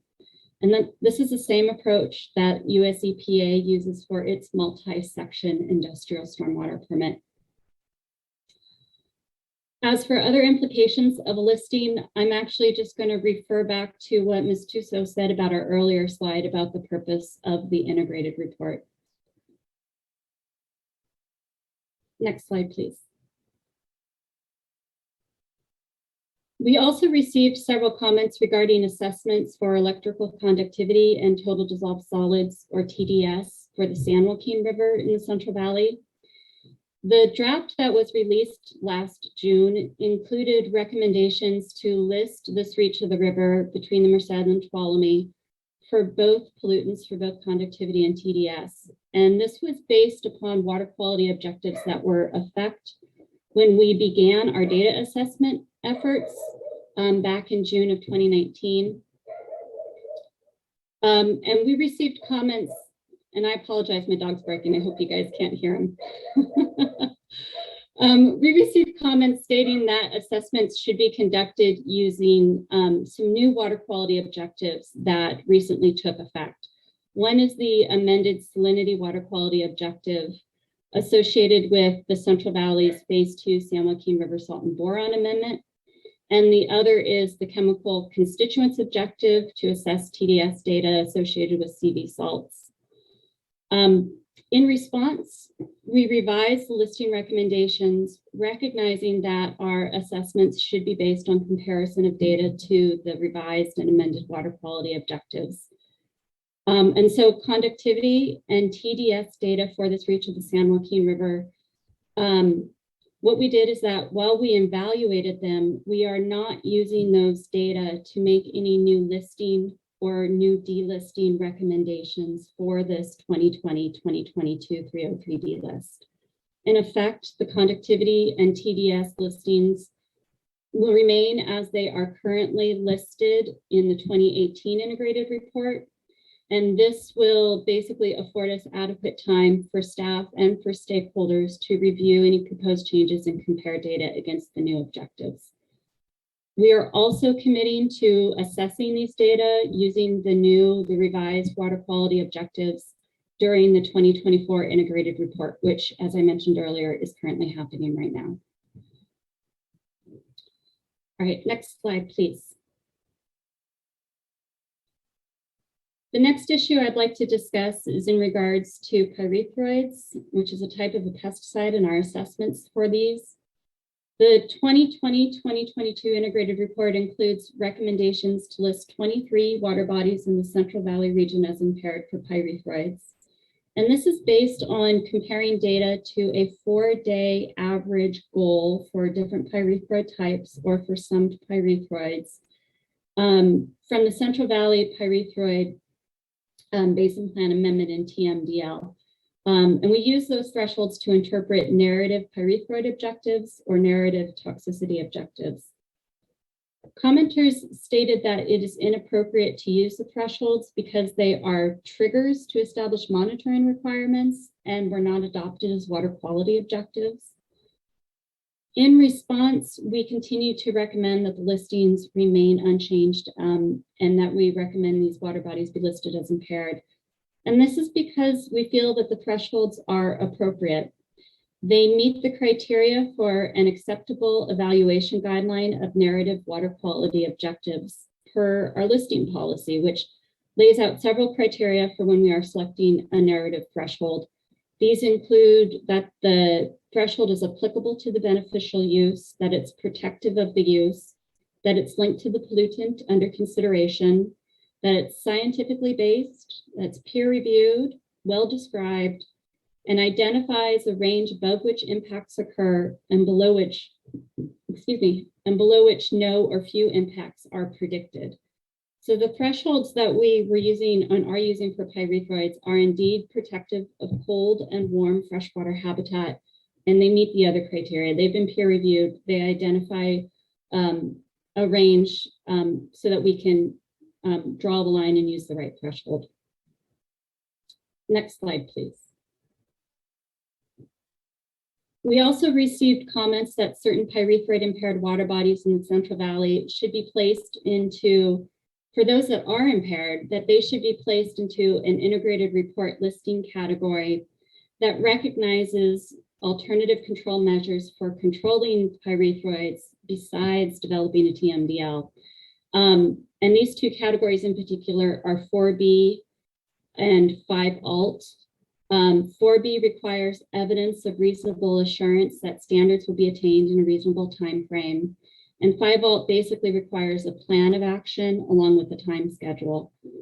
I want to highlight that the 2020-2022 integrated report includes recommendations to place 6 pesticide impaired water bodies already into category 4B, and these are listed here on the table on the slide.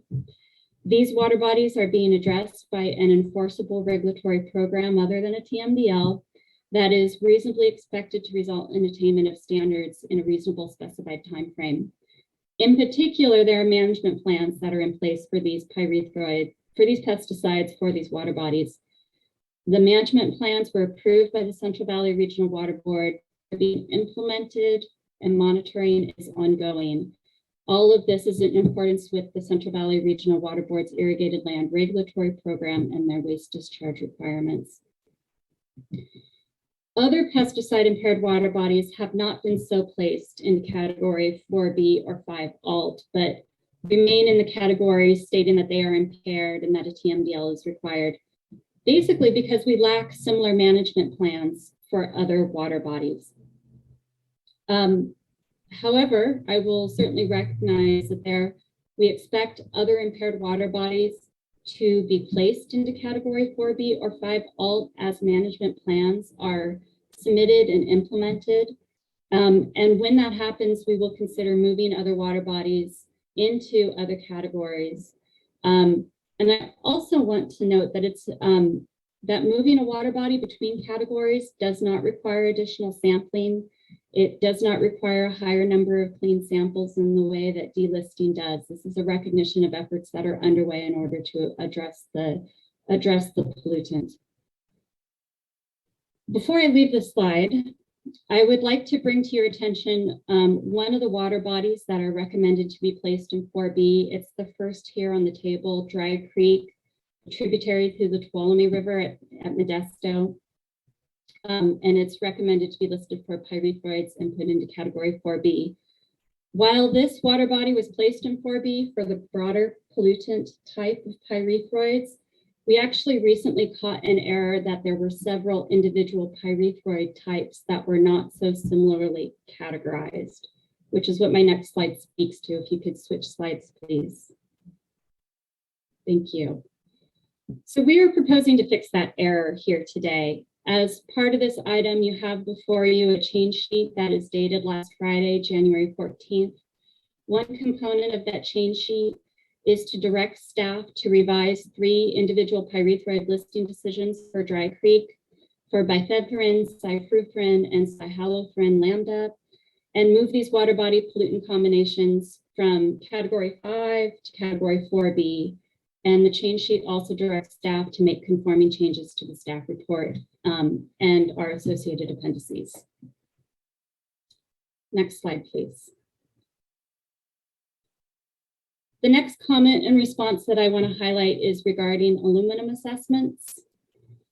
The draft that we released last summer included recommendations to list 34 water bodies in the Central Valley region and 31 water bodies in the Central Coast region for aluminum for the protection against toxic impacts to aquatic life uses.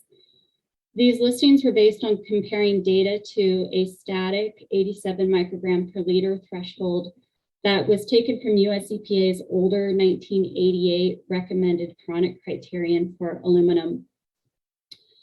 Commenters expressed concerns that the 87 microgram per liter threshold is overly protective and suggested that data be compared to US EPA's more recent 2018 criterion, which is expressed as a variable aluminum threshold that's based on pH, dissolved organic carbon, and total hardness data. They also suggested that data be compared to a threshold taken from results of water effect ratio analyses, which have been developed for several of our permits. The variable aluminum threshold from the new criterion was not initially used when we did our initial assessments because the aluminum data that we had that were submitted for this cycle, it did not include the total hardness or the dissolved organic carbon data. We did get some pH data, but we didn't have enough of all of the parameters to be able to apply the new 2018 criterion, and therefore data were initially evaluated using the older static threshold.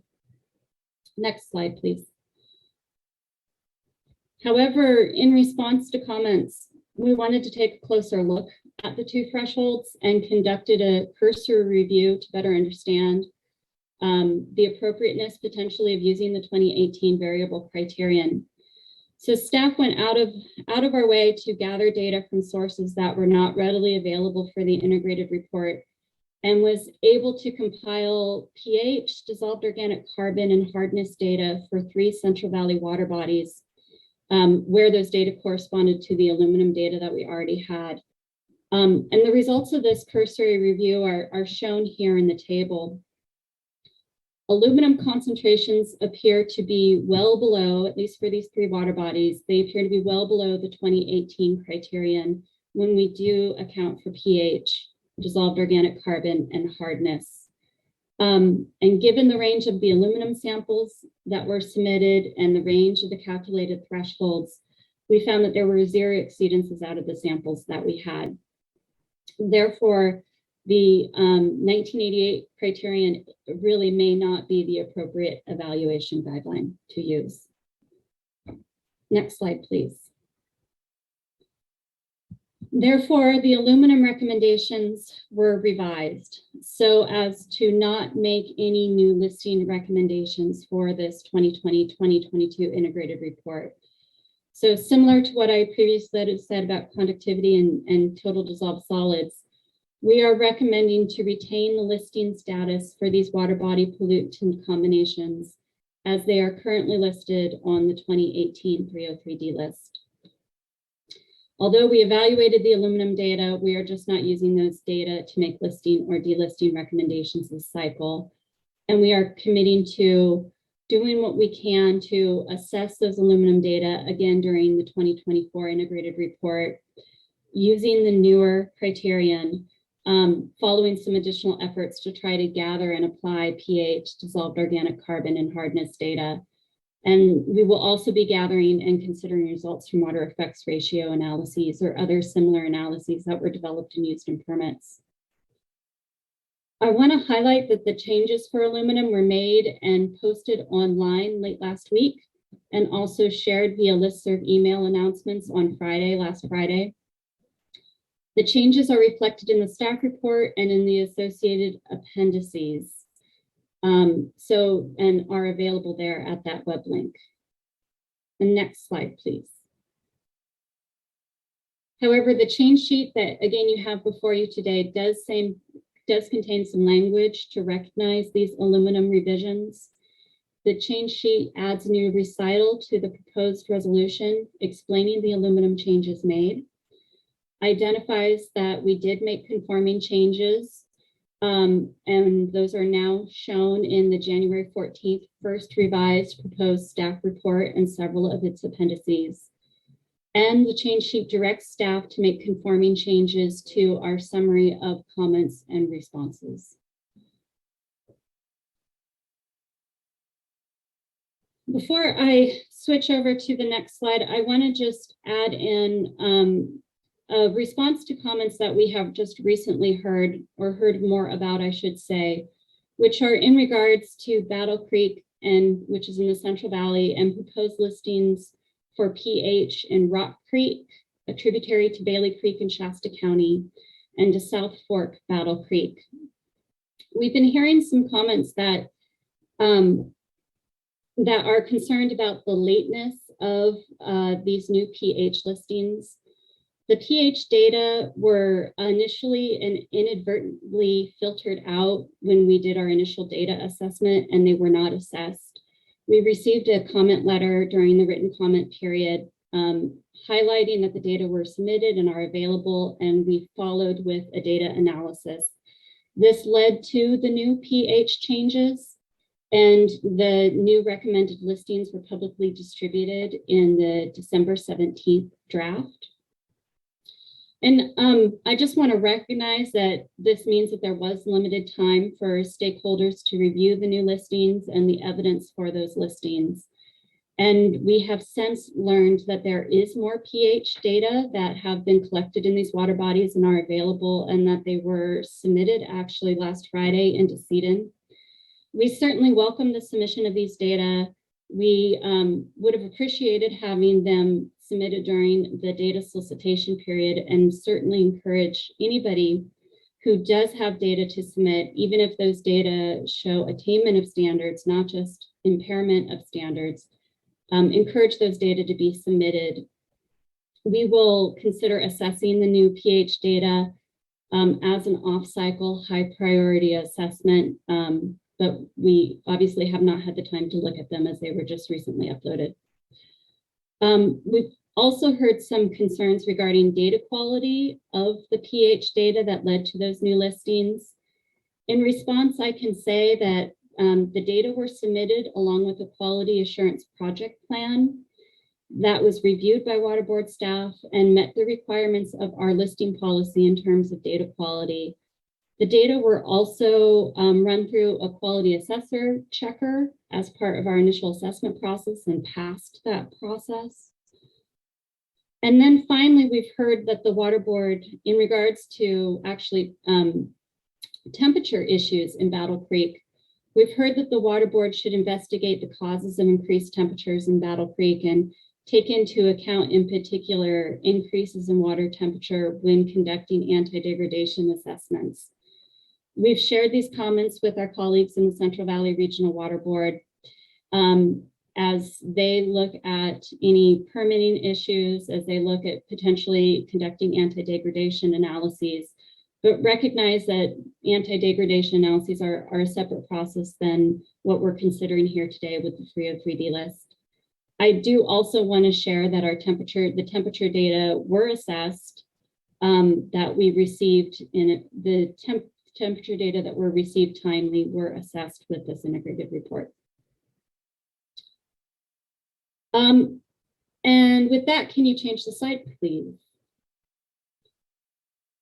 So thank you for your patience as I talk through all of those issues and comments that we received. Before I conclude the staff presentation, I would like to quickly highlight some program improvements that are underway, as well as our upcoming integrated report cycles.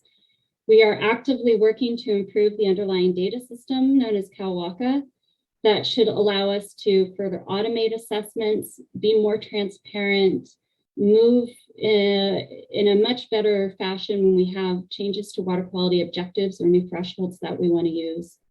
We're also actively working to document our procedures and our assessment processes. And then, of course, I want to highlight that while we are getting towards the end of the 2020-2022 cycle, we have 2 more cycles that are active or on the horizon. The 2024 is currently underway, as I have mentioned a couple of times. We expect to conclude our assessment process primarily towards the end of this year, and then have workshops and a comment period in the February to April timeframe next year. And we're going to initiate our 2026 integrated report late spring, early summer, with beginning our data solicitation period. Next slide, please. And with that, I'll just bring it back to the 2020-2022 cycle that is before us today. Recognize the key dates and steps that have brought us to this board meeting. I also want to highlight the webpage at the bottom of this slide. It includes an interactive map of our recommended water body listings for anybody who would like to see some more information about what we're proposing. Next slide, please.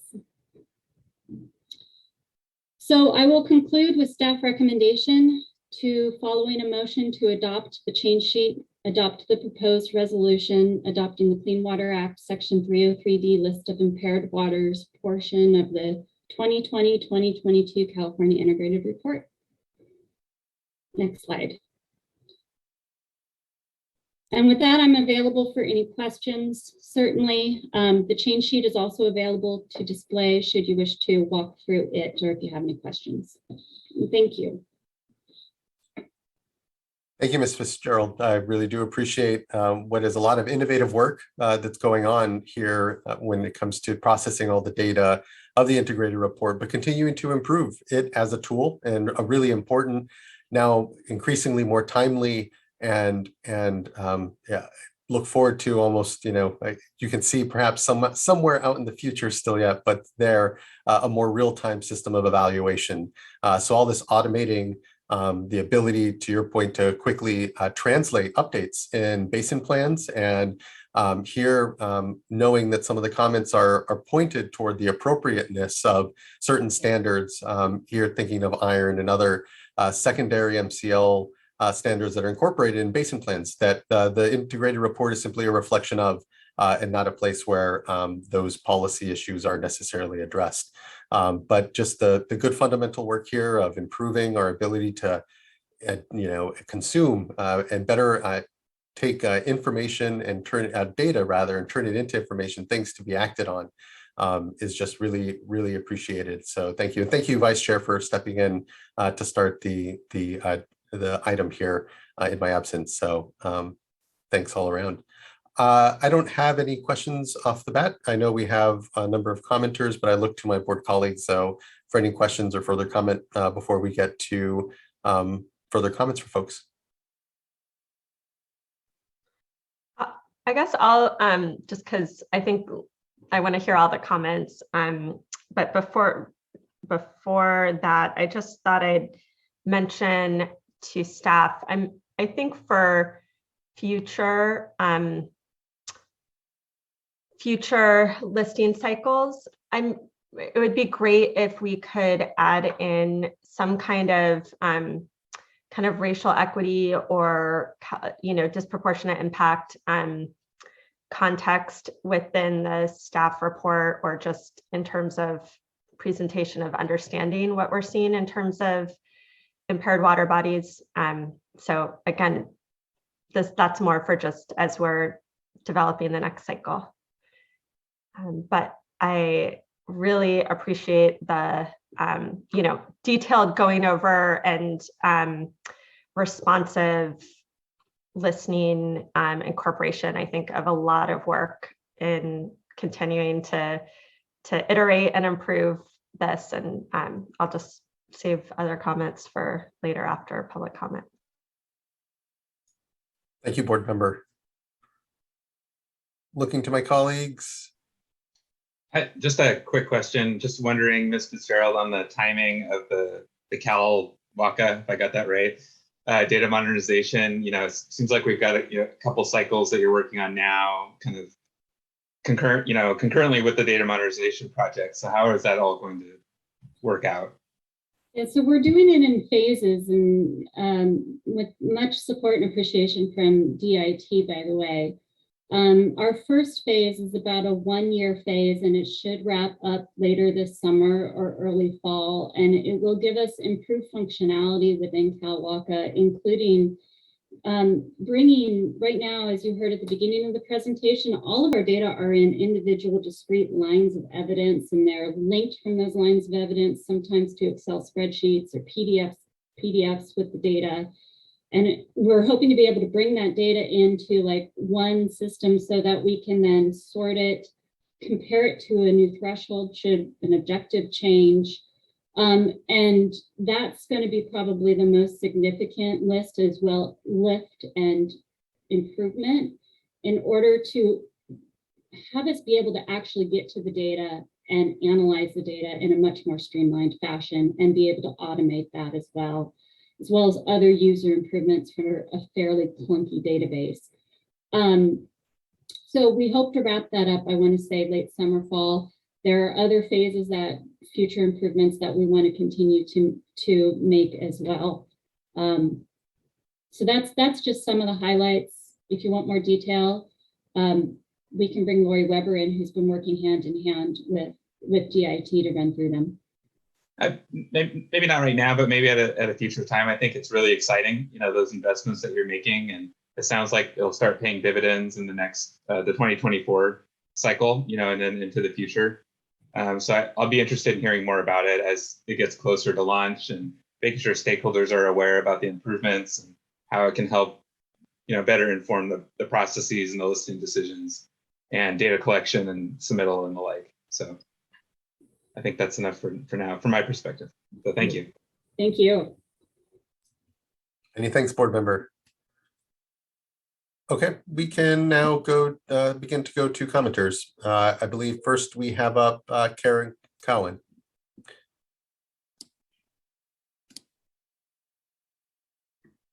Good morning, Chair Esquivel, members of the board. Good to see you too. I am Karen Cowan, CASPA's Executive Director. So I believe I have a PowerPoint. Oh, here it comes. Excellent. So our comments today are in line with our comments that we always provide. And obviously that's to help try to provide some context to improve what's already going on. And before I get to the improvements, I do really, truly want to acknowledge staff. I know it is unbelievable the amount of data to sort through to do this. And it is ongoing in 2-year cycles. It is Herculean, to put it mildly. So thank you to staff. All right, so if we can go to the next slide. So I want to kind of start to give some more context for the 303D list and why listings matter. And, you know, I was reflecting upon this even a little bit more, of thinking about, you know, the last time even the 303D listing policy was amended, and sort of where we're going with, you know, the permit requirements and that evolution over the last decade or so. And what I really, really want to make sure everybody knows is that the 303D list is not a parking lot for TMDLs and for development of TMDLs. That's historically, I would say, maybe how it operated even around the time the listing policy originally was developed. That is no longer how it's used. So the listings really, really matter. Obviously, we want the list to reflect impairments and where we need to put efforts to fix those impairments. That's obviously the goal, and we all share that goal. But ensuring that the list itself is accurate has consequences beyond just, we're not sure, so let's put it on the list and we can figure it out later.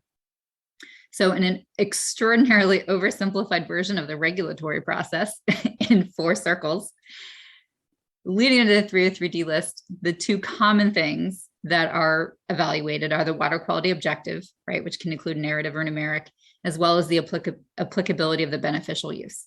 Where that's not being met, things can be placed on the 303D list. Again, massive oversimplification, but just to highlight that.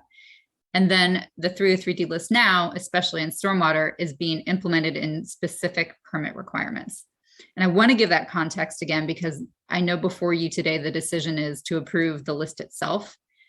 But every single one of these, again, very simplified versions, has a lot of things that go into it where you are making decisions. And if there's something that needs to be updated or evaluated in any of those 4 circles, we have some issues that we're basically either trying to address something that doesn't need to be addressed, or putting our resources over here when they should really be better put over there. So because we're talking about the 303D list again, understanding all parts of that in the decisions you make today, that's sort of the context for where we're going to provide our testimony. So next slide, please.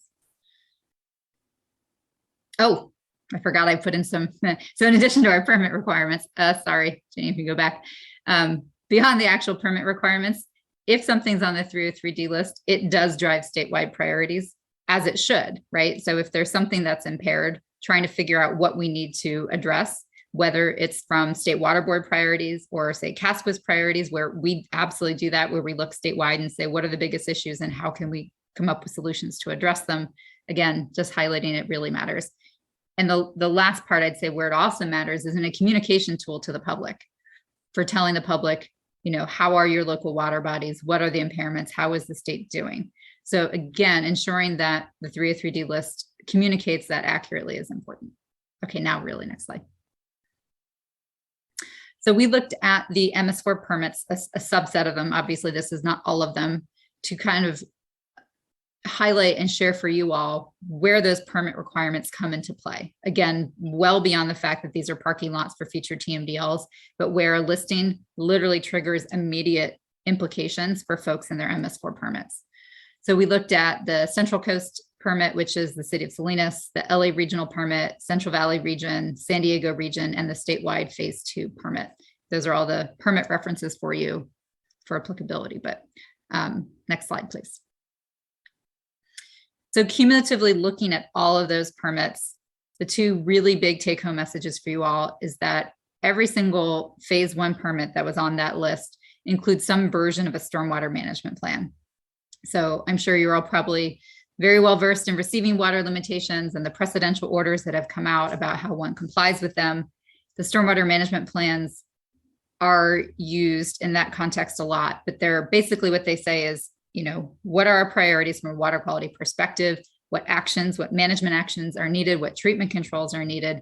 What's the plan for those treatment controls, and those plans move forward. They're really very big. They are the heart of stormwater permits throughout the state now. And they are very, very much linked to the 303D list. So if something is put on the 303D list, it has to be addressed in your stormwater management plan through various permutations, obviously throughout the different regions, but it really can result in having to take significant action once it's on the 303D list. And then another one, again, getting to sort of discharge prohibitions and receiving water limitations, there is a direct linkage in the San Diego regional permit for things that are on the 303D list. So those are the two very, very large significant impacts. Okay, next slide. So in addition to those management actions that come through different regions' version of a stormwater management plan, here's a summary of additional parts of the permit where there's a linkage to the 303D list. It can be from everything from additional inspections, additional monitoring, study designs, analysis. That is no small burden or impact, I should say, for a lot of municipalities. That can be a lot of work. Looking at those different listings, existing development requirements, the industrial, commercial, there's a lot of impacts through all different sections of the permit.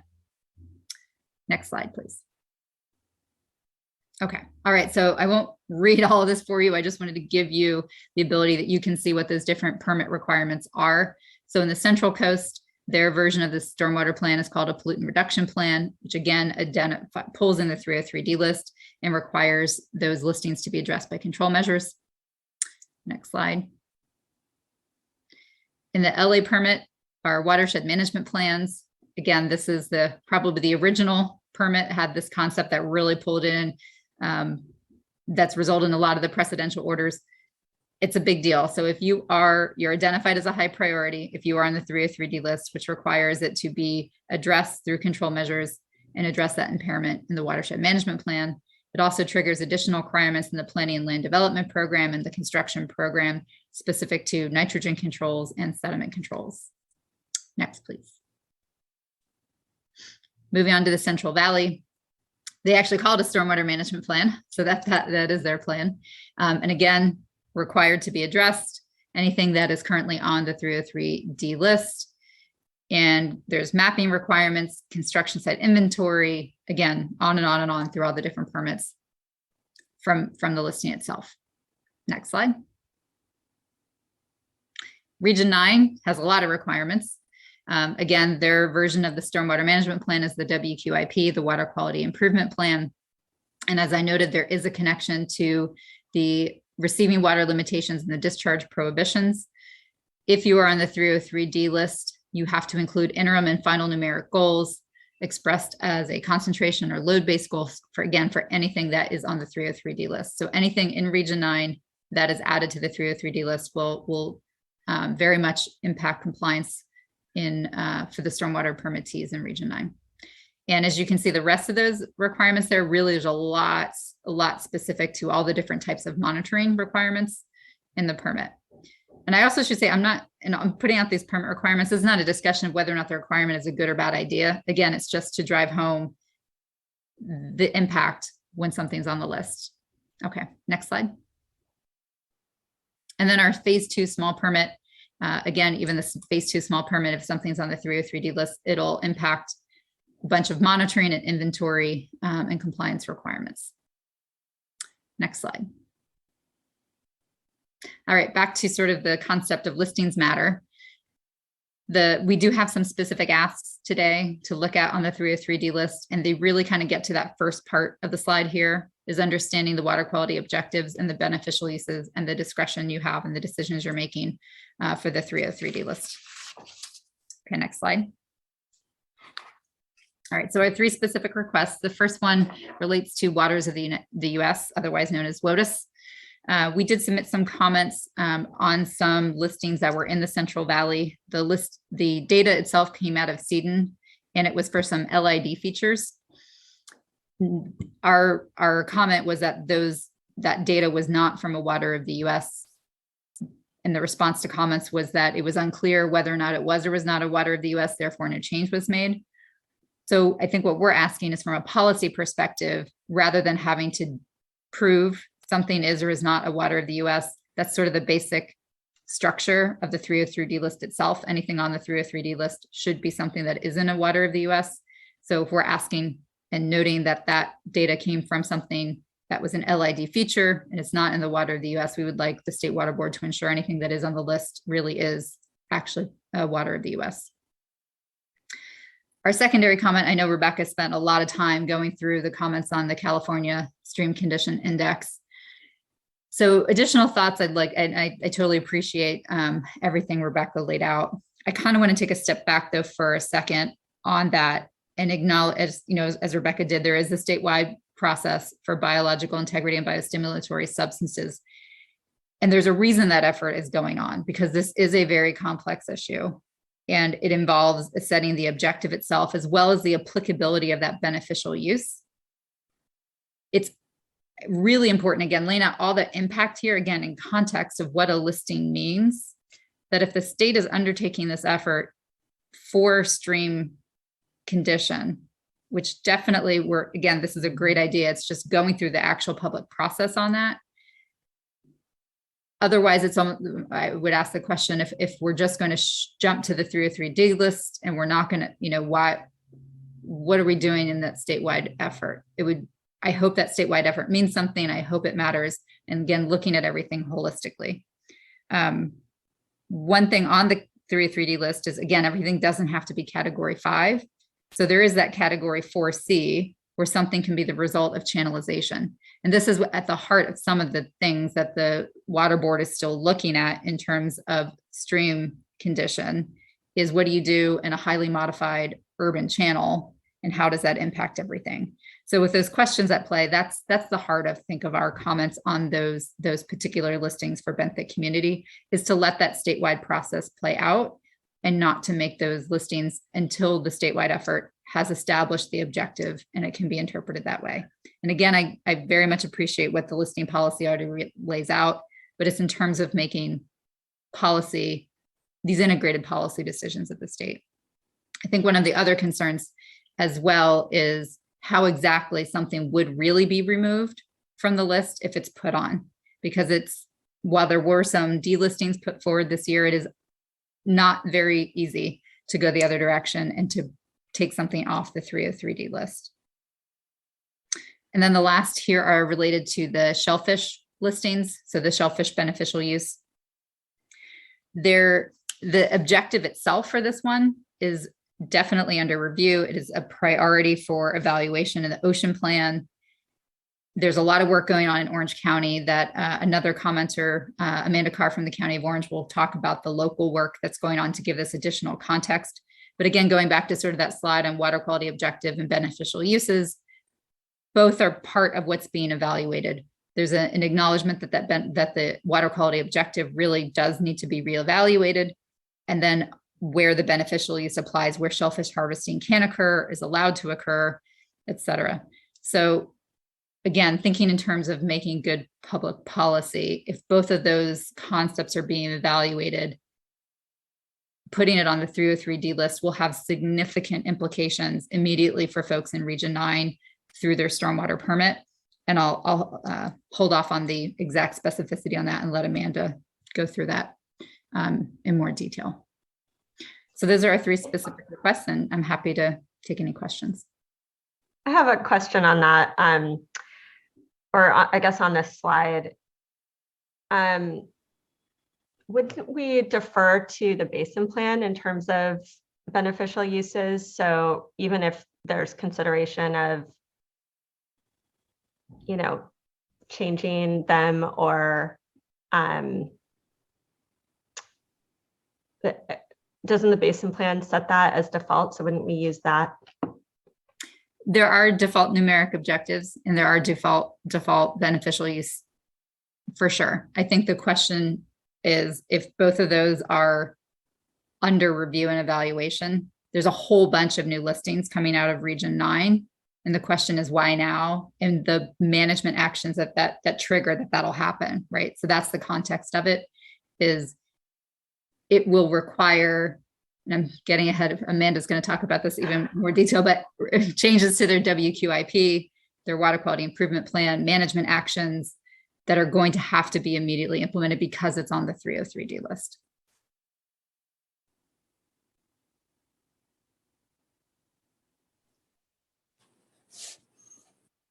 Mr. Bishop?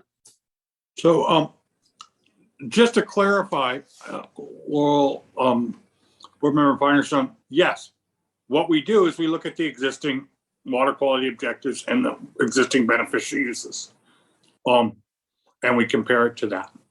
What I think Karen is saying is that, yes, they are existing, but they're under review. I don't know how to thread that needle, because we have lots of things on triennial reviews that don't get reviewed in many years. We have things that don't actually lead. We have projects that move forward but don't come to conclusion. We normally just use what's the default, but I do recognize there is consequence to being on the 303D list. Yeah, thank you. And I will just say thank you, Ms. Cowan, on being helping to flesh out the impacts, because I feel like that's something I've continued to try to better understand, is the implications of the 303D list. So that's really helpful. And I appreciate all the work breaking it down and giving really specific examples. It's really helpful. Thanks. Thank you. Agreed. And thank you, board member. Any other questions from colleagues here? Just quickly on this the shellfish beneficial use. Do we know if, is this data that's been in existence that Region 9 had, the regional board, when they were taking lead on listing cycles for their 303D list? Did they exercise discretion here in whether to consider shellfish? Well, sorry, John, you can correct me if I'm wrong here, but my understanding is the request did not come from the regional board itself, but that it came from state water board staff. So I can jump in a bit and clarify that we tried to have a consistent approach across the state when we were looking at our shellfish data and the bacteria data associated with the shellfish use. And we did proceed with applying the objectives that are currently in place in the basin plans. So we had conversations with Region 9 staff, with San Diego Regional Water Board staff about this, recognizing that there were beaches where we were seeing improvement in terms of bacterial loads for the protection of Rec 1 uses, but that we still had the impairment in place for the shellfish uses. And it is the challenges, I think, of the time it takes with some of our standard setting and planning projects, where we do want to be conscious and considerate about, if we are going to make an objective change, that we are looking at all aspects of it and that we go through a public process for it.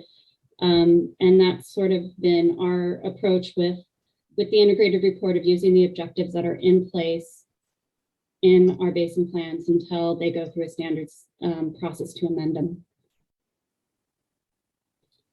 I will also highlight that there is actually a resolved finding in the proposed resolution that speaks a little bit to the shellfish beneficial use issue, and highlights, at least touches on the impacts of a list to any TMDL development, and highlights the directive to not prioritize any new TMDLs or any TMDLs for the development of these impairments until the standards project is able to move forward.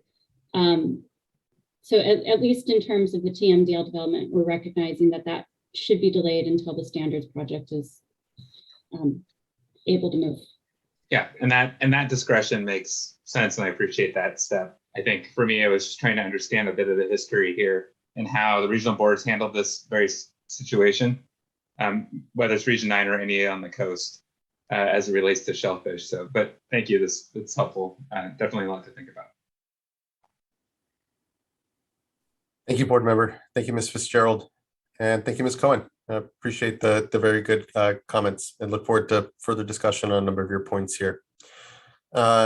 Let's go ahead and move to our next commenter. I'd like to call up Cody Phillips. Hi, good afternoon. My name is Cody Phillips, and I'm the policy analyst for California Coastkeeper Alliance. I'd like to acknowledge the staff for the incredible work they put into the report and this presentation for this cycle. It's very well done and super informative. I have two things that I'd like to touch on today. First, I'd like to thank the staff again for revising Region 9 recommendations for 3 bodies of water: Buena Vista Creek, Otay River, and the San Alejo Lagoon, based off of San Diego Coastkeeper data. We just appreciate the willingness to revise recommendations based off of new information. And second, I'd like to comment on the old data used to delist certain bodies of water based off of the modified bacteria objectives. The report delisted 134 water bodies for bacteria, and as that presentation explained, there are many reasons why so many bodies were delisted. But I'd like to focus specifically on delisting based off of the modified bacteria objectives. Under Section 4 of the listing policy, it makes clear that if a water quality standard or objective has been revised and the site or the water meets water quality standards, then the segment should be removed from the 303D list. Actually, it shall be removed. But the report relied on fairly old data to delist some of these bodies of water. For example, the data used to support delisting Alamo Creek in Region 3 was collected prior to 2010. So to borrow language from the staff report, data this old may be a poor indicator of current risks to human health, and this could result in unnecessary expenditure of public resources or missing a problem completely. So although the staff report does go on to note that old data was only used when modern data was not available, in situations such as this, where the only data available is old, the board should really modify that policy to require collecting new data before delisting a body of water. These bacteria TMDLs are for the health and safety of the people of California, and it's disconcerting to see bodies of water delisted based off of data that doesn't really represent the current state of affairs. So thank you for the time and the opportunity to comment. Thank you, Mr. Phillips. Appreciate your time sticking with us today and providing good comment and continued engagement here on this really important work. So thank you. Next, I'd like to call up Tina Yin.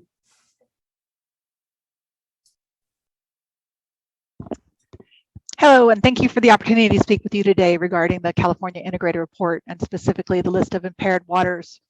My name is Tina Yin. I am the manager of the US EPA Water Quality Standards and Assessment section here in EPA Region 9 in San Francisco. We are responsible for the review and approval or disapproval of state impaired waters lists, also known as the 303D list, which is before you today. As just presented, I wanted to reiterate that the purpose of the 303D list is for states to identify their water quality impairments, but also to help water quality agencies target their programs and resources to address the sources of water pollution that we have across the state through TMDLs or other management approaches, many of which you've heard here today. So it really is a driver for many of our Clean Water Act programs. But with that, I would also remind us that 303D lists, they're living documents. We develop them every 2 years, and the Clean Water Act was set up this way purposefully to ensure that we continue to consider new information about our waters, understand where we have persistent water quality issues, as well as to see water quality trends, where waters may be getting better or worse, where additional implementation may be necessary. So as a driver for the other Clean Water Act programs, the standards being the linchpin and then the integrated report or the assessments being the driver for our programs, it is really important, which is why they come through EPA for review and approval. That said, the Clean Water Act sets up the expectation that these lists will be delivered every 2 years on even numbered years, and that can be very difficult. And many states don't have traditionally not made this bar at all. In fact, this year, which is the 50th anniversary of the Clean Water Act, EPA set a national goal to try to have 100% of all of our states deliver integrated reports or 303D lists on time by April of 2022. So adoption of the list today in California will help California submit a timely report and be a part of helping hit that national goal, so we get a good snapshot of what the quality across the country is in our water quality, in our waters, sorry. So the report before you today is the product of a significant effort by the state and regional boards to assess California's waters. As you know, California has a really robust monitoring program, and the statistics highlighted by Kira Tuso provided excellent context on the breadth and depth of the program in California, with over 4.5 million points of data collected by either the state or submitted by your stakeholders, which is a very important part of the process, and assessing thousands of potential water body pollutant combinations. This is no small task, and the state is really to be commended for this effort. And we've seen the program evolve over time and look forward to continuing to work with you to get even stronger, better reports. Also important to note that the water boards have gone through a really important multi-step public process to not only collect data and information, but also to provide a transparent process on its assessment decisions and to gather important stakeholder feedback. And I just wanted to point out that the errors identified in the public comment period that Rebecca Fitzgerald just walked us through, as well as some of the others, this is the public process working the way it was intended, and also a way that helps feed a continuing every 2-year program. So EPA has been in conversations with the state, and we agree that the process forward that Rebecca Fitzgerald laid out is an appropriate way to move forward on making sure that public comments are addressed, corrections are made, and solutions moving forward are identified and kept transparent on the process. So we appreciate that. And again, we appreciate and congratulate the water boards for completing this enormous undertaking and to submit a timely report this year. Should the board adopt it, the California will meet its statutory obligation to deliver this report by April of 2022, which is important for us from EPA's perspective for sure. And also, as you implement the improvements that you've identified over the past few years, you're really poised to continue to meet this statutory obligation. And we look forward to continuing to work with the state to do that. Thank you so much, Ms. Yin. I appreciate the continued just great relationship we have with US EPA here. And thank you for making sure to acknowledge and flag these programs are 50 years old. They're half a century worth of incredible development. And here we are all the beneficiaries of them, and important if they're going to continue to rise to the occasion of the challenges we have for the next 50 years, that we think of them in that context of needing to be refreshed. And here the 303D list and the integrated report was something that we weren't living up to our potential around. And so glad for the leadership, and here again the shared collaboration with our federal partners to get us up to speed. And here now that we're getting better at just meeting our timelines as is, start to explore what the future of the listings look like insofar as our ability to process what are going to be only greater amounts of information here in the future, and a need to be better decision makers here all amongst us in it. So thank you for your very good comments. Well received, and look forward to the continued fruitfulness of this collaborative relationship with the federal government. So thank you, Ms. Yin. Okay, next I would like to call up Richard McHenry.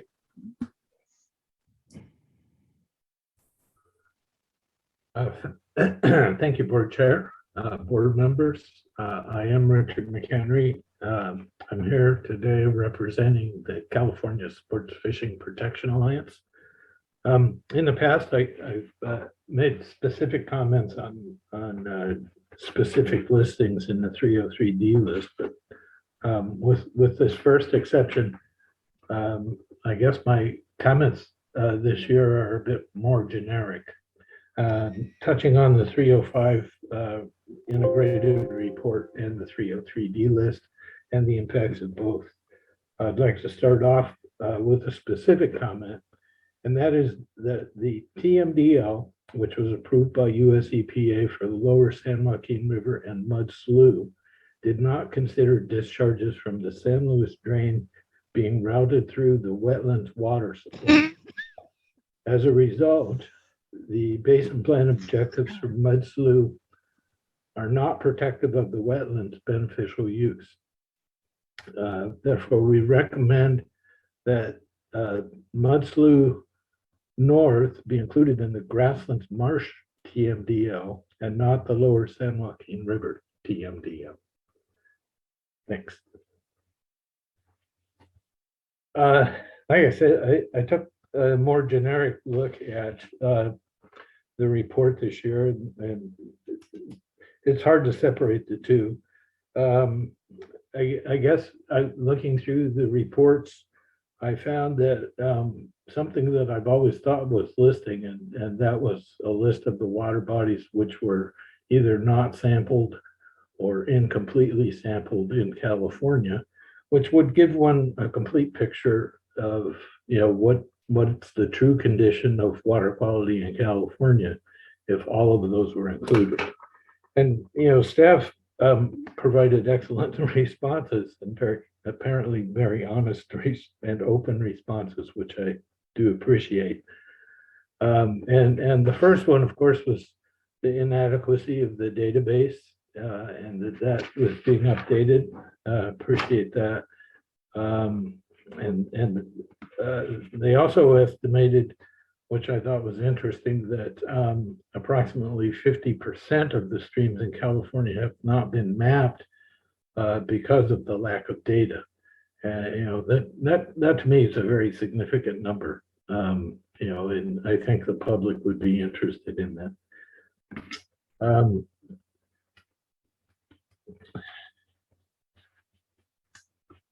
Another just a general note. Some of the water bodies were listed as being miles of impairment or acres of impairment. Others had no such listing at all. Staff said that data simply wasn't given to them, but I think it's certainly significant when you're reading the report, when you see 80 miles of a river is impaired, you know, that's pretty significant. So it would be nice if those numbers could be included with all the impaired water bodies. We also submitted a comment that, and I'd like to quote here from several NPDES permits that we reviewed that contain the language that says, the receiving water is considered an attainment water because the receiving water is not listed as impaired on the 303D list for these constituents. And in several cases, numeric limits were removed from permits based on that. The response to comments by staff was, you know, that's not the intent of the 303D list, that our comments should be geared to the regional board and the permit writing staff. Completely agree with that, and we did indeed do that. However, our comments were ignored, and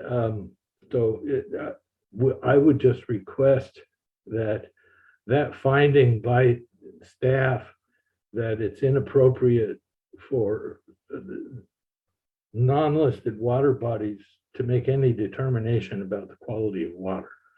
If there was a footnote in the 303D list or some comment, I think that would go to clarify, you know, the use and intent of the 303D list for everybody.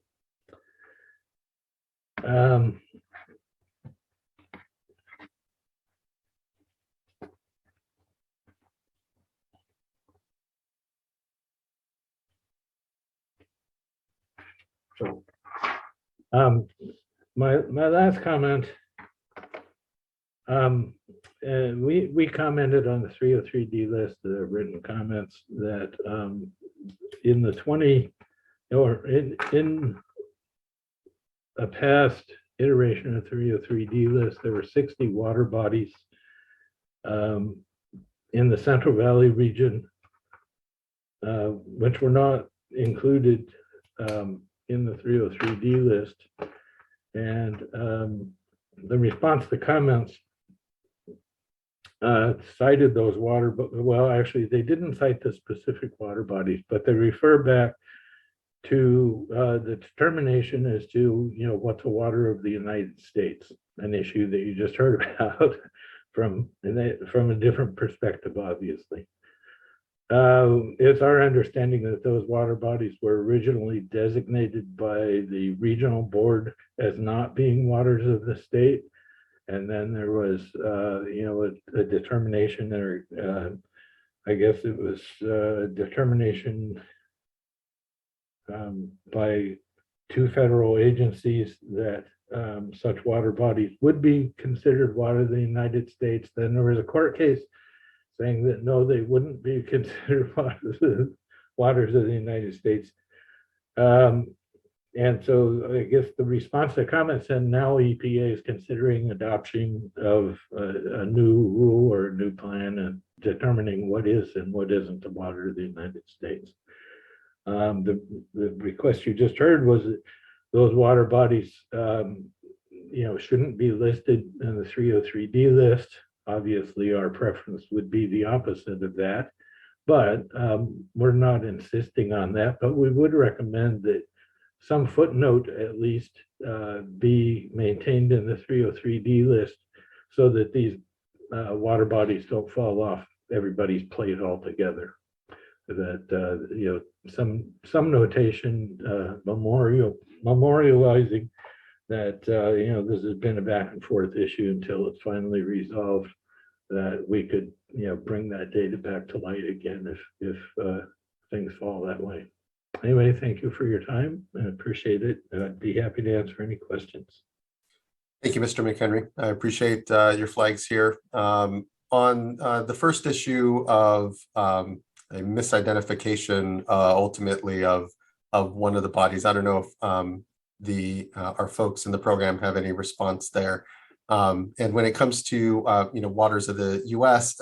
and the current lack of clarity or certainty on the definition, I think we do generally make reference to desiring just to leave things as be currently and allow some as this administration begins to signal where they're going to be going with the rule, some future update of the report be able to incorporate hopefully what is some future certainty. So, but thank you. I appreciate your comments. And Ms. Fitzgerald, anything you'd like to add?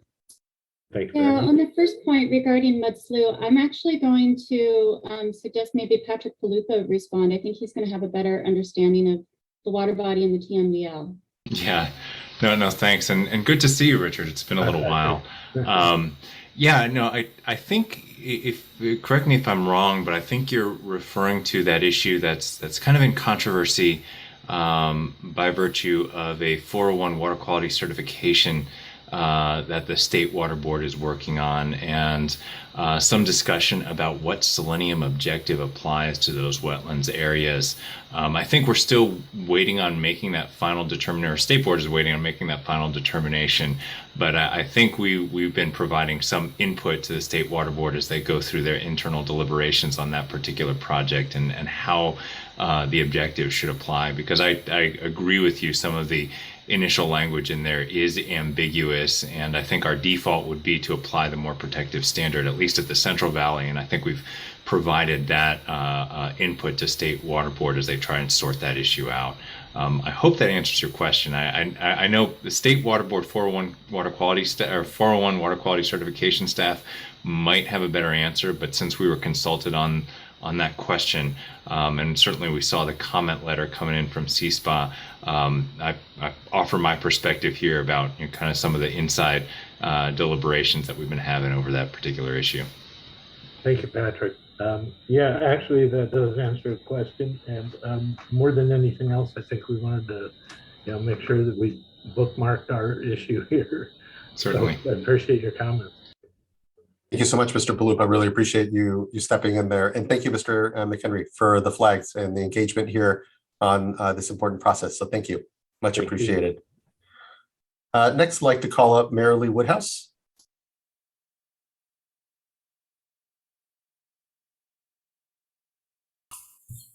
Hi, can you hear me? We can. Good afternoon. Okay, kind of new to Zoom. So this is Marilee Woodhouse. I'm the director of a small nonprofit called the Battle Creek Watershed. I've lived here since the 1980s, and so I've seen really vast changes in the time that I've lived here. And what I want to talk to you about, I'm using Battle Creek as an example, but what I want to talk to you about is what is going on in the small rural watersheds in the watersheds of California, which provide a large percentage, over 60% of the water to the state. And so this is a map to just give you an idea of where I'm talking about. The Battle Creek Watershed lies east of Redding and west of Mount Lassen. And you can see the detail area. It's partially in Shasta County and partially in Tehama County. Next slide, please. And so a lot has changed in the land cover, particularly in the watershed in the years I've been here, particularly since 1998. Here is a Google Earth shot to show what it was like in 1998. The blue line is Digger Creek, which is a tributary of Battle Creek.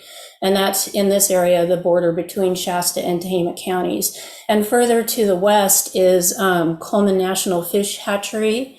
And that is a mitigation for the Shasta Dam. And so it's downstream of the area that I'm talking about. And also the area of Battle Creek has been the site of a salmon restoration project for over 20 years now. It's about at $130 million so far. It was supposed to be finished in 10 years, but it is still going on. Next slide, please. And this is what the watershed looked like in 2017 after a fire and after a lot of years of logging. All of those small brown holes that you see are 20-acre clear cuts. And for anybody that's not used to being on 20 acres is about 4 city blocks. So each of those little spots is that. The large boot-shaped sort of brown area there is the site of a 2012 fire that burned over the area after it had been cut a lot. Next slide, please.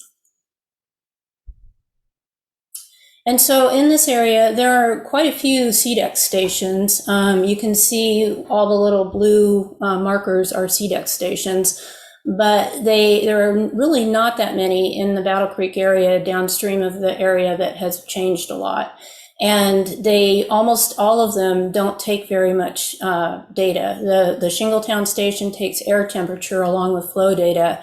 And the lower stations there circled in yellow are the North Fork and South Fork Battle Creek CDEX stations. They both take water temperature, but that's it. I mean, the rest of the stations only take flow. There's really very little data, and compared to all the analytes that you use for your studies and things, there's very little data being collected. And so that was the reason why we began in 2009 collecting data, was because there was so little data. And we take water temperature, air temperature, turbidity, pH, and soil temperature, but still it's a very small fraction of the analytes that you use. So there's not a lot of data, and that makes it very difficult to know what's going on. And with the 2 lower stations that do take water temperature, they have been turned off since 2020 because of no funding. And the funding for them is only $32,000 a year for each of them. So it's not a huge amount, and yet, you know, they're not even collecting any data now. And the integrated report didn't use any of the CDEC data from these stations, and they collect data every 15 minutes. So there's quite a wealth of data there. Next slide, please. This is the South Fork Battle Creek station of CDEC started collecting data in 2020, but it was late in the year. It wasn't in the summertime. And so this is the first year that they had data for was 2021. And Peter Moyle, the fisheries expert, rates 21 degrees centigrade as lethal and above 18 degrees centigrade as sublethal. And at sublethal levels, it changes juvenile fish behavior, their ability to find food. There's a lot of things that happen at the sublethal level too. But the 21 degrees was what the integrated report used as an exceedance of water temperature. But as I say, the CDEC data was not used at all. Our data was, but the CDEC wasn't. Next slide, please. And so this is our South Fork Battle Creek station also. It's just showing June 1st to August 31st, because in this area, We take water temperature, or all of our data we take year round, but with the water temperature, the only time that it really changes a lot is in the summer months, the 3 summer months of June, July, and August. And so this shows how it's changed just even in the last 3 years, how many more exceedances there are and how many above sublethal level there is. Every single sample was above sublethal for the past several years. And with this graph, the point of it is that when the integrated report analyzed the data, they used all of our samples from year round. But so what happens then is that the summertime temperatures are diluted by the other 9 months of the year. So it doesn't show how bad it is for 3 months of the year and how it's getting worse. Next slide, please. This is our Digger Creek monitoring site, and it shows the differences between 2011 and 2012, which are the blue and green lines, and then 2020 and 21, which are the yellow and red lines. Next slide, please. And also, with everything that's going on in the world, you know, climate catastrophe is one of the major things that's affecting everything at this point. And this shows how just the past 3 years have gotten so much hotter. This area, when I moved here back in the 80s, it rarely got above 92 degrees here in the summertime, and it was just for a day or two. And now it's just constant high heat. It's just so incredibly more difficult for everything to survive, the plants, the animals, the people. Everything is harder now. And if you look at the averages there at the bottom of the graph, in 2019, the average daily temperature in July was 92.3. In 2020, it was 95.7, and this last year it was 99.9, so basically 100 degrees. The only reason there was one cooler day was because we happened to get some rain after the Dixie Fire started, which was helpful, but it did make, you know, just one day that was cooler also. Next slide, please. So, you know, overall, what we've seen over the years with all of our forestry work and our wildlife work and our water quality work is that nobody is collecting very much data. And so nothing is much happening for anything getting protected. And we're getting to points now where things are failing badly. And within your own integrated report, it's not serving to protect these rural watersheds, and I want you to be aware of that. And I don't know, because most people don't visit these places, I don't know how much anybody knows about them, but I know that they are failing. And like I say, it's not just Battle Creek, it's all of the rural watersheds. And so that's all I have, unless you have some questions. Thank you so much, Ms. Woodhouse. Just really appreciate your advocacy and engagement here with our process here on the listing, but also flagging your concerns writ large when it comes to some of our policies. So I do really appreciate your engagement. Thank you. Thank you. Thank you. Can I just ask clarification from by all staff means, on, please, board member. Thanks. Just on the comments around CDEC data and also the averaging over the year for temperature. Can you just speak to those two things? I want to make sure I understand those issues. Well, so you're asking me, aren't you? Or are you asking Rebecca? Well, I was asking staff actually to respond. Oh, okay. I'm sorry. No problem. I didn't make that clear. Well, I'll jump in, and then I may ask my staff actually to provide some more detail here. For the Battle Creek temperature data, we assess the data that were submitted, and my understanding is that the CDEC data were not submitted and were not within that data pool that we then looked at within this cycle, or at least not for this water body. We are aware of some CDEC data for the 2024 cycle that was submitted through other commenters, but I don't think we got it for this particular water body. And, you know, that just speaks to our ongoing efforts to try to get the good data that we know are out there, so we can make the best assessments based on the best data. And then as far as the summer temperature regime, For this water body, we assessed, it was grab sample data. We actually applied for grab sample data, a 21 degree C year-round threshold. That is representative of an optimal range for rainbow trout, taken from, I believe, Peter Moyle's work. What I spoke to earlier in the presentation was really where we had more of the ongoing every 15-minute type continuous monitoring data, where we use the 20 and we could go by kind of life cycle stage. Here we were looking at what seemed to be an optimal range threshold. That's what I can tell you. If you have more questions, I welcome Lori Weber joining this conversation as she's done the deeper dive into our temperature data. Just on that, so you're saying it isn't averaged over the year. It's you look at whether it's in a range. I just wanted on the temperature averaging issue. Laurie, do you? Right, just to jump in with a little bit more detail. So for this water body, we had what we're calling grab sample temperature data. So this was taken, sampled at irregular intervals, not continuous monitoring data. And we compared each data point to the threshold, and we used the 21 degrees Celsius threshold. So we didn't average any of the temperature data. We compared each measurement to the threshold and counted how many of those data points exceeded the threshold. Okay, thanks. Does that answer your question? That answered my question, I think, for me. I guess, can staff speak a little bit to how, we don't and can't have monitoring everywhere that we would like, but how can we, or what is the process and venue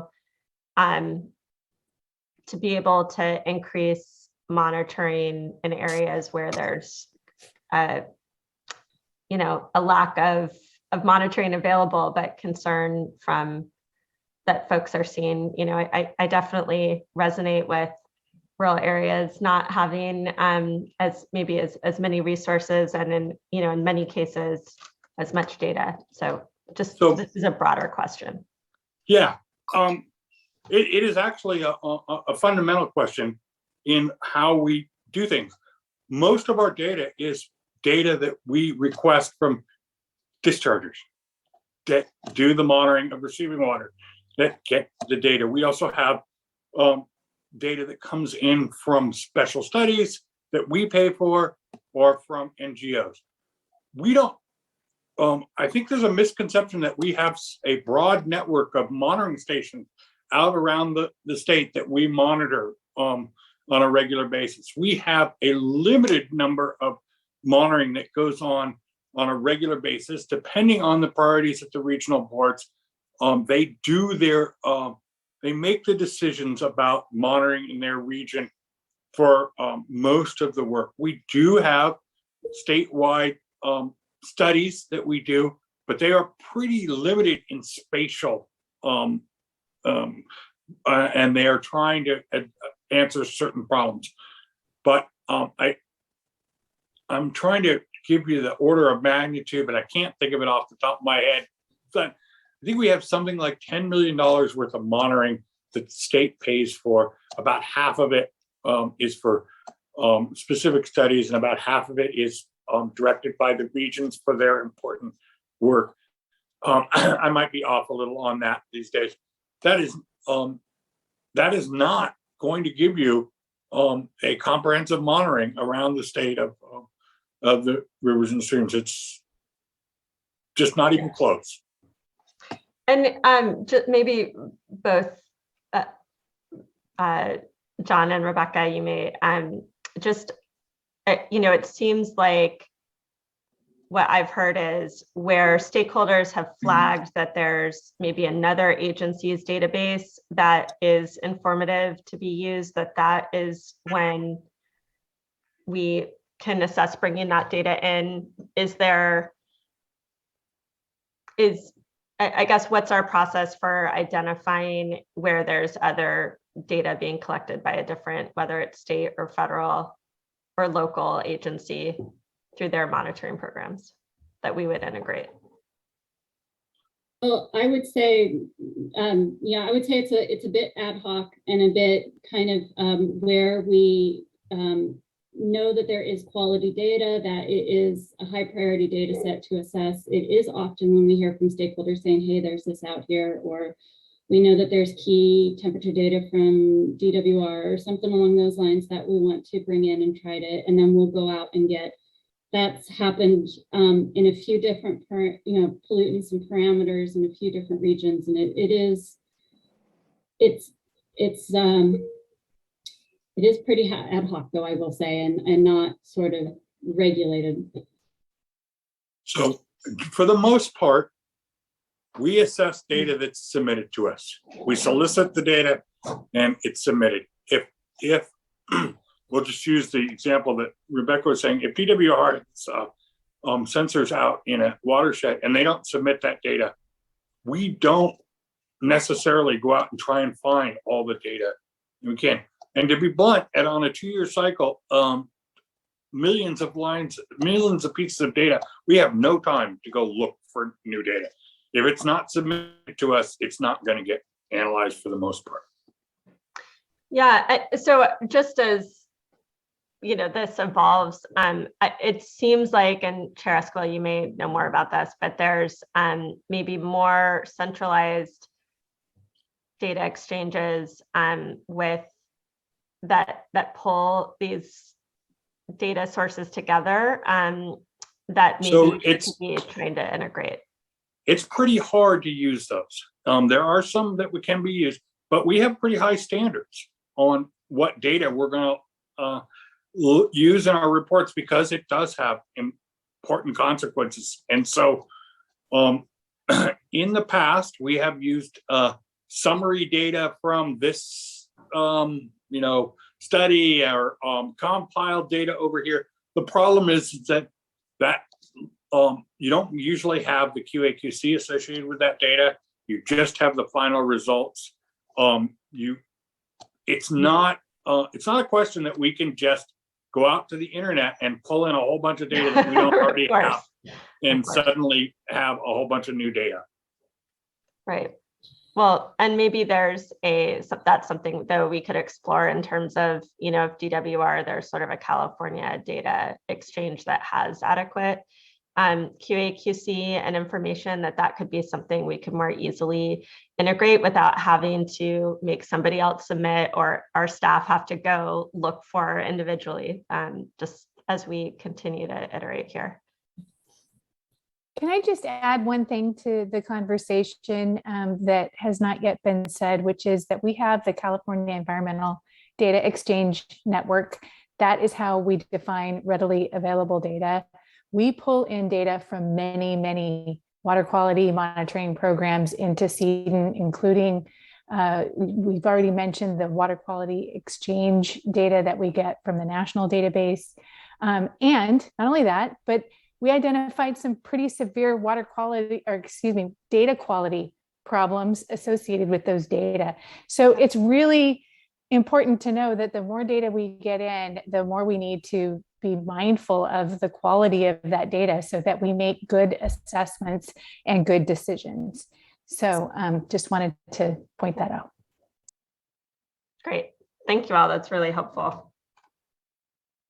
Thank you, board member, and thank you, everyone there. I think for sure, I think that there are likely some efficiencies to be had by better working with CDEC and the other platforms or sources of information here that, to the board member, your point, as opposed to being reliant on someone submitting to us or say, no, we know this X water body, we have additional data on. If we can just go solicit to our sister agencies at the very least, a clear ask to them to provide to us so that we have the most up-to-date information as we pursue the integrated reports could be an opportunity. So I'd be interested as well, board member, of figuring out how we take advantage of those opportunities so that if there are, again, data available from sister agencies, particularly that we can easily mine from their existing databases, let's make sure that their understanding of what water bodies are being considered and their potential to provide data for us. So thank you. I'd like to now call up then, if there aren't any further discussion around this, our next commenter, Wayne Rosenbaum. Good afternoon. My name is Wayne Rosenbaum. I'm a partner with the Environmental Law Group. Today, I'm speaking to you on behalf of the Industrial Environmental Association. And we want to thank you for this opportunity. What we'd like to spend a few moments talking about really kind of links with what Karen Cowan was talking about from the MS4 perspective. But I'm going to talk about it in terms of the industrial general permit perspective. The fact is that 303D listings have real world consequences, particularly to minority and lower income communities, because it drives jobs. What we're asking the State Water Resources Control Board to do today is to withhold approval of Region 9's 303D listings for iron and phosphorus until Region 9 evaluates 45-year-old water body designations under the triennial review process in conformity with Water Board Policy 2005-0050. Next slide. IEA was established in 1983 to provide manufacturing companies with a voice in the development of environmental regulations. And what IEA tries to do is to work with regulatory agencies to help develop both appropriate regulations and regulations that allow industry to comply and address the environmental and social impacts of those regulations. Next slide. IEA submitted comments on this matter in July of 2021, stating there was no substantial evidence to list Escondido Creek for iron or phosphorus or Santa Margarita Creek for iron. Comments also listed the same pollutants, but noted that due to the difficult presentation of the data, it was hard to necessarily evaluate all of the data streams for all of the water segments that were proposed to be listed for iron and phosphorus. So we use these as sample examples, if you will.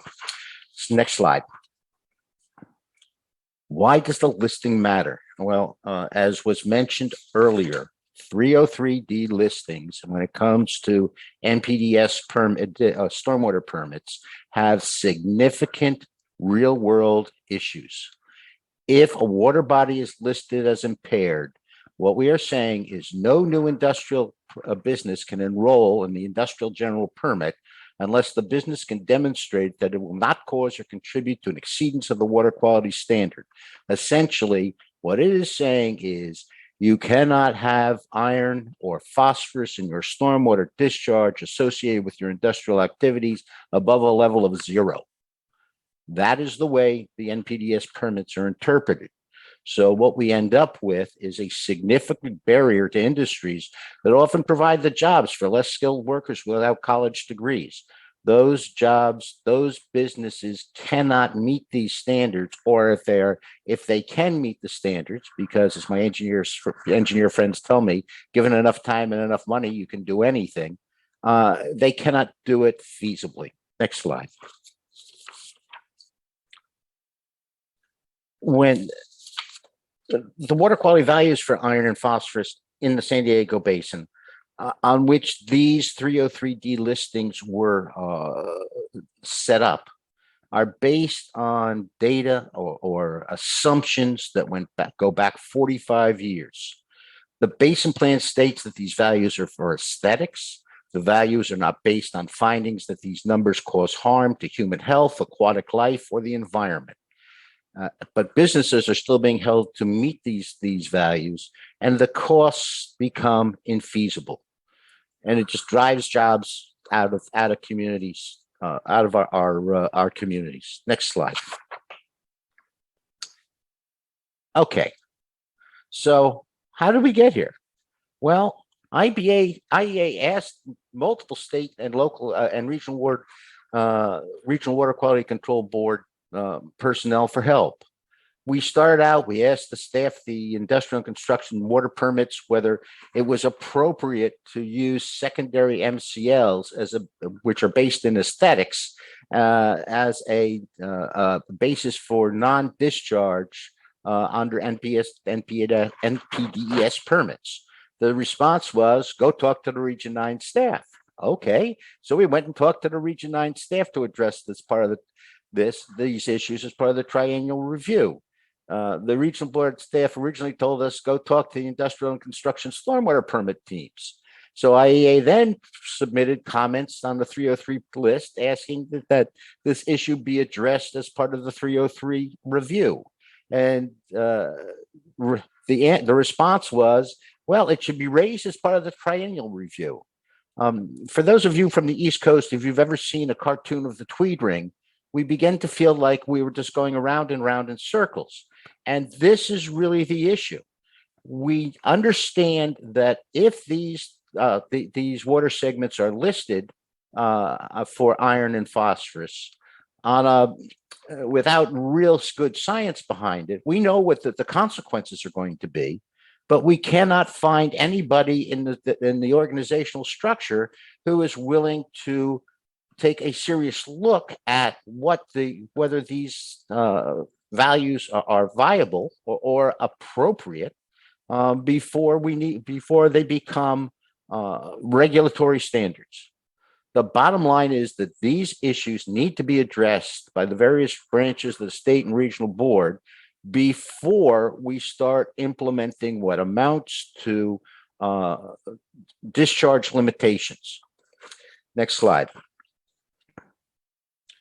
So what are the issues with iron and phosphorus? Well, the alleged water quality objective for iron, as I mentioned before, is based on a secondary drinking water standard. The basin plan identifies 55% of all its water bodies as for municipal domestic use.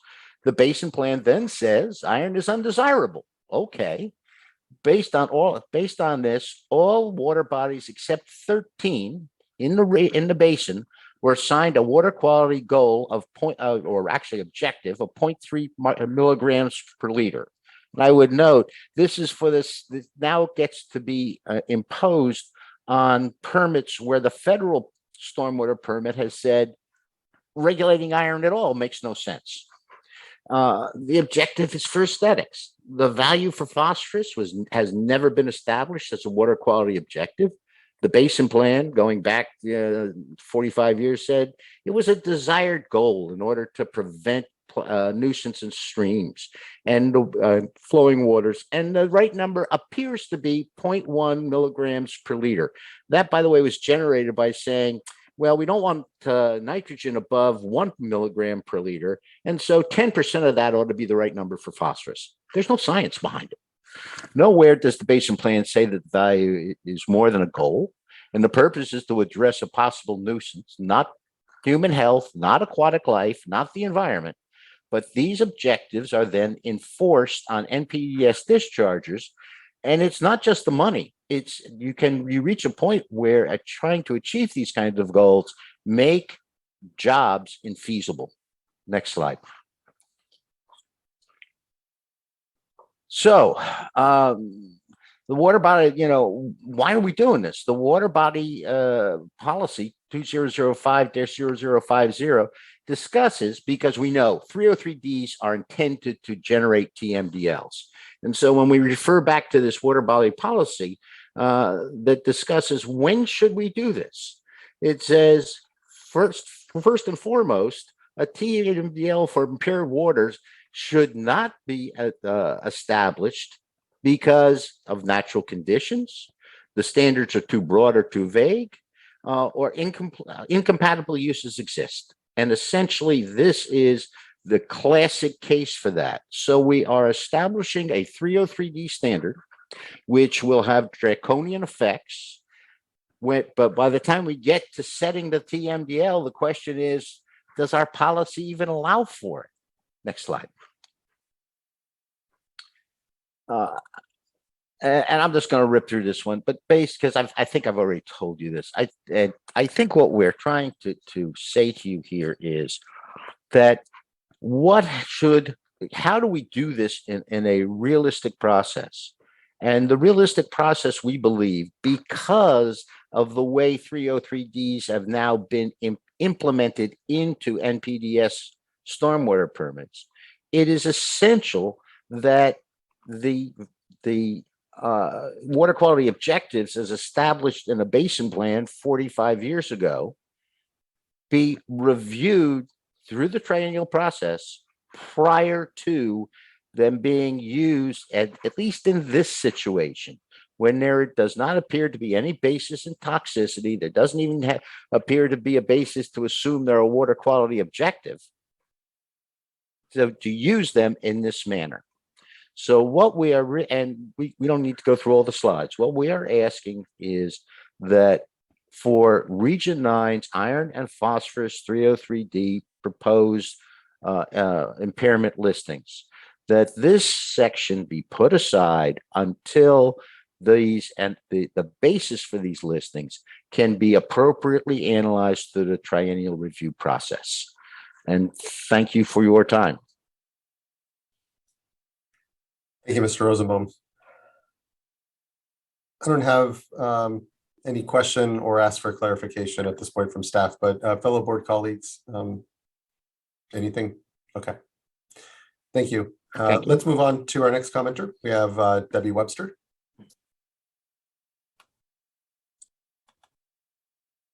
Well, thank you again, Chair Escobar and board members. Debbie Webster from the Central Valley Clean Water Association. And I have a PowerPoint if that could be brought up real quickly. Thank you. And then we can go ahead and go to the next slide. Thank you. So Civicla submitted comments on the 303D list back in July. And since then, we've met with the board staff and really thank them for meeting with us to address and to discuss some of our concerns.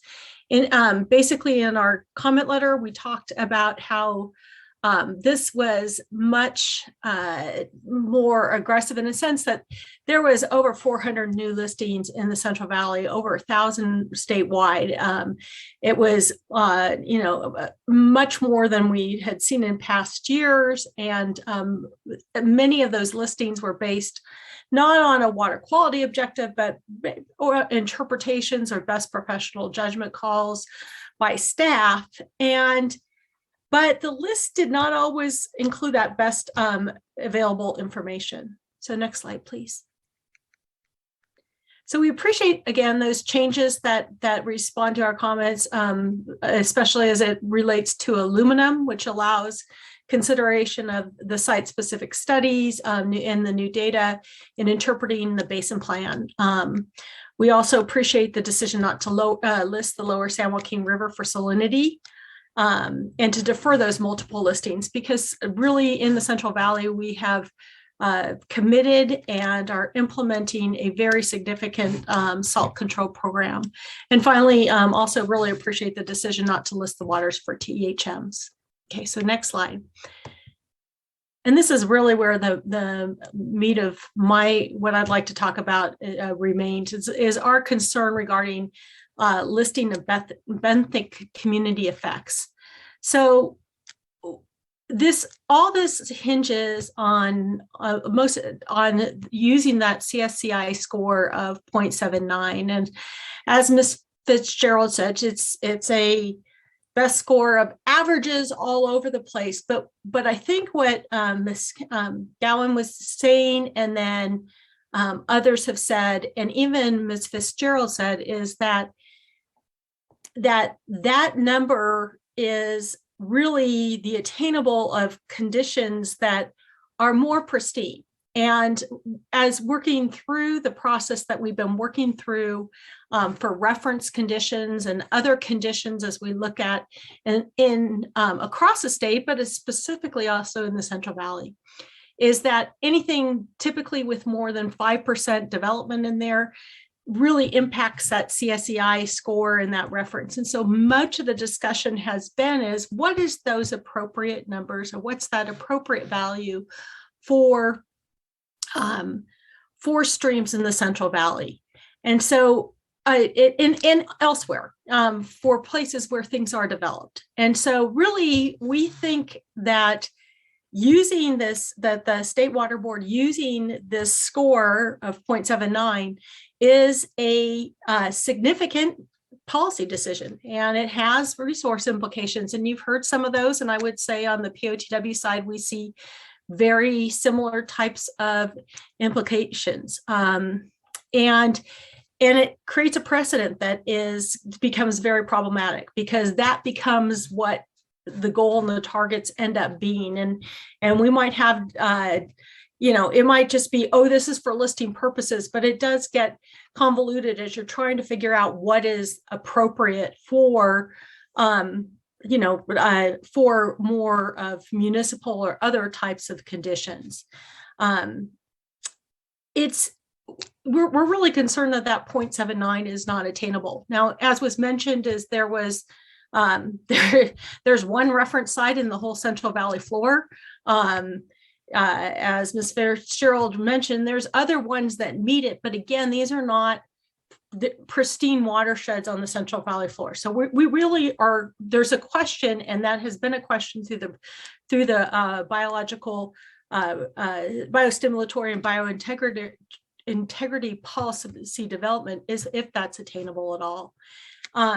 And again, as was mentioned, this has been part of a public process. That process really needs to be played out. And so, and then the last thing is where there are concerns, where there are other lines of evidence, such as a pollutant, those streams, you can rely on those stream parameters. So for those reasons, we are asking that the benthic community effects listings be removed, or alternatively, they can be put in category 3, which is the watch list, as they were as was described earlier. Or, and I'm like, as if it is because it is a land development, land change issue, then as Ms. Gowan said, I think she said it was category 4C. But I would say, we would prefer category 3 at this point. Watch and let the biological or the biostimulatory and biointegrity process play itself out, and get appropriate score conditions for these water bodies. So I'm open to any questions, but thank you. Thank you so much for your time, Ms. Webster, and for your points here. It's appreciated. Any questions from fellow board colleagues? Okay. Board Member McGuire. Yeah, quick question. Can staff clarify what category, TMDL category, are these listings being put in currently? Yeah, happy to do so. So where we have the benthic community effects, we're putting them in because there is an associated pollutant into category 5, which is impaired and would need a TMDL. Although I will recognize it's really kind of an awkward fit, because we wouldn't be doing a TMDL for benthic community effects for the biology. It would be there for the associated pollutant. Yet that kind of is, that kind of gets to what I was kind of mentioning about, we would like to have some further discussions with EPA about potentially a better category to put these types of listings into, where there could be, contributions from both pollutants as well as physical channel type or other conditions of pollution. But for right now, to answer your question, it's category 5, impaired and TMDL. Okay, and so I'll just ask the question to you straight here. I mean, does category 3 work? That was the suggestion from Ms. Webster. Is that a good placeholder here as we sort through this issue? Well, I've been thinking about it, and I would say it's not my favorite place for it, because category 3 implies that there may be a potential impairment.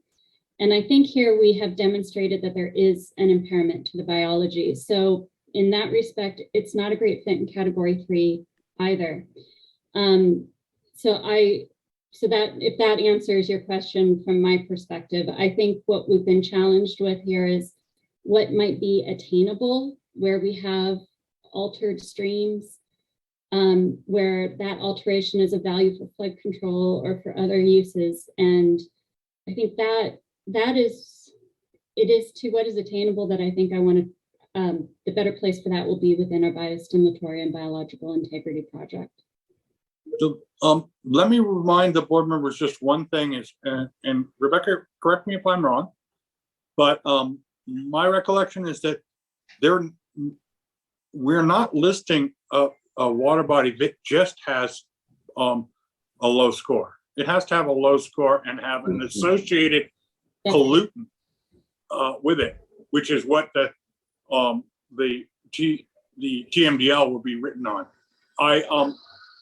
I totally understand Ms. Webster's concern, but it's not going to change any of the work that needs to be done.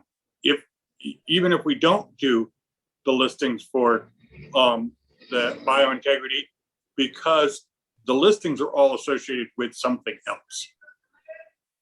Yes, with the pollutant that is associated with an aquatic life impact. Yeah, and I'm just thinking out loud here, and I'll continue to think about this as we hear from the other commenters. But this is one where it does kind of ring true to me that, you know, a watch may be the, you know, category 3 may be the right path here as we finish the biostimulatory policy and that work is done and we have a better clarity about, you know, I know you feel confident on the scoring and where that index, I understand that, but the fact is that the policy does not exist yet.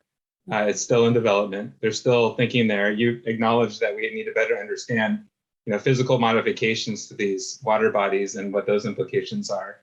So in some respects, it is still a watch.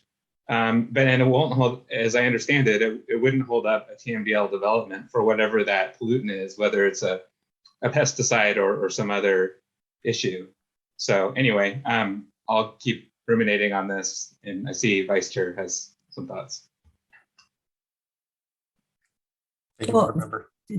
Yeah, thank you. I just wanted to also flag that this is an area that I continue to not feel comfortable with. And we did have I had a good follow-up discussion yesterday, and don't want to take up too much time now, but just want to flag for later in the discussion.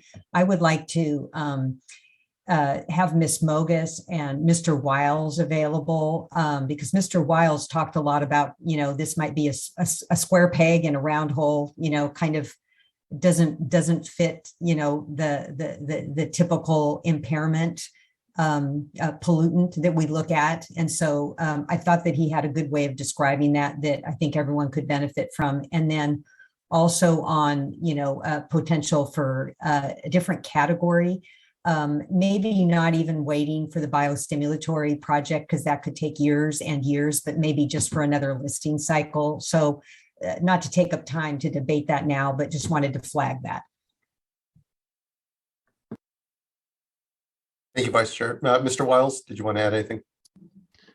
No, actually, the Vice Chair pretty much captured our conversation. I would sort of maybe reinforce the last point, which is I'm not sure it'd be a great idea to tie the resolution of this issue to the state project. It is a complicated project. It's not clear at all that we will really even have a way to determine anytime soon the extent to which non-pollutants, or, you know, what we refer to as pollution, are a significant cause for the impairment. So we do have some other ideas about how to go. One of those Ms. Fitzgerald mentioned, which is exploring with US EPA the possibility of creating a new subcategory where we could essentially park these water bodies. Right now, we've taken a really close look at all of the EPA guidance, and they don't have any clear guidance for what to do in a situation where, as of now, when we're adopting the integrated report, we don't have a clear sense based on data and information about whether pollution is a substantial cause in addition to the pollutant that we're listing it for. for the impact to the biological community. So that would be one way we could go. I will say that in the short term, Ms. Fitzgerald mentioned this before, there would not be any requirement to initiate a TMDL based on impacts to benthic or other biological communities, because both the listing policy and just the fact that they're not a pollutant means that there's no obligation to do a TMDL. So I don't actually anticipate that there would be any short-term impacts other than perhaps the regional board might require some additional information or additional assessment for discharges to these 5 water bodies. They might speak to that if you ask them to, but it would be nice to have for the next listing cycle to have a clear place, a clear subcategory to put these water bodies in. Thank you, Mr. Wiles. Yeah, I'm comfortable with the rationale why category 3 isn't an appropriate place to have this. And here then I think it's wise to try to develop something along with US EPA regional folks to see what could be developed, particularly for the next cycle. I think would be important. And here your sense that this shouldn't create any real impact within the region, but will be somewhat left to discretion whether or not that does at least lead to further study or desire for further information from the region on that. So yeah, appreciate that. Yeah. Sorry. Just as as commenters come, I think I would like to understand, given that, are there concrete in this particular case, concrete impacts to requirements that they would anticipate, given that we're not going to do TMDLs, and this applies if there's also another constituent or contaminant, right? So what impact would this have in a concrete way? Would be helpful to flesh out in your comments as you go forward. But I would agree with your comments, Chair. Thanks. Thank you, board member, and all board members here for the engagement. Anything further? Any further discussion here? And what I would recommend, let's go ahead and just take a quick 10-minute break. We have about 10 commenters left. And so let's, if there isn't any further discussion, looking to my colleagues, then let's go ahead and take a quick 10-minute, and we'll come back here at 4:02 then. Thank you, Ms. Webster. Thank you, everyone.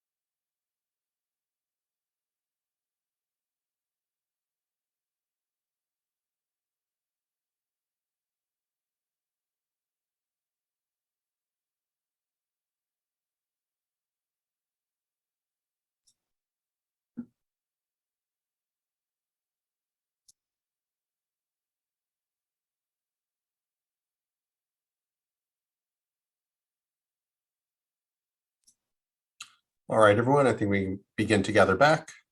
Thanks everyone for entertaining a quick break, and we can now get back to our commenters. And next we'd like to call Cedric Twite, who will be followed by Grant Wilson and then Amanda Carr.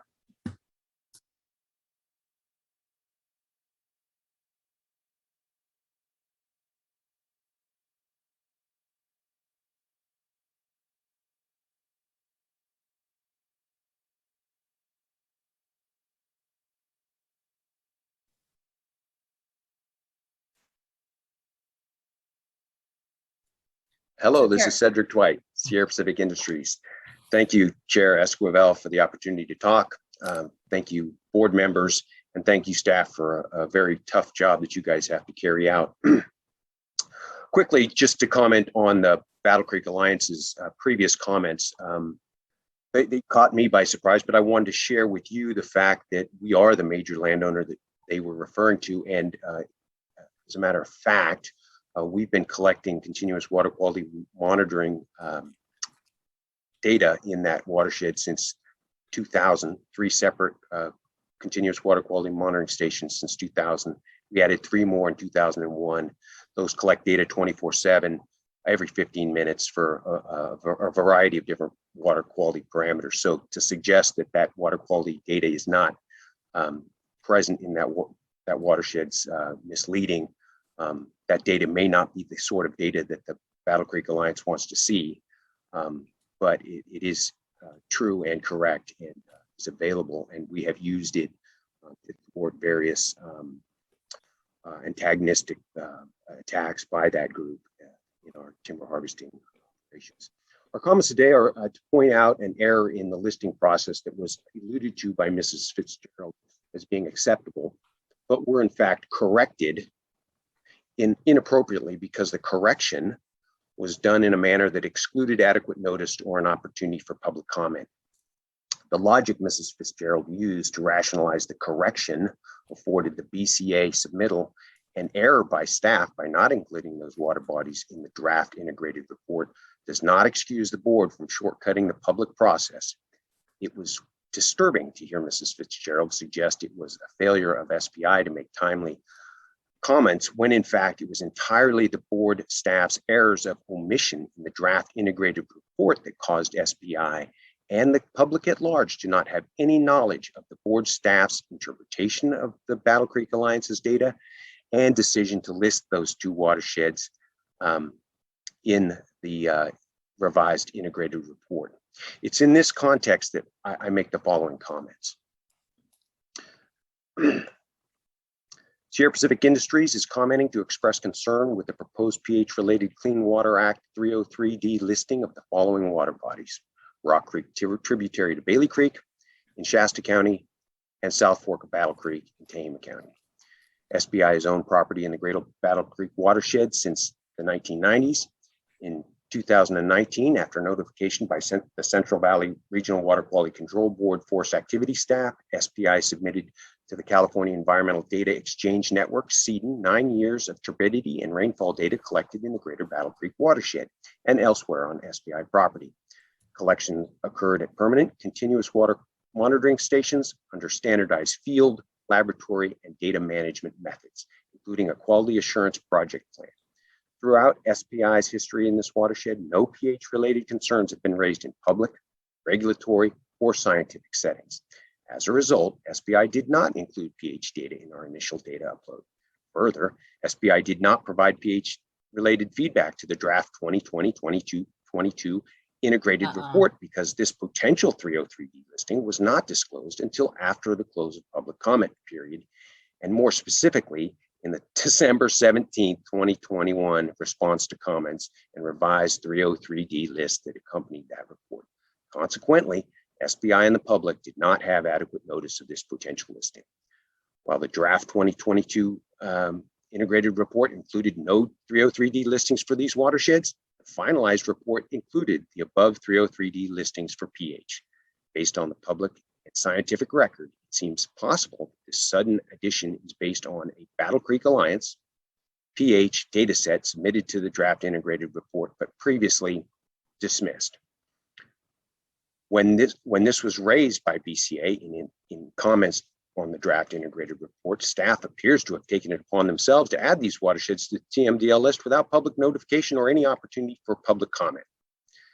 SPI is concerned that the associated BCA data collection method is not representative of actual stream conditions. Specifically, readings are based on a 7 milliliter, 0.24 tenths of an ounce water sample that is removed from the stream for analysis. Since the temperature of this teeny sample is so impacted by the ambient air temperature, and because pH is so affected by temperature, unstable results are likely inevitable. If the reading is recorded immediately, the pH sensor may not have time to adjust to the water temperature and stabilize. If the reading is delayed until the sensor stabilizes, typically 1 to 3 minutes, then the water temperature of the teeny sample will have increased and affected pH reading. The manufacturer's stated accuracy of plus or minus 0.1 tenth is based on the assumption that the temperature of the calibration standards is the same as the temperature of the samples. This confirms that temperature affects pH readings. The manufacturer's guidelines and protocols are appropriate in a lab setting where the temperature of both the standards and samples are controlled. However, ambient stream measurements require appropriate modifications. The typical procedure for measuring pH would place the device directly into the stream for 1 to 3 minutes, so the pH sensor acclimates and stabilizes to the ambient stream temperature. Finally, the BCA, Battle Creek Alliance QAPP, mentions a daily calibration when sampling, but does not state whether a 1, 2, or 3-point calibration is conducted, or what pH standards, e.g. 4, 7, and or 10, are used. This information is important because it affects the valid measurement range of the Hatch pH Pro Tester. In continuing cooperation with the water boards, on January 14, 2022, SPI submitted to CEDN the pH portion of the above mentioned 9-year data set.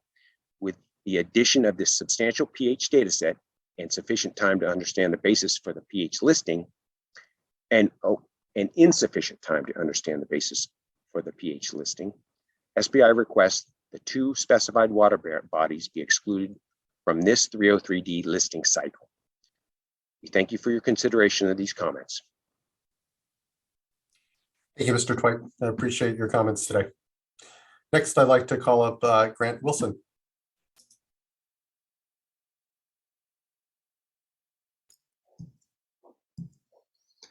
Thank you, Chair Esquivel and members of the board. My name is Grant Wilson, and I'm the director at Earth Law Center. We are a nonprofit organization that advocates for Earth-centered laws, including the rights of rivers to exist and flow. As an initial matter, I do want to thank you for your hard work to release a timely integrated report now and in the future. I know it's a huge task, and it's great to see that is on track. I've given similar comments to these before, so I'll be fairly brief.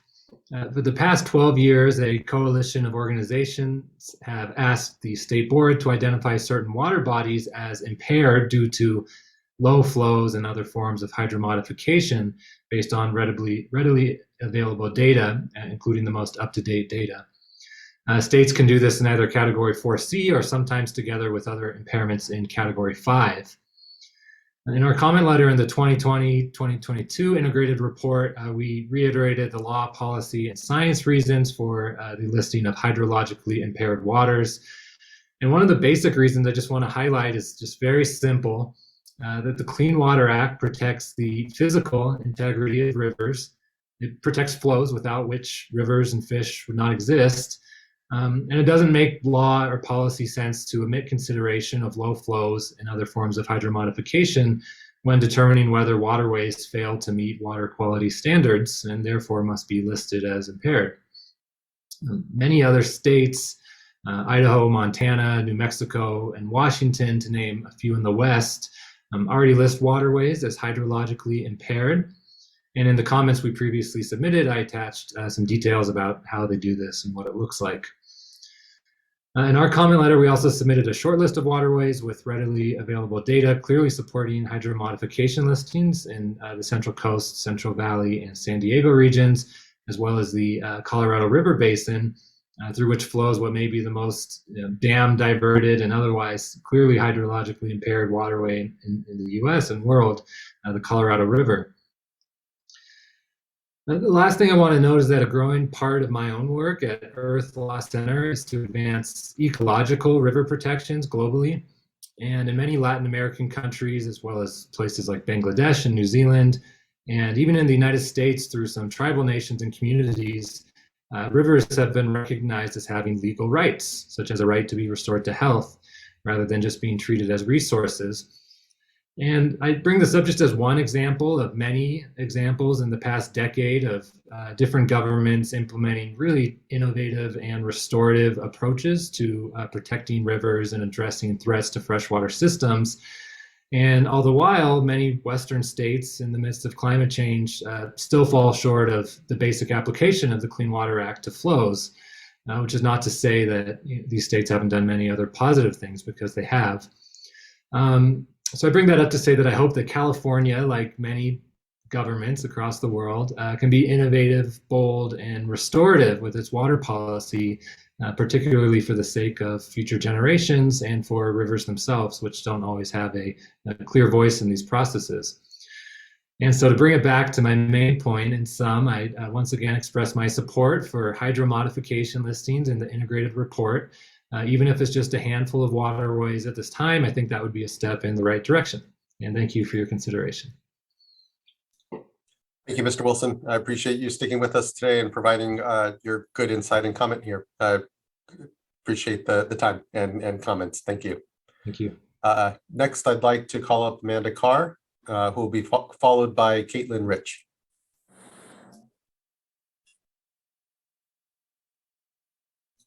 Good afternoon. Good. Sorry. Can you hear me? I'm still looking at you, Chair. I was expecting to see myself. So thank you. Chair Esquivel and members of the board, I appreciate the opportunity to talk to you today about our comments on the proposed listings for the 303D cycle for Region 9. In particular, I'll be linking back to many of the comments that Karen Cowan made at the beginning of our comment process. And like to fully support the comments that CASCWA has put forward on behalf of many NPDES permittees, and in particular, the permittees within Orange County. My name is Amanda Carr. I'm Deputy Director for OC Environmental Resources. We are the lead permittee for the Orange County region within the San Diego regional permit. So I am speaking on behalf of the County of Orange, the Orange County Flood Control District, and our fellow permittees within South Orange County in the Region 9 area. In particular, I'd like to, as others have, really recognized the efforts by regional and state board staff. This is a huge, huge undertaking to look at water quality assessment on a statewide basis. But I very much appreciate the opportunity to bring some local information and implications forward through my comments today. And specifically, I'd like to speak to the Shell and benthic community listings for Orange County within Region 9. The Shell listings, I feel, are particularly problematic because they lack a justifiable scientific basis.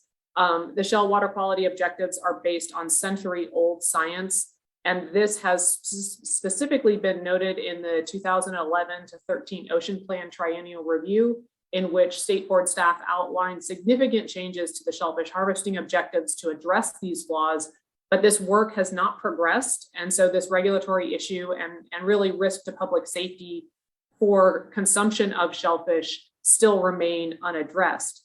And in particular, I'm all the more aware of this because my other region, Region 8, houses the shellfish TMDL for the Newport Bay watershed.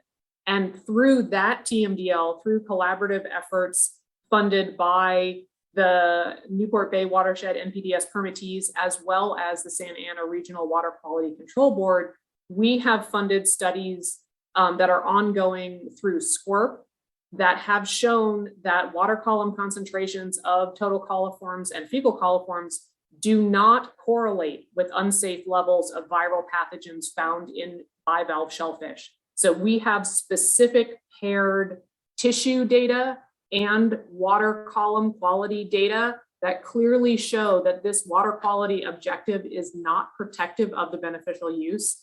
In fact, in our dry weather monitoring, which has been the first phase of the work that we've done, we are not finding pathogens in shellfish at all in dry weather.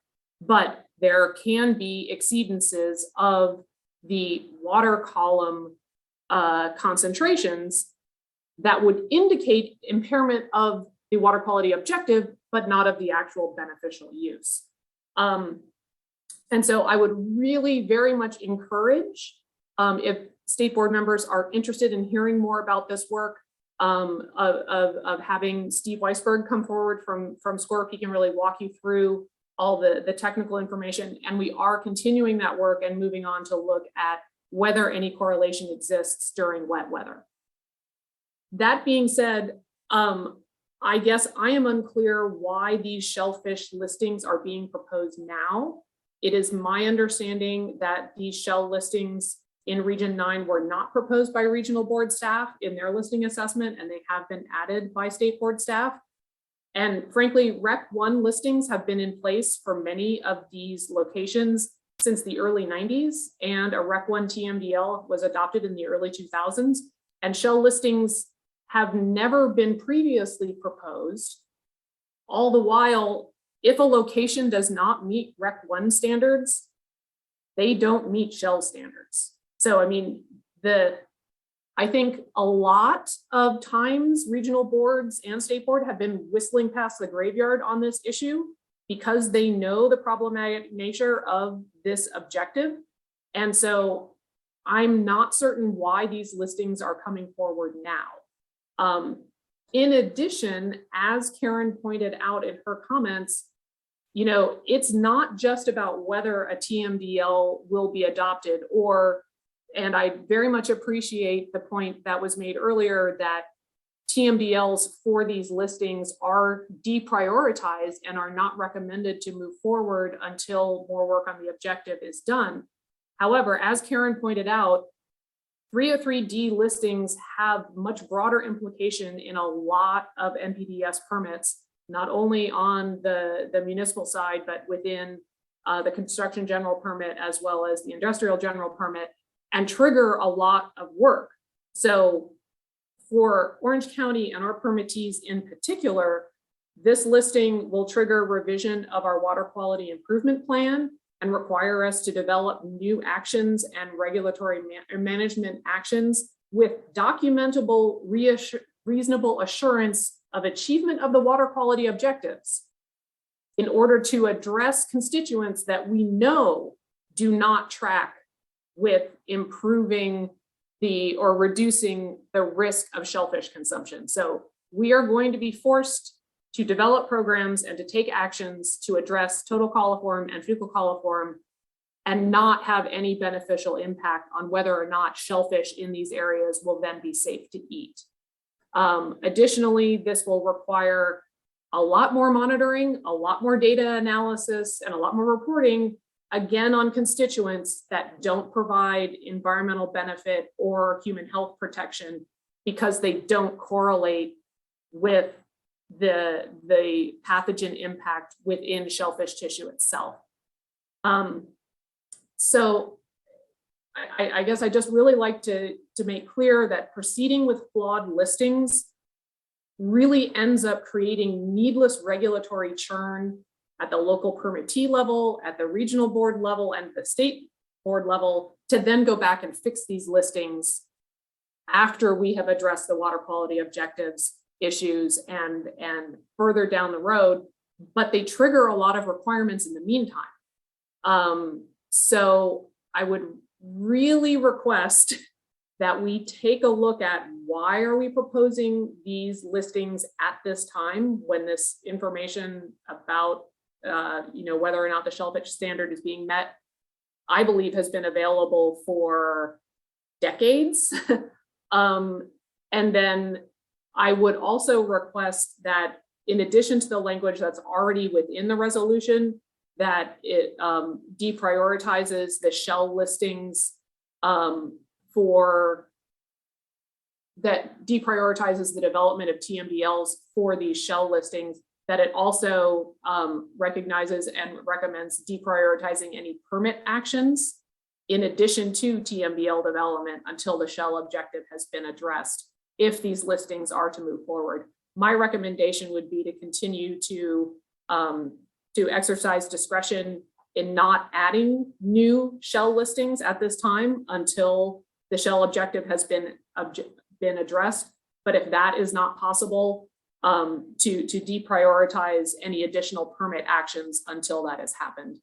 And then I think in closing, in general, what this really highlights, and I think is echoed in many of the other commenters who have gone on before me, is that if we are not confident in our water quality objectives, if we understand that there are flaws in our water quality objectives, that's the first domino in the regulatory process. And I think the state board should really be able to set its own priorities in what it addresses. And I think addressing and revisiting and reevaluating water quality objectives has been something that we have long wanted to do, but haven't been able to set that priority for ourselves. And so I think as a board, I would really encourage focusing on addressing issues within the water quality objectives, because then all of our subsequent regulatory decisions are really standing on firm footing, and there's much less churning and arguing as we move forward, and potentially unattended consequences of, if we make this decision now, what does that do for dominoes down the way? So I appreciate the opportunity to make these comments. And if you have any questions, I'd be happy to answer any. Thank you, Ms. Carr. I do appreciate the constructive suggestion of adding at least within the resolution, not just mention of development of TMDLs, but perhaps permit requirements. Would like to get a sense from staff how they feel on that, and if it's a way to help further alleviate concern. But to your point, the concern and the real issue is perhaps around the objective, and that's within the basin plan, that's within the regional board's real important purview here. And although the desire, I hear clearly, not just on this, but iron as well, and we've heard cases for otherwise, to make that decision at this point within the actual 303D list and the integrated report is not really a desire of mine. But I hear the clear frustration and agree with you actually that we should be better resourcing what is important update and work here within the basin plans, so that the objectives are reflective of best science and our understanding of the work and need. But Ms. Fitzgerald, at least on the good constructive suggestion to at least add some language here to the resolution when it comes to permit actions, is that agreeable, or is it creating some issue here that I'm not thinking of? Well, I don't have any immediate opposition to it.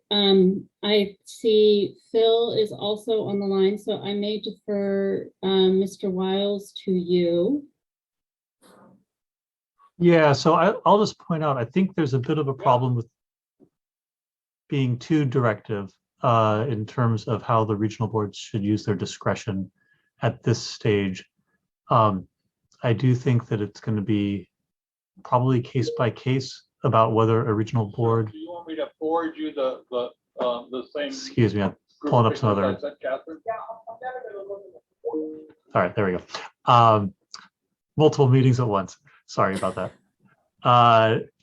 I think there's some problem with being too directive. I do think that it's fine to encourage the regional boards to use their discretion where appropriate for water quality objectives or beneficial uses that we might be changing in the future. But until we change them, we don't really have a basis for saying to not apply them.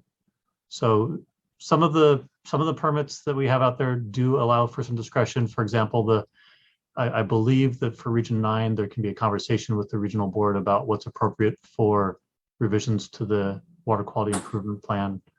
I'll point out for the industrial general permit, the solution there is it's spelled out in the permit, and it's to either demonstrate that bacteria are not present at the facility, or eliminate exposure to stormwater. So it's not quite as dire as it's been presented.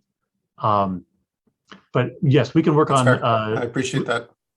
We can work on some language in terms of encouraging the regional boards to use discretion where appropriate.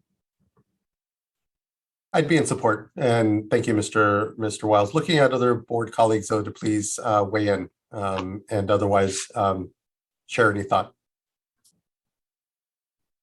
Yeah, I really agree. I think it's a good point. It's, folks have said that, I think, made clear that there's some permit actions that are triggered, it sounds like, by listings. And, we're saying in the resolution that we don't think that some should be prioritized for TMDLs. And so figuring out how we navigate that line of not telling regional boards they can't do that, since certainly that's the way our system works and that's their permit, and this doesn't amend their permits.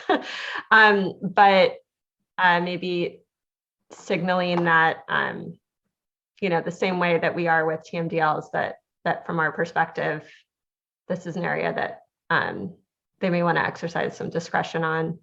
And I also just echo the frustration. I feel like this is, I just see this in everything. We were just talking about water rates, and now in this context too, where, what's really needed here is to, adopt regulations on, adopt the Basin Plan Amendment and more,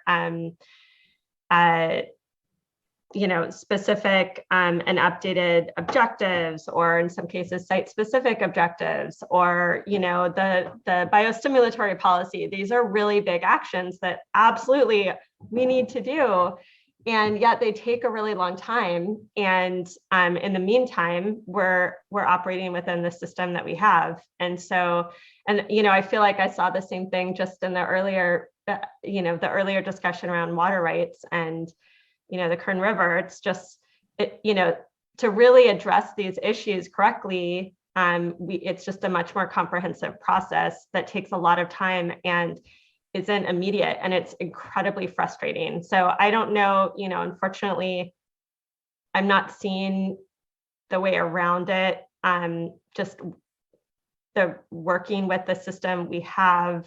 But I don't know, I'll just, echo the frustration on that. I guess we can blame it on resources, but also just the trade-offs between having a really deliberative, thorough regulatory and Basin Plan Amendment process, and then the time it takes on that. Anyway, just my my echoing of those frustrations. I agree with what you said, Chair. Thank you, board member. Yeah, and as we get here now more on time with doing the integrated report and get quicker at doing it, these issues and these tensions between work that needs to be further done on water quality objectives and basin plans, and then what becomes reflected within the 303D list as we pursue it, is becoming more evident and more obvious here amongst us, I think. Board member McGuire.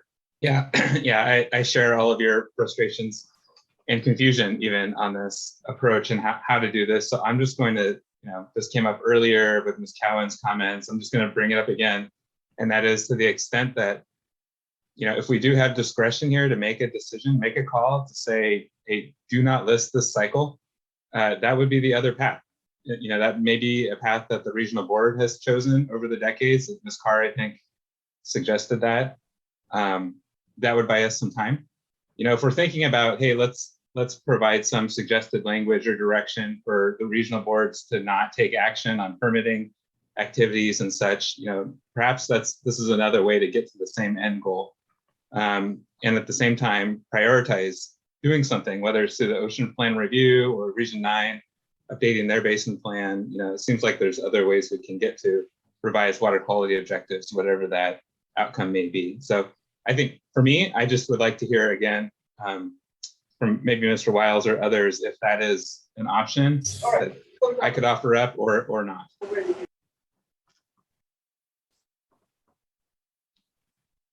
Jonathan, did you want to respond? I just wanted to jump in real quick and say, it's not likely that that the next listing cycle this will get resolved, or the one after that.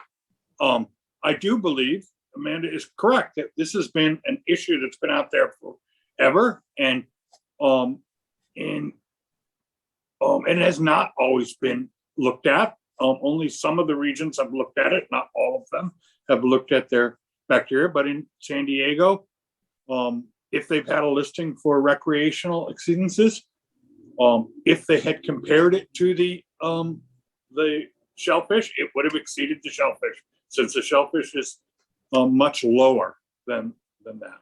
But I do want the board to realize that this is not a process that we're in the end game on, and that's going to be concluded in the next couple of years. It's many years out.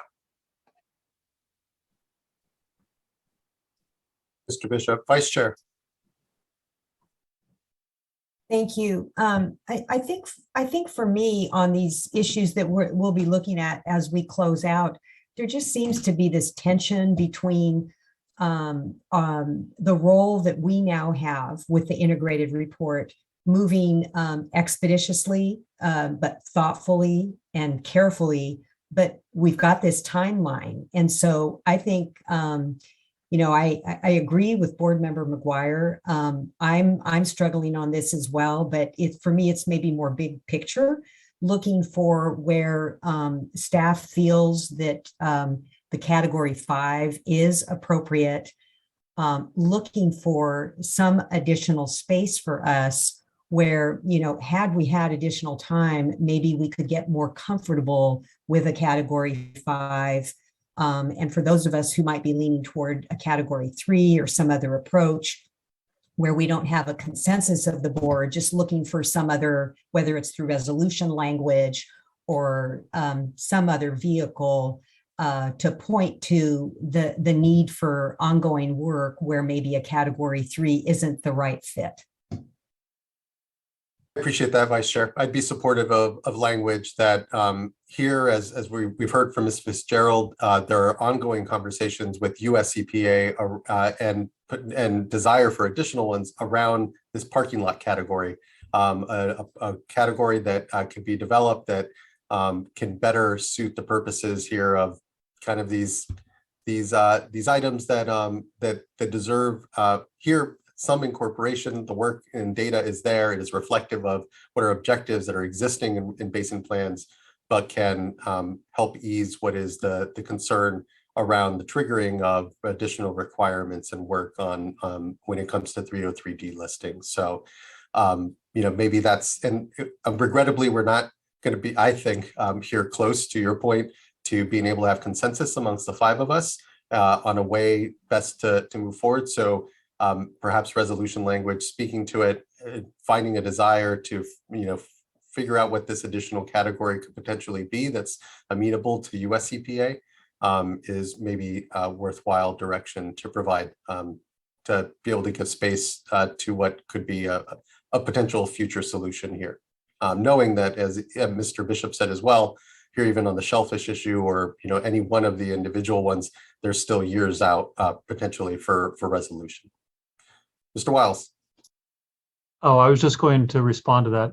We can, if you give us a little bit of time at the end, we can put together some language for the board to consider. And along the lines of what you just said, it may be 2 different new subcategories. One dealing with the pollution issue and biological communities, and another where we have some level of certainty. I don't know what that level would be exactly, but there's a likelihood that we will be revising the objective or the beneficial use in the future and trying to come up with a place to put that or put those potential listings instead of putting them in category 5. I think that actually, if we can work with EPA on that, that might be the best path forward, because for all the other ones where we are suggesting deferring listing, it's generally based on a lack of adequate information for assessment, as opposed to a sort of a problem where we know that we're working on revising the objectives. Thank you, Mr. Wiles. I think that sounds good. Board Member Morgan, please.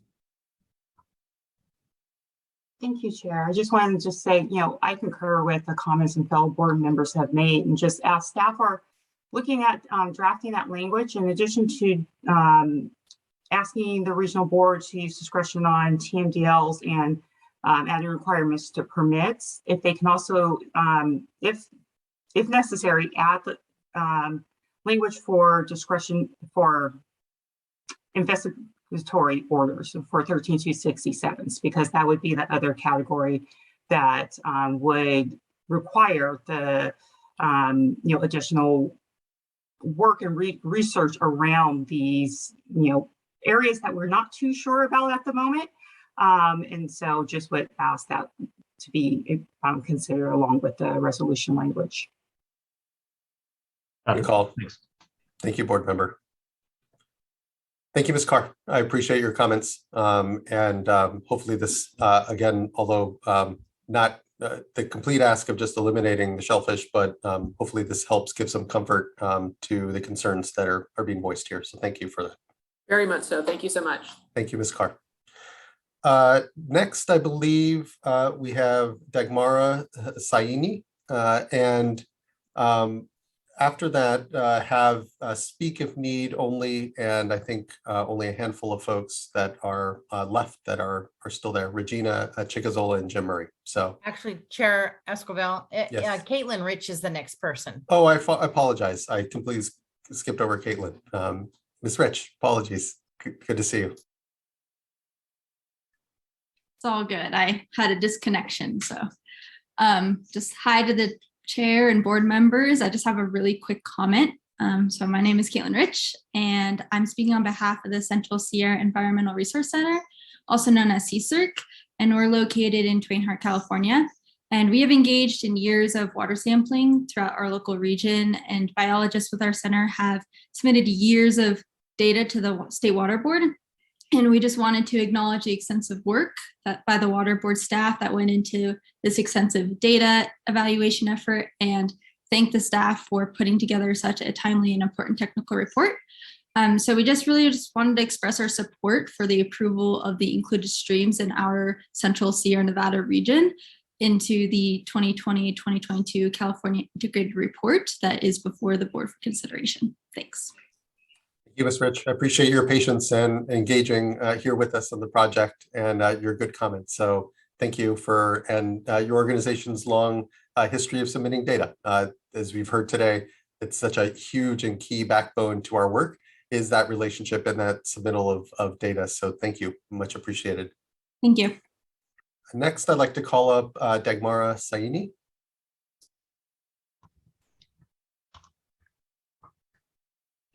Good afternoon.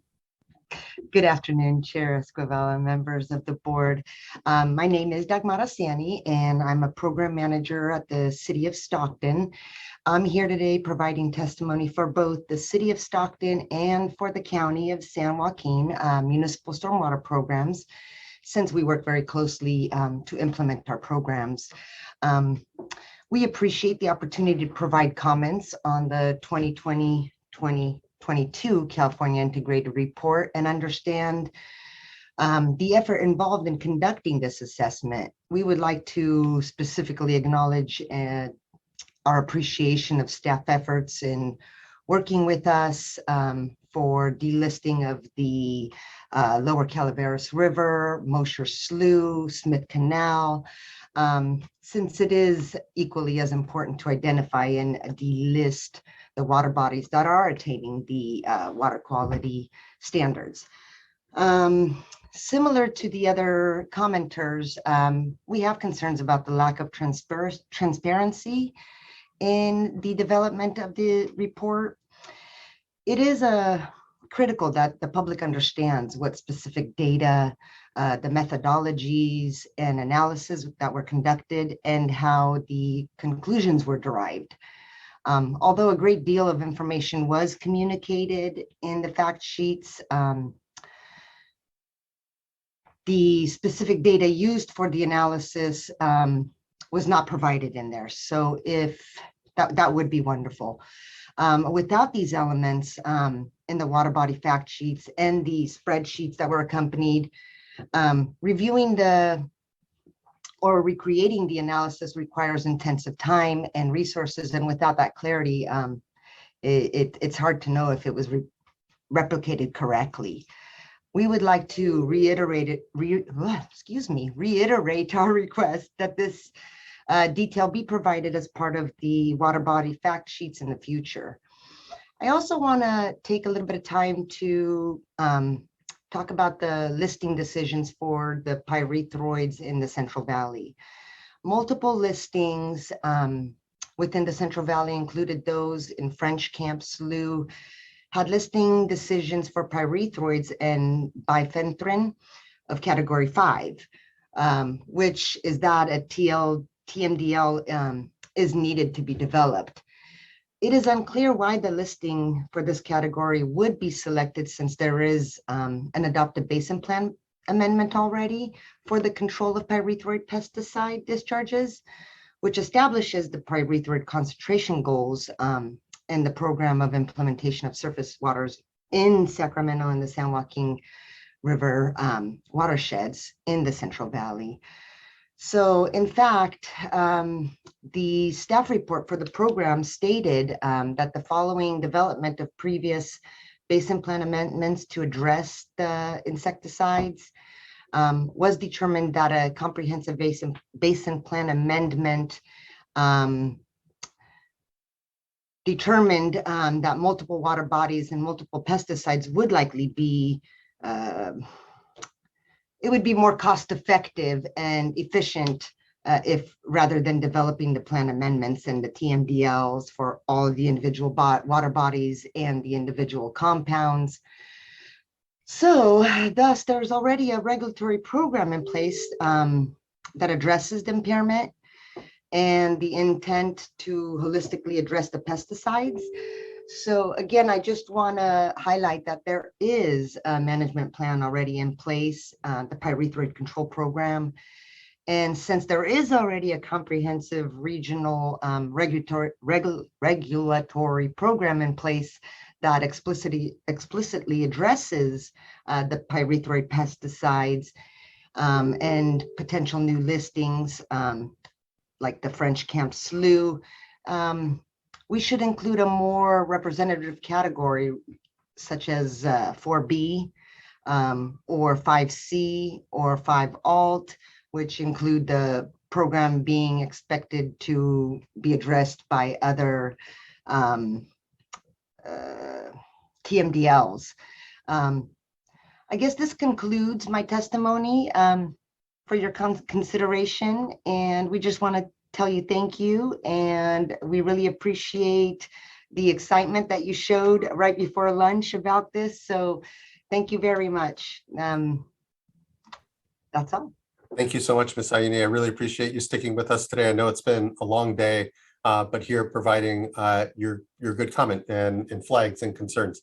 I'll just say when it comes to the openness and transparency of which we're documenting our decisions and providing data that's replicable in our analysis it's really core and important for us to do so. And would note, I know that here, particularly with the integrated report, we're greater moving toward an ability for everyone to better really see the back end data, if you will, to check our homework and be able to be communicative and clear as to how folks can do that. So we're trying to get better. I know this here report is still even greater in its ability to communicate that data and transparency than our last. And so here I share your desire for us to continue to move in that direction, and hopefully just at least the improvements that folks have seen here as we move forward these last years are an example of where we're wanting to head. So thank you for your comments. I really do appreciate it.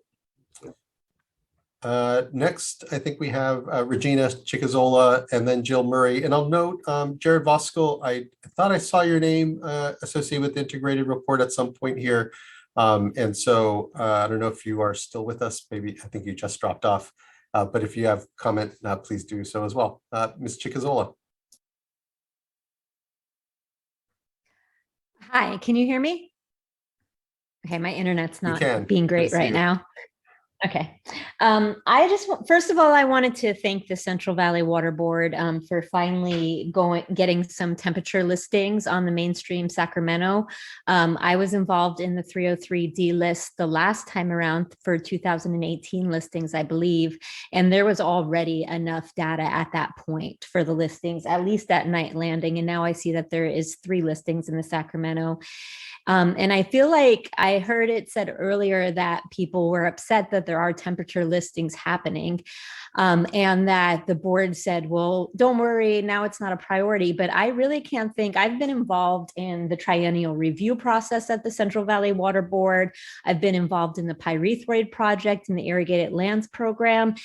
And truthfully, temperature is key to getting at the flow issues within these watersheds. And when there's not enough flows, the agricultural pollution and the pesticides are more concentrated, and that can affect people's drinking water supplies. And I think that if all these listings in the Central Valley show anything, it's that the irrigated lands programs are not really working well, because we just keep seeing more and more agricultural chemical listings. And I'm really hoping that we get some TMDLs in place and the program becomes more effective. But in the meanwhile, we really need to protect these cold water inflows and temperatures in these rural areas and in these upriver areas, because if we don't, then we're not going to be able to deal with the salinity issues in the Delta, and we're not going to be able to deal with the concentrations of pesticides such as pyrethroids. And so I just want to talk a little really quickly about the importance of this process, but not only of this process, but of this Central Valley Water Board not backing down because of some of these comments. It is really crucial that these temperature issues are looked at, especially due to climate change, and especially due to some of these trends that we're seeing with large-scale fish kills in our previously really important tributaries, such as Battle Creek and Butte Creek and some of in the upper Sacramento River. So like I said, I really do thank the board and the staff for taking these temperature issues and these pesticide issues seriously this time around, and making sure that the data comes in and that the listings do happen. But I really do think like a temperature TMDL moving quickly is critical in light of climate change. And it's not just that the fish are suffering, which they are, but these cold water inputs are critical for people's water supply to continue to be clean enough to drink. And so I know that the regulated community is not happy about some of these listings. I know so there are people in rural communities where these watersheds are so critical that are not happy about there being so much more monitoring happening, and people's water actually having to be curtailed at times. But this process is really needed, and the Central Valley Water Board continuing to look at the importance of temperature and making sure that that data is collected is so critical right now. And so I just would like to flag that and say that I don't think the Central Valley Water Board should deprioritize that issue. And then with that being done, I also wanted to say, I think we really need to work on the irrigated lands program being more effective, because if we're going to continue to have like this many listings of chemicals that are largely agricultural chemicals, then we have to think about the effectiveness of our permitting and our programs, because I don't want to see like massive new listings of chemicals from agricultural runoff happening the way it is. I mean, no one does. No one wants the extra work. So if we can stop the runoff from being so bad from at least agriculture, then maybe we can figure out a way for us not to have to go through all this extra process. And I think that's probably my time. Again, thank you so much. I know this is a really difficult, long process. And I think that is just really important. Looking forward, we think of some solutions to these critical pesticide and temperature issues. Thank you so much, Ms. Chicazola. Appreciate your patience today. I know it's been a long day, but continued great contributions to our discussions. So thank you. And I apologize. I think I've been mispronouncing or missaying your name and saying Jim. We have Jill Murray here with us. Good to see you, Jill. Thank you. You should be invited to unmute. Okay, perfect. Thank you very much. Thank you. And thank you to the board. I am speaking on behalf of the City of Santa Barbara's Creeks Division. And we submitted a comment letter on the draft integrated report, and we're really pleased with our regional board's responses via some conversation and in the written comments responses. We have a shared interest in water quality, and we were able to exchange a lot of valuable information in that dialogue. I also really appreciate all of the hard work that has gone into the draft report. We now want to add to our comment based on the aluminum change letter that was released last Friday. And we did get a heads up on that a little bit ahead of time from our regional board, but not with any content. So we didn't really know what was coming. In the change letter, the water board acknowledged that the aluminum criteria were not applied appropriately due to a lack of constituents required to calculate or understand the bioavailability of aluminum. As you know, hard water and dissolved organic carbon and pH can lead to lower, in California especially, can lead to lower bioavailability and associated toxicity from metals. And this change letter also noted that in the future, additional efforts would be made. Not only would the listings be postponed, but the assessments be postponed, but that between now and the next cycle, the additional they would make an effort to gather the data from the additional constituents that are required to calculate the bioavailability. And this is something that we noted in our comment letter. But we also noted that the criteria for selenium and copper were also not applicable for similar reasons. The selenium criteria are presently being revised by the state, as far as I can tell, by looking at all the different websites and links and timing and all of that, that the state is currently revising the selenium criteria and that it will include bioavailability calculations and or tissue accumulation data. And so it doesn't seem right that outdated criteria that do not address bioavailability should be used right now and then put things on the 303D list, which are then harder to get off should we need to. For copper, the national recommended water quality criteria from the current table states that freshwater copper criteria should be calculated using the biotic ligand model, which requires simultaneous collection of several other analytes similar to the aluminum, but also includes a lot of other ions that compete with copper in the organism's receptors. So my group has done this because we had measured total copper years ago and said, this is the only metal that looks suspicious. As far as toxicity goes, we need to understand this more. And so we found the biotic ligand model, collected several samples with all of the different constituents, and we didn't find any exceedances. And so that did not alert us as a water quality concern. So we were really surprised to see all these metals on the new listings. To postpone the aluminum listing, but not examine selenium and copper, and perhaps some other metals from some other listings that I didn't look at because they didn't address our water bodies, will likely lead to overly protective listings that will draw resources away from more toxic constituents. We therefore request that the water board address these constituents with a change letter prior to adoption of the integrated report. And if you have already done this analysis, because they were able to look at, gather some data for aluminum and make an educated estimate that aluminum wasn't going to probably become a high priority metal. If you've already done that for selenium and copper, please share the review or at least mention that in the report. And because if this is not done, if this is not specified, it's doubtful that the required additional constituents will be collected between now and the next listing cycle. So something at least should be written about this. Finally, in regards to the very real impacts of 303D listings, I will share some perspective from a permitted municipality.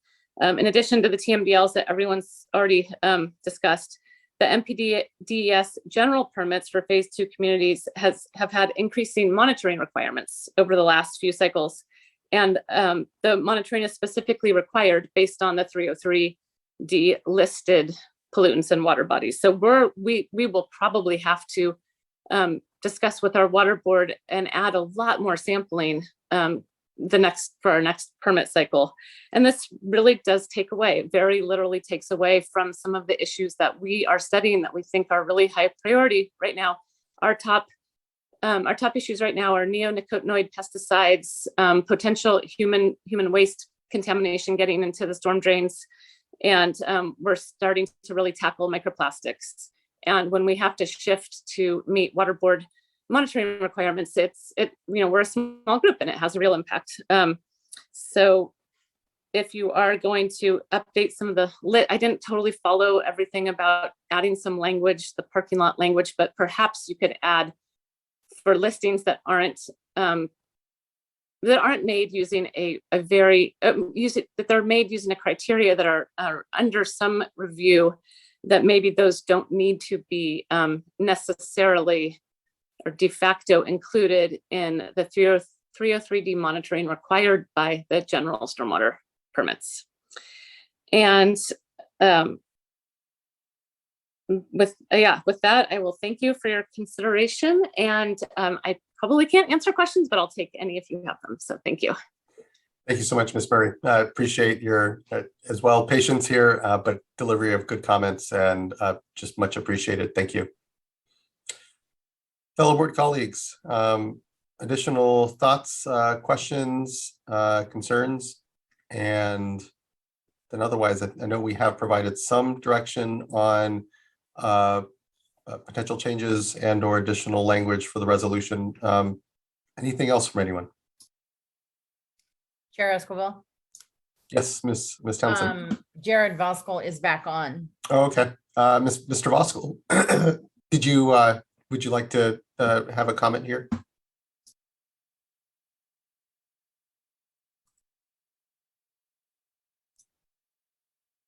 And if not, no need either. So good evening. Chair Esquivel, this is, hi. I know, I guess it's 5 o'clock now, so good evening. Thanks again. Sorry for having to do this over the telephone. Chair Esquivel, board members, this is Jared Voskuil on behalf of CASA.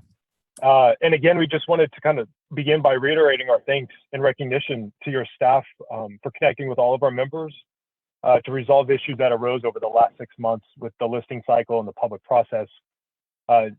Innumerable members at the board were so generous with their time and applied so much effort to meet and discuss complex and technical data issues, analyses, and the determinations from them. And we are very, very appreciative to them for engaging with us to this extent. Our comments are mostly process oriented. And we do understand that a lot of the processes in this listing cycle were driven by the timelines from the ELC litigation in 2019. And as I understand it, this in effect reduced a critical stage from the prior listing cycles, namely that regional water board stakeholder process before the state water board's process. And it appears on the integrated report cycle webpage that the 2024 report cycle will restore that step with the regional water board input before yours. And we wanted to seek clarification for that, but also encourage that step due to their understandings and local familiarity with water bodies in their respective region and the processes that they conduct to reach their decisions. And, I think also that there, as I understood it, with some of the deliberation today, that it sounded like this point was recognized and you were trying to find a way to draft through resolution or other means solutions for giving back some of that discretion to the board in their determination on how to proceed. And we're supportive of that. I also understand it. There are so many new listings this cycle, and a lot of that I think was because of the new automated data processing tools that were utilized this time. I think that was the first time that they've been used to this extent, and in having to calibrate their accuracy, further time really was needed beyond the deadline that you're having to deal with right now to comply with EPA's requirements.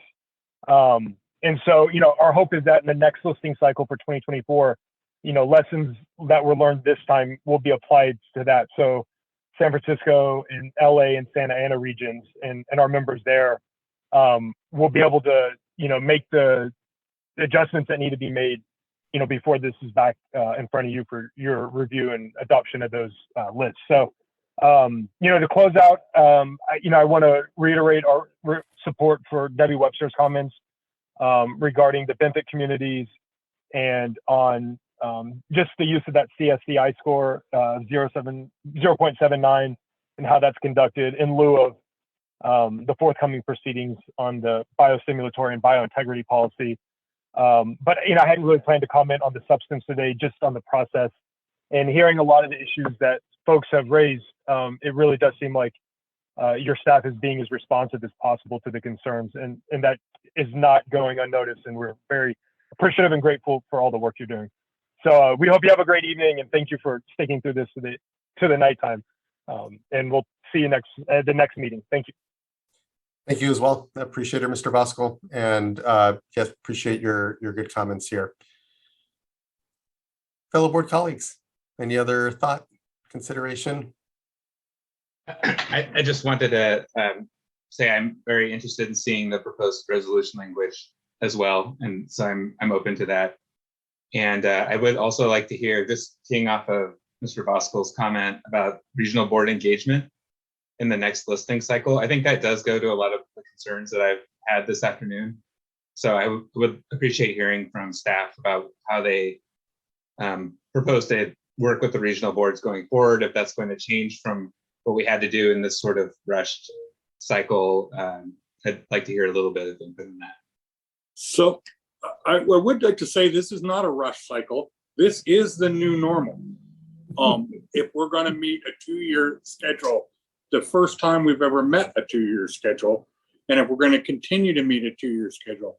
So I don't want to give the impression to the board that this one was rushed to meet something and that we're going to have more time in the next one. We're already in the middle of the next one right now, and we're I don't remember, but I think we're in the solicitation for the one after that. So there is a big concern about how do we, in a 2-year time frame, bring the regions into to have their own public process and then a public process at the state board. We are trying to work with the regions to figure out how we would do that, but it does concern me because we don't have the luxury of missing our deadlines. If I may just add, I wanted to share that there's been, a lot of coordination between state board and regional water board staff, including supporting regional board workshops during the public comment process for these integrated report cycles so that they can be held locally in the regions. We can be there to help answer questions. Regional board staff are there in order to at least, that's kind of our minimum when we are administrating the cycle at the state board, in order to provide an opportunity for at least the draft to be shared and discussed within the regions. So we're committed to that. I just wanted to add that point here as well. I appreciate that. Thank you. I know we're working on the issues we've already been discussing. I just wanted to double check, we do our prioritization work plan each year, and I know the biostimulatory policy is on that list. And like we said, it takes longer than a year or two to adopt a policy like that. So that's still some years out, but at least I know that one is on there. And, I do think from this discussion today, hopefully we're all hearing and staff is hearing, and we're all in agreement that that is definitely a priority. It's on the list. We already said it as a priority. And I think this only strengthens that as a priority. And then on the shellfish objective, that one, maybe this is where staff could just clarify. I know that's in the ocean plan process of priorities, but I didn't see it on the list for this work plan. I think we're instead prioritizing, the one we listed was acidification and hypoxia. So I think that's correct, but if it doesn't mean we're not moving forward in some way, but it also means that isn't high on the top priorities, even within the ocean plan. So just in terms of expectations of timeline to address that issue, I think it's important for us, just wanted to make sure that I was reading that right. And then, I think just hear thoughts about, it seems like that still lies with us to address that. Is there any other space that is being addressed, either through a region in a more site-specific way, or just understanding better how that might be moving forward? I know it's on our list generally in terms of ocean plan priorities, but looks like it's not at the very top immediately. You're correct. It's not at the very top, and it's not likely to be a project that we really pick up this year, potentially next year. One thing I can share is Karen Cowan and us, we're partnering, Casco and us are partnering on a bacteria summit later this year, in which we want to discuss this as well as recreational issues associated with shellfish objectives, and really kind of prioritize what is really the most critical potential standards setting component associated with bacteria that we want to pick up. Having that conversation with regulators and the regulated community and academia, and hopefully that can maybe guide us just a little bit then. And do we pick up a shellfish objective, or do we focus on other recreational new parameters that are coming into place for looking at recreational impacts as well? But that's a very long-winded way of, basically answering that. We don't have a project immediately keyed up, with the scope, with staff for ocean plan bacteria at this time. And I don't know, I know Ms. Cowan has her hands up, but I'm just on that question. Is it possible to hear from Ms. Cowan? Yeah, by all means, Ms. Cowan.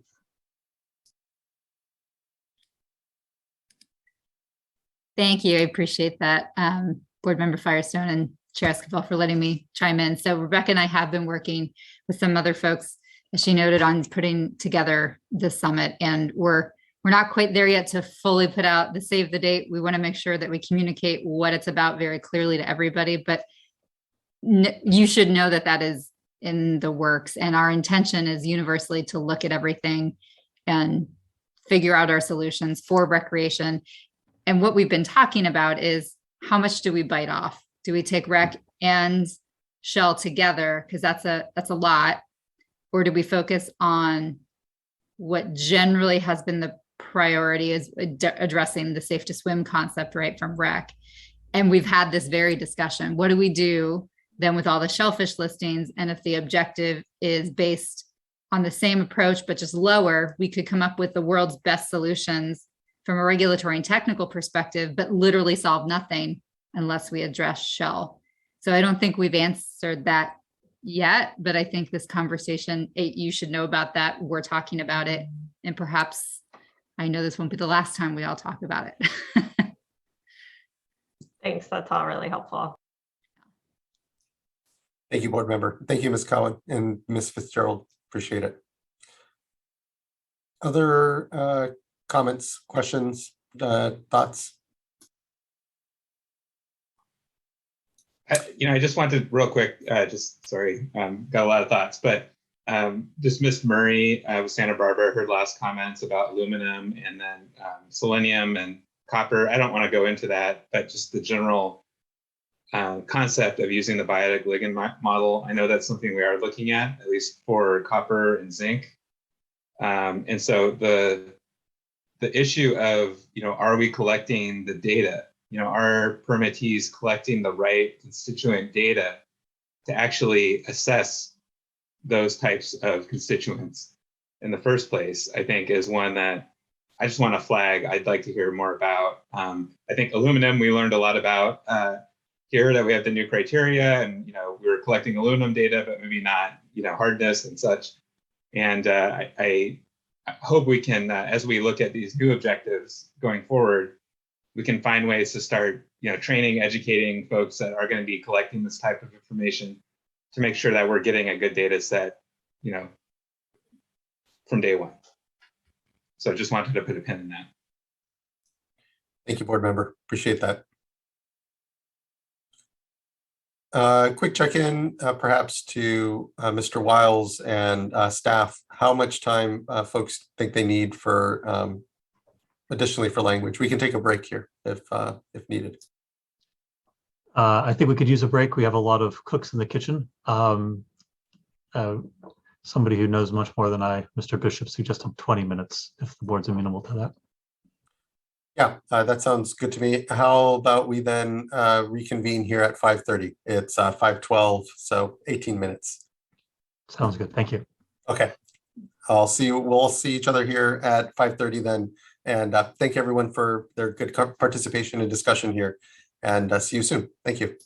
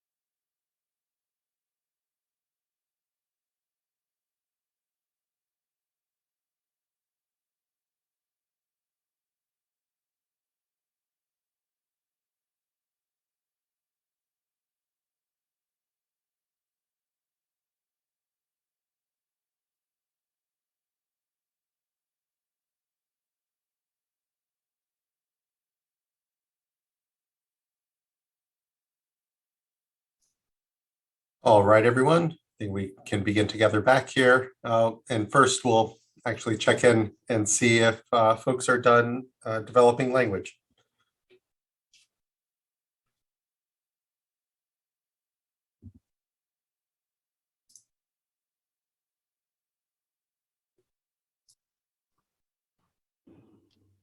Chair Esquivel, we could have used those 2 minutes, but I think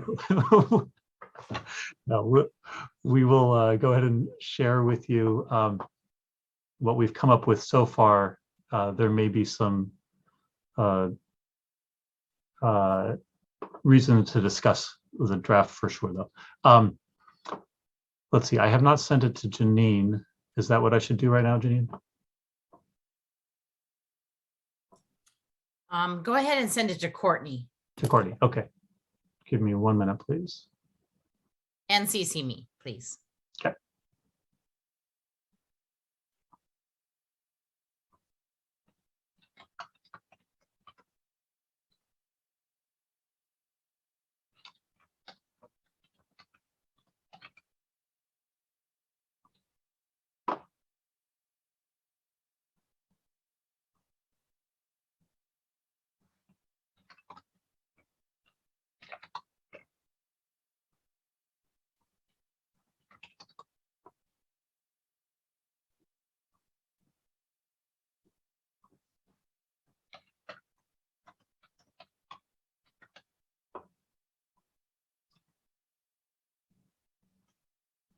Okay, it's on its way to you.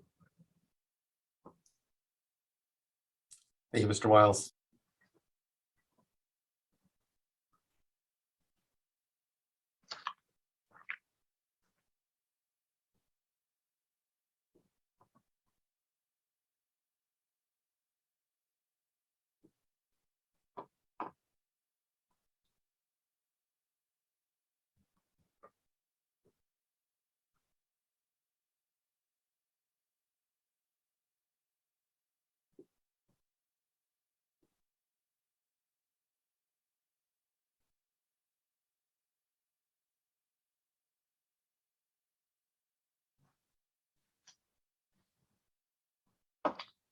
All right, thanks, Courtney. If it would be helpful, I could walk the board members through what we've got here.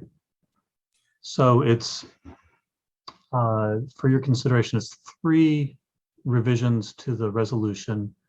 This is on top of the change sheet that was already distributed. So the first one would Mr. Wiles, be, I apologize. Before you begin, Ms. Tyler, do you mind just zooming in so that it might be able to help with readability for some? So thank you. okay. So the first change would be for the 3 recitals where we discuss concerns with shellfish, temperature, and also the errors that we've identified but did not have time to correct. And so therefore we will correct them for the 2024 integrated report cycle. It's adding just encouragement to the regional boards to use their discretion where it's appropriate when they are imposing obligations based on those listings. The second is to address the biological populations and communities.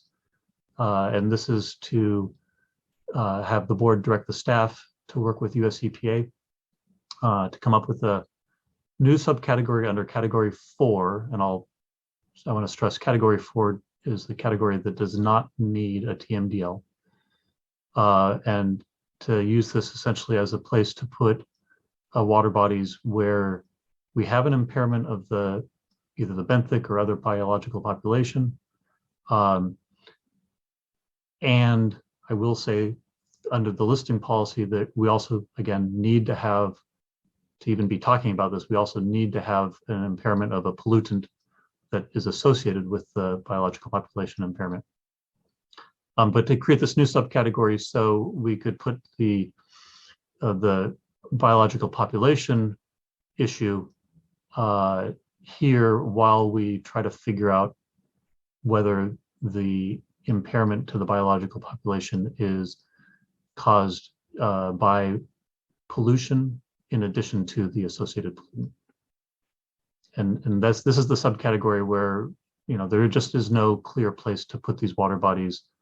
EPA's guidance and their categories, their subcategories currently assume that we have a very clear idea about whether pollution is a cause or not.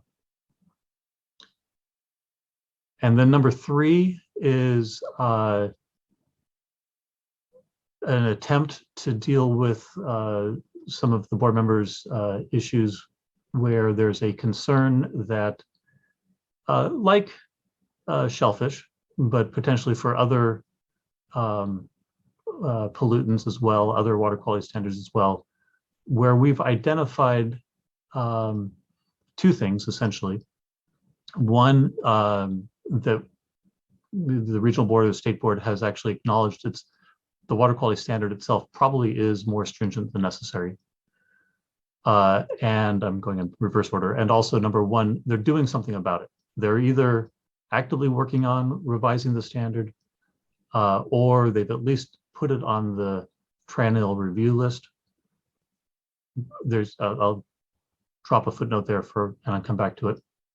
But talking to US EPA about whether we can put a new subcategory here under category 3 also does not require a TMDL for these situations. I do think it's worth having a conversation about whether or not we want to even identify the triennial review list as, explicitly as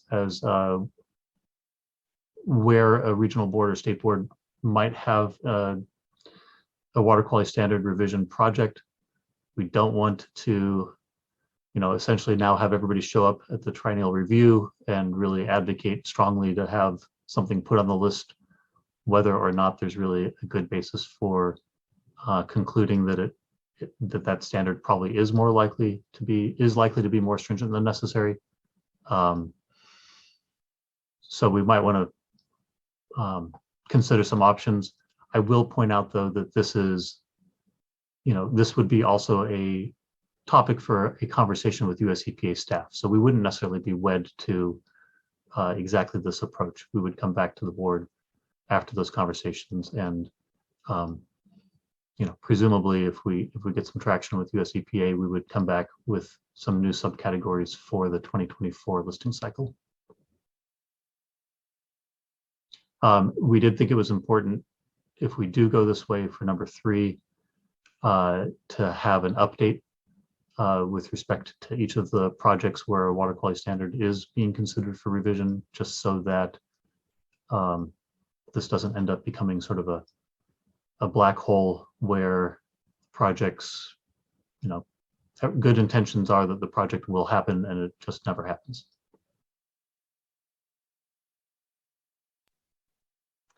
Can I ask maybe a question on this, just as I'm thinking about the approach here with the third one? I mean, there are lots of things that we're in the process of, that we've identified in the triennial review, and we're in the process of needing to adopt that would actually strengthen water quality objectives like tribal beneficial uses. And this sort of seems like a one-way street where we're saying, you don't, we're just gonna acknowledge work to where we think it's more stringent, but not recognize the need to flag areas where there's plans to strengthen it. So the reason for that, well, it is one way, because we're talking about if we're going to strengthen the objective, there's no reason not to list it now with a weaker water quality objective. Right. So that's why it's one way. Yeah, I understand that. It's just, but we're not listing things that don't that aren't also already impaired by a less stringent standard.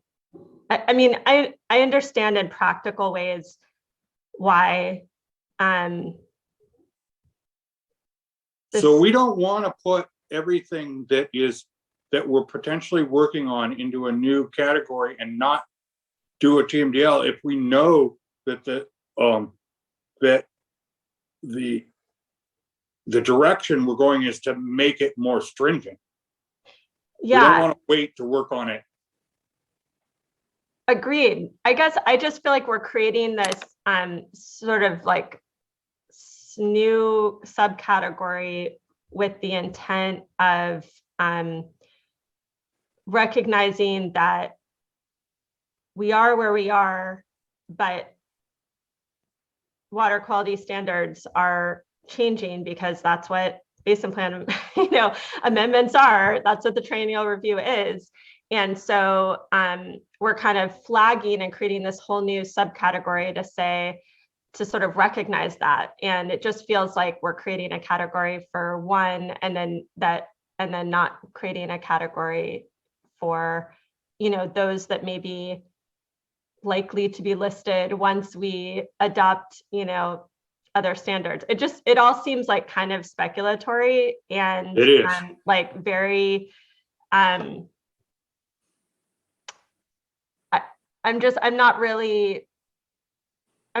this doesn't really seem to follow for me with just like the system that we're stuck with. If we're gonna be creating whole new subcategories, I just think we need to be thoughtful about both ways. How do we do that? What does that mean? I totally understand. Like, I think we said at the beginning, the intent here is to, I think maybe especially with number one, and then also trigger discussions with EPA about how best to deal with things. So I don't have concerns over, in general, discussions that I think clause 2 and 3 are saying, let's have good, discussions with EPA. I guess I just am concerned about being so prescriptive on this thing that seems very speculatory and kind of just one way. Understood. I would also say that that we'll need, when we have this discussion with EPA, we'll need to talk about the appropriate way to implement this, which may not be just the changing the way we look at the listings, but maybe the listing policy itself, so that it has a much more holistic approach to the changes.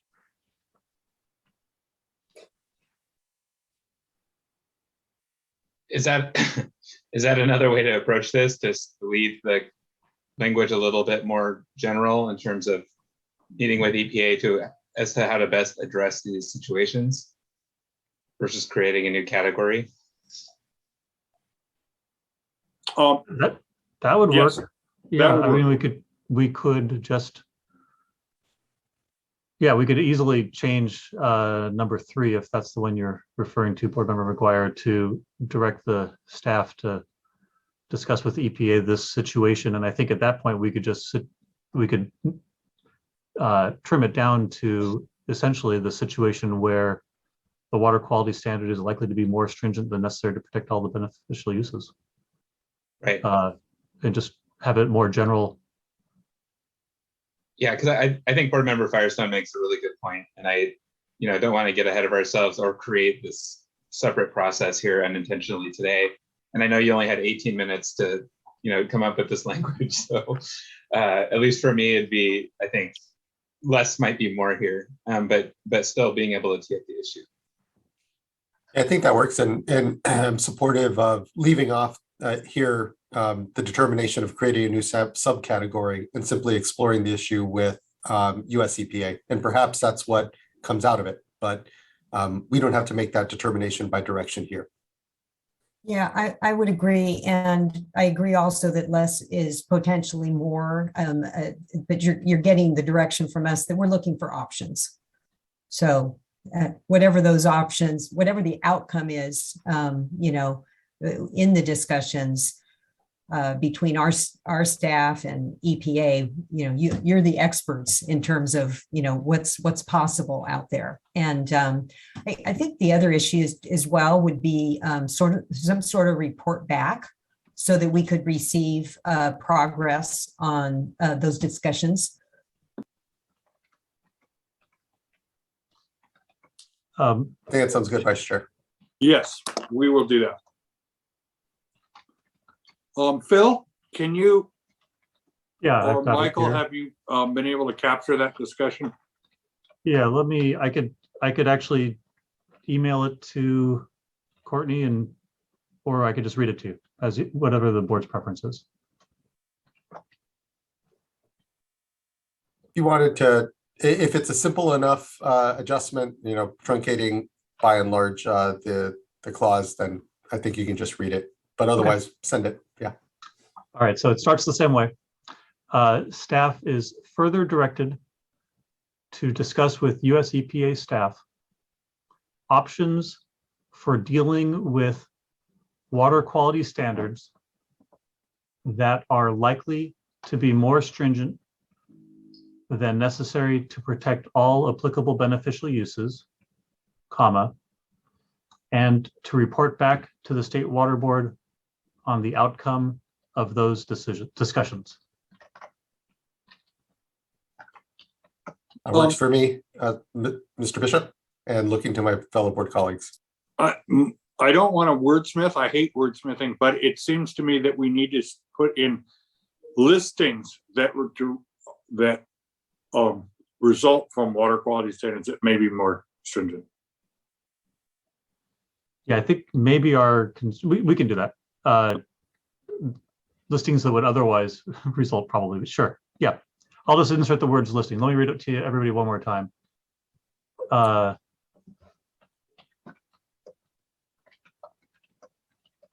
So we would say staff is further directed to discuss with US EPA staff options for dealing with listings resulting from water quality standards that are likely to be more stringent than necessary to protect all applicable beneficial uses, and to report back to the State Water Board on the outcome of those discussions.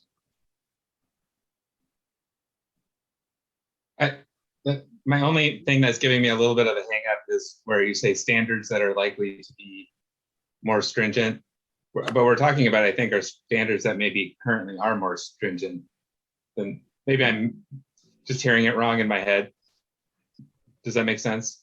It does. The problem is that we don't really, until we know. do the planning project, we don't know for sure that they're more stringent. And so it's more of a, we don't want to just say, well, somebody objects to a standard, so we should deal with that. It should be, I think, some level of buy-in by water board management that yes, this probably is too stringent. Right. Okay. That's the reason for the more likely. I'm just making sure I'm hearing it right in my head. So thank you. I'm supportive of 1 and 2 that were shown on the screen, and ultimately here then with adjustment as read in number 3. So, but other discussion here, fellow board colleagues?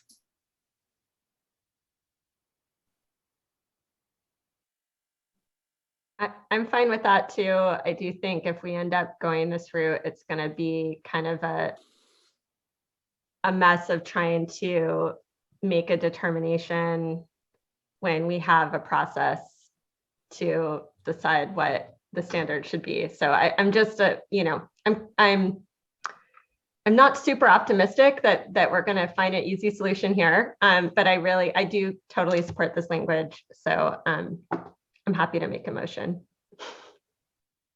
Well, I think the process in the past has been different, right? The process has been the regional boards through their process have weighed these different factors and considered that. And here we're open, we're trying to do this in a really expedited fashion, and it's hard when we're trying to automate a lot of what we're doing. And at the same time, these types of decisions and weighing can't really be readily automated.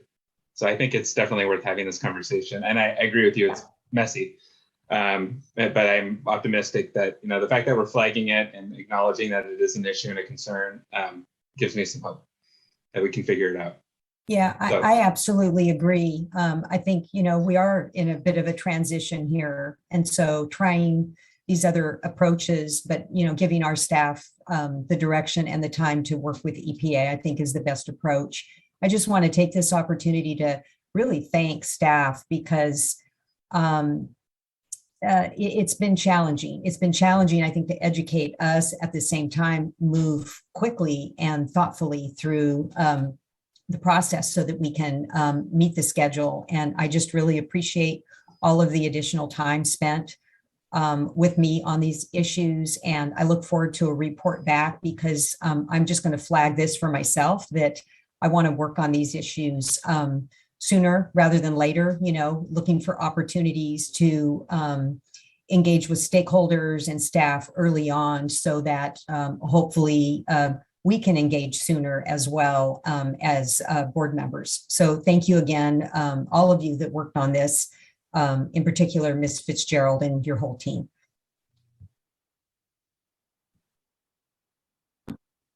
Yeah, I want to echo that also. Just thanks to Ms. Fitzgerald and Lori Weber in particular. I know you went above and beyond. I mean, to be honest, with some of the issues that came, aluminum is the one that pops into my head. Right at, over the last, first couple weeks in December, right up to the deadline, and the fact that we're here today, we're able to contemplate adopting this report and being on schedule and meeting those commitments is really a testament to all the hard work that was done over the last few months. So I really, really appreciate all of it as well. Great team. Absolutely. Thank you. Here, here. Thank you, Vice Chair, and thank you, Board Member. Join you in the acknowledgement. And again, real excitement around the integrated report because it's an incredible project, and it just been very impressed by everyone's engagement and work around it. So thank you. Okay, I think we can maybe entertain a motion, and I believe there is a change sheet here as well. So I think it's a multi-step. So anyway. Yeah, so adopting it with the change sheet number 1 and the changes to the resolution that were read into the record. Is that, am I capturing it right? What else do we have?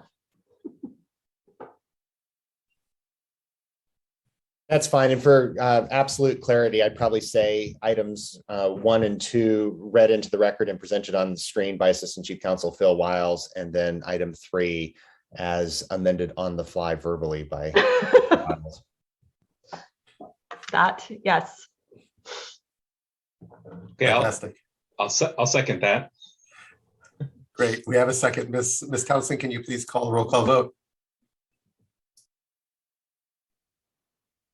Certainly. Board Member Firestone. Aye. Board Member McGuire. Aye. Board Member Morgan. Aye. Vice Chair Diadamo. Aye. Chair Esquivel. Aye. Thank you all. Thank you, Ms. Townsend, and thank you, colleagues. Unanimous vote, and the integrated report is adopted and here off to be sent on time to US EPA. And again, can't acknowledge enough how critical and huge a step that is, and thank everyone for their incredible work and leadership here on it. On to then the next integrated report here. The cycles don't stop. So thank you, everyone. That concludes then item number 9. I appreciate everyone's patience. It did take time to get through comments and then here also to reflect our direction and good discussion. So thank you, everyone. It does bring us now to our last 2 items, our informational items. We're running to the home stretch before the recess and then tomorrow's workshop. And we have item number 10, board member reports.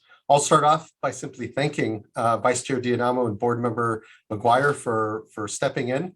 I was not at the last board meeting, off having a break, and really appreciate everyone's just stepping up and being able to take some time off. So because of that, I don't have much of a report here at this point, and so look to my colleagues for any potential reports from them.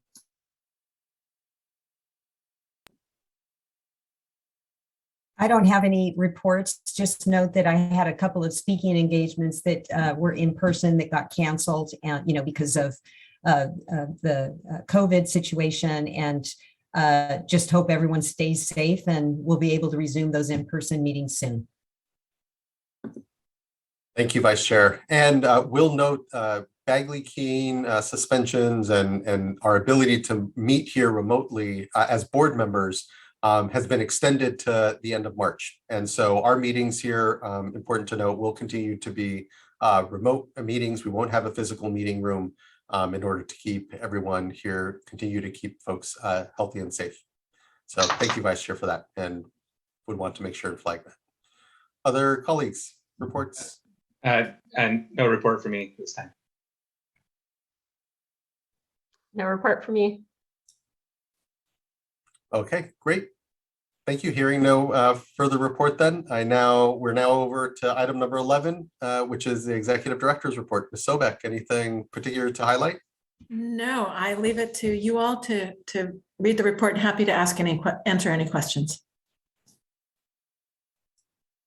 Appreciate it. And only I would note, as reflective of, I think, Board Member Firestone's request and a discussion earlier, it'd be good to make sure we do get in there any updates to the arrearage program, any final numbers once we have them. Yeah, I did note it is in there. There was an update about where the numbers were at the time the report came out. So we will make sure to update those next time the report is issued. Yeah, I was going to say thank you for that. I saw that, and it'd be great to get the final update. Fantastic. Thank you. And I do, I mean, yeah, I think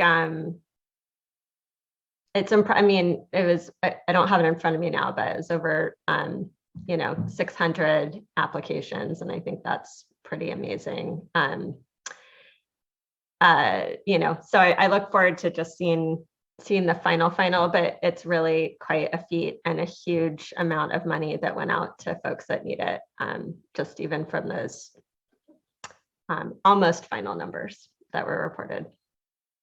So thanks. Thank you, Board Member, and want to thank the many communities that have been working, at water agencies, leaders to get through the program here. Again, a lot of, as we said earlier, a lot of learning to be done in the space, and that I know extends to our water agencies who are here having to navigate a program for the first time, and just appreciate everyone's patience and continued engagement with us to get that ultimate benefit out to communities, which is so incredibly important right now. Okay. Any other questions from colleagues on the Executive Director's Report? Anything further to flag? Okay, it's been a long enough day then, and I appreciate everyone's time and patience. Thank you. And that concludes item number 11. We are now in recess until tomorrow morning at 9 a.m. and at which time we will continue on to item number 12 and have here a workshop on our intended use plan. Thank you, everyone. Again, I know it's been a long day. Appreciate the good discussion and look forward to seeing you all tomorrow morning at 9 a.m. Until then, we are in recess. Thanks again. See you tomorrow.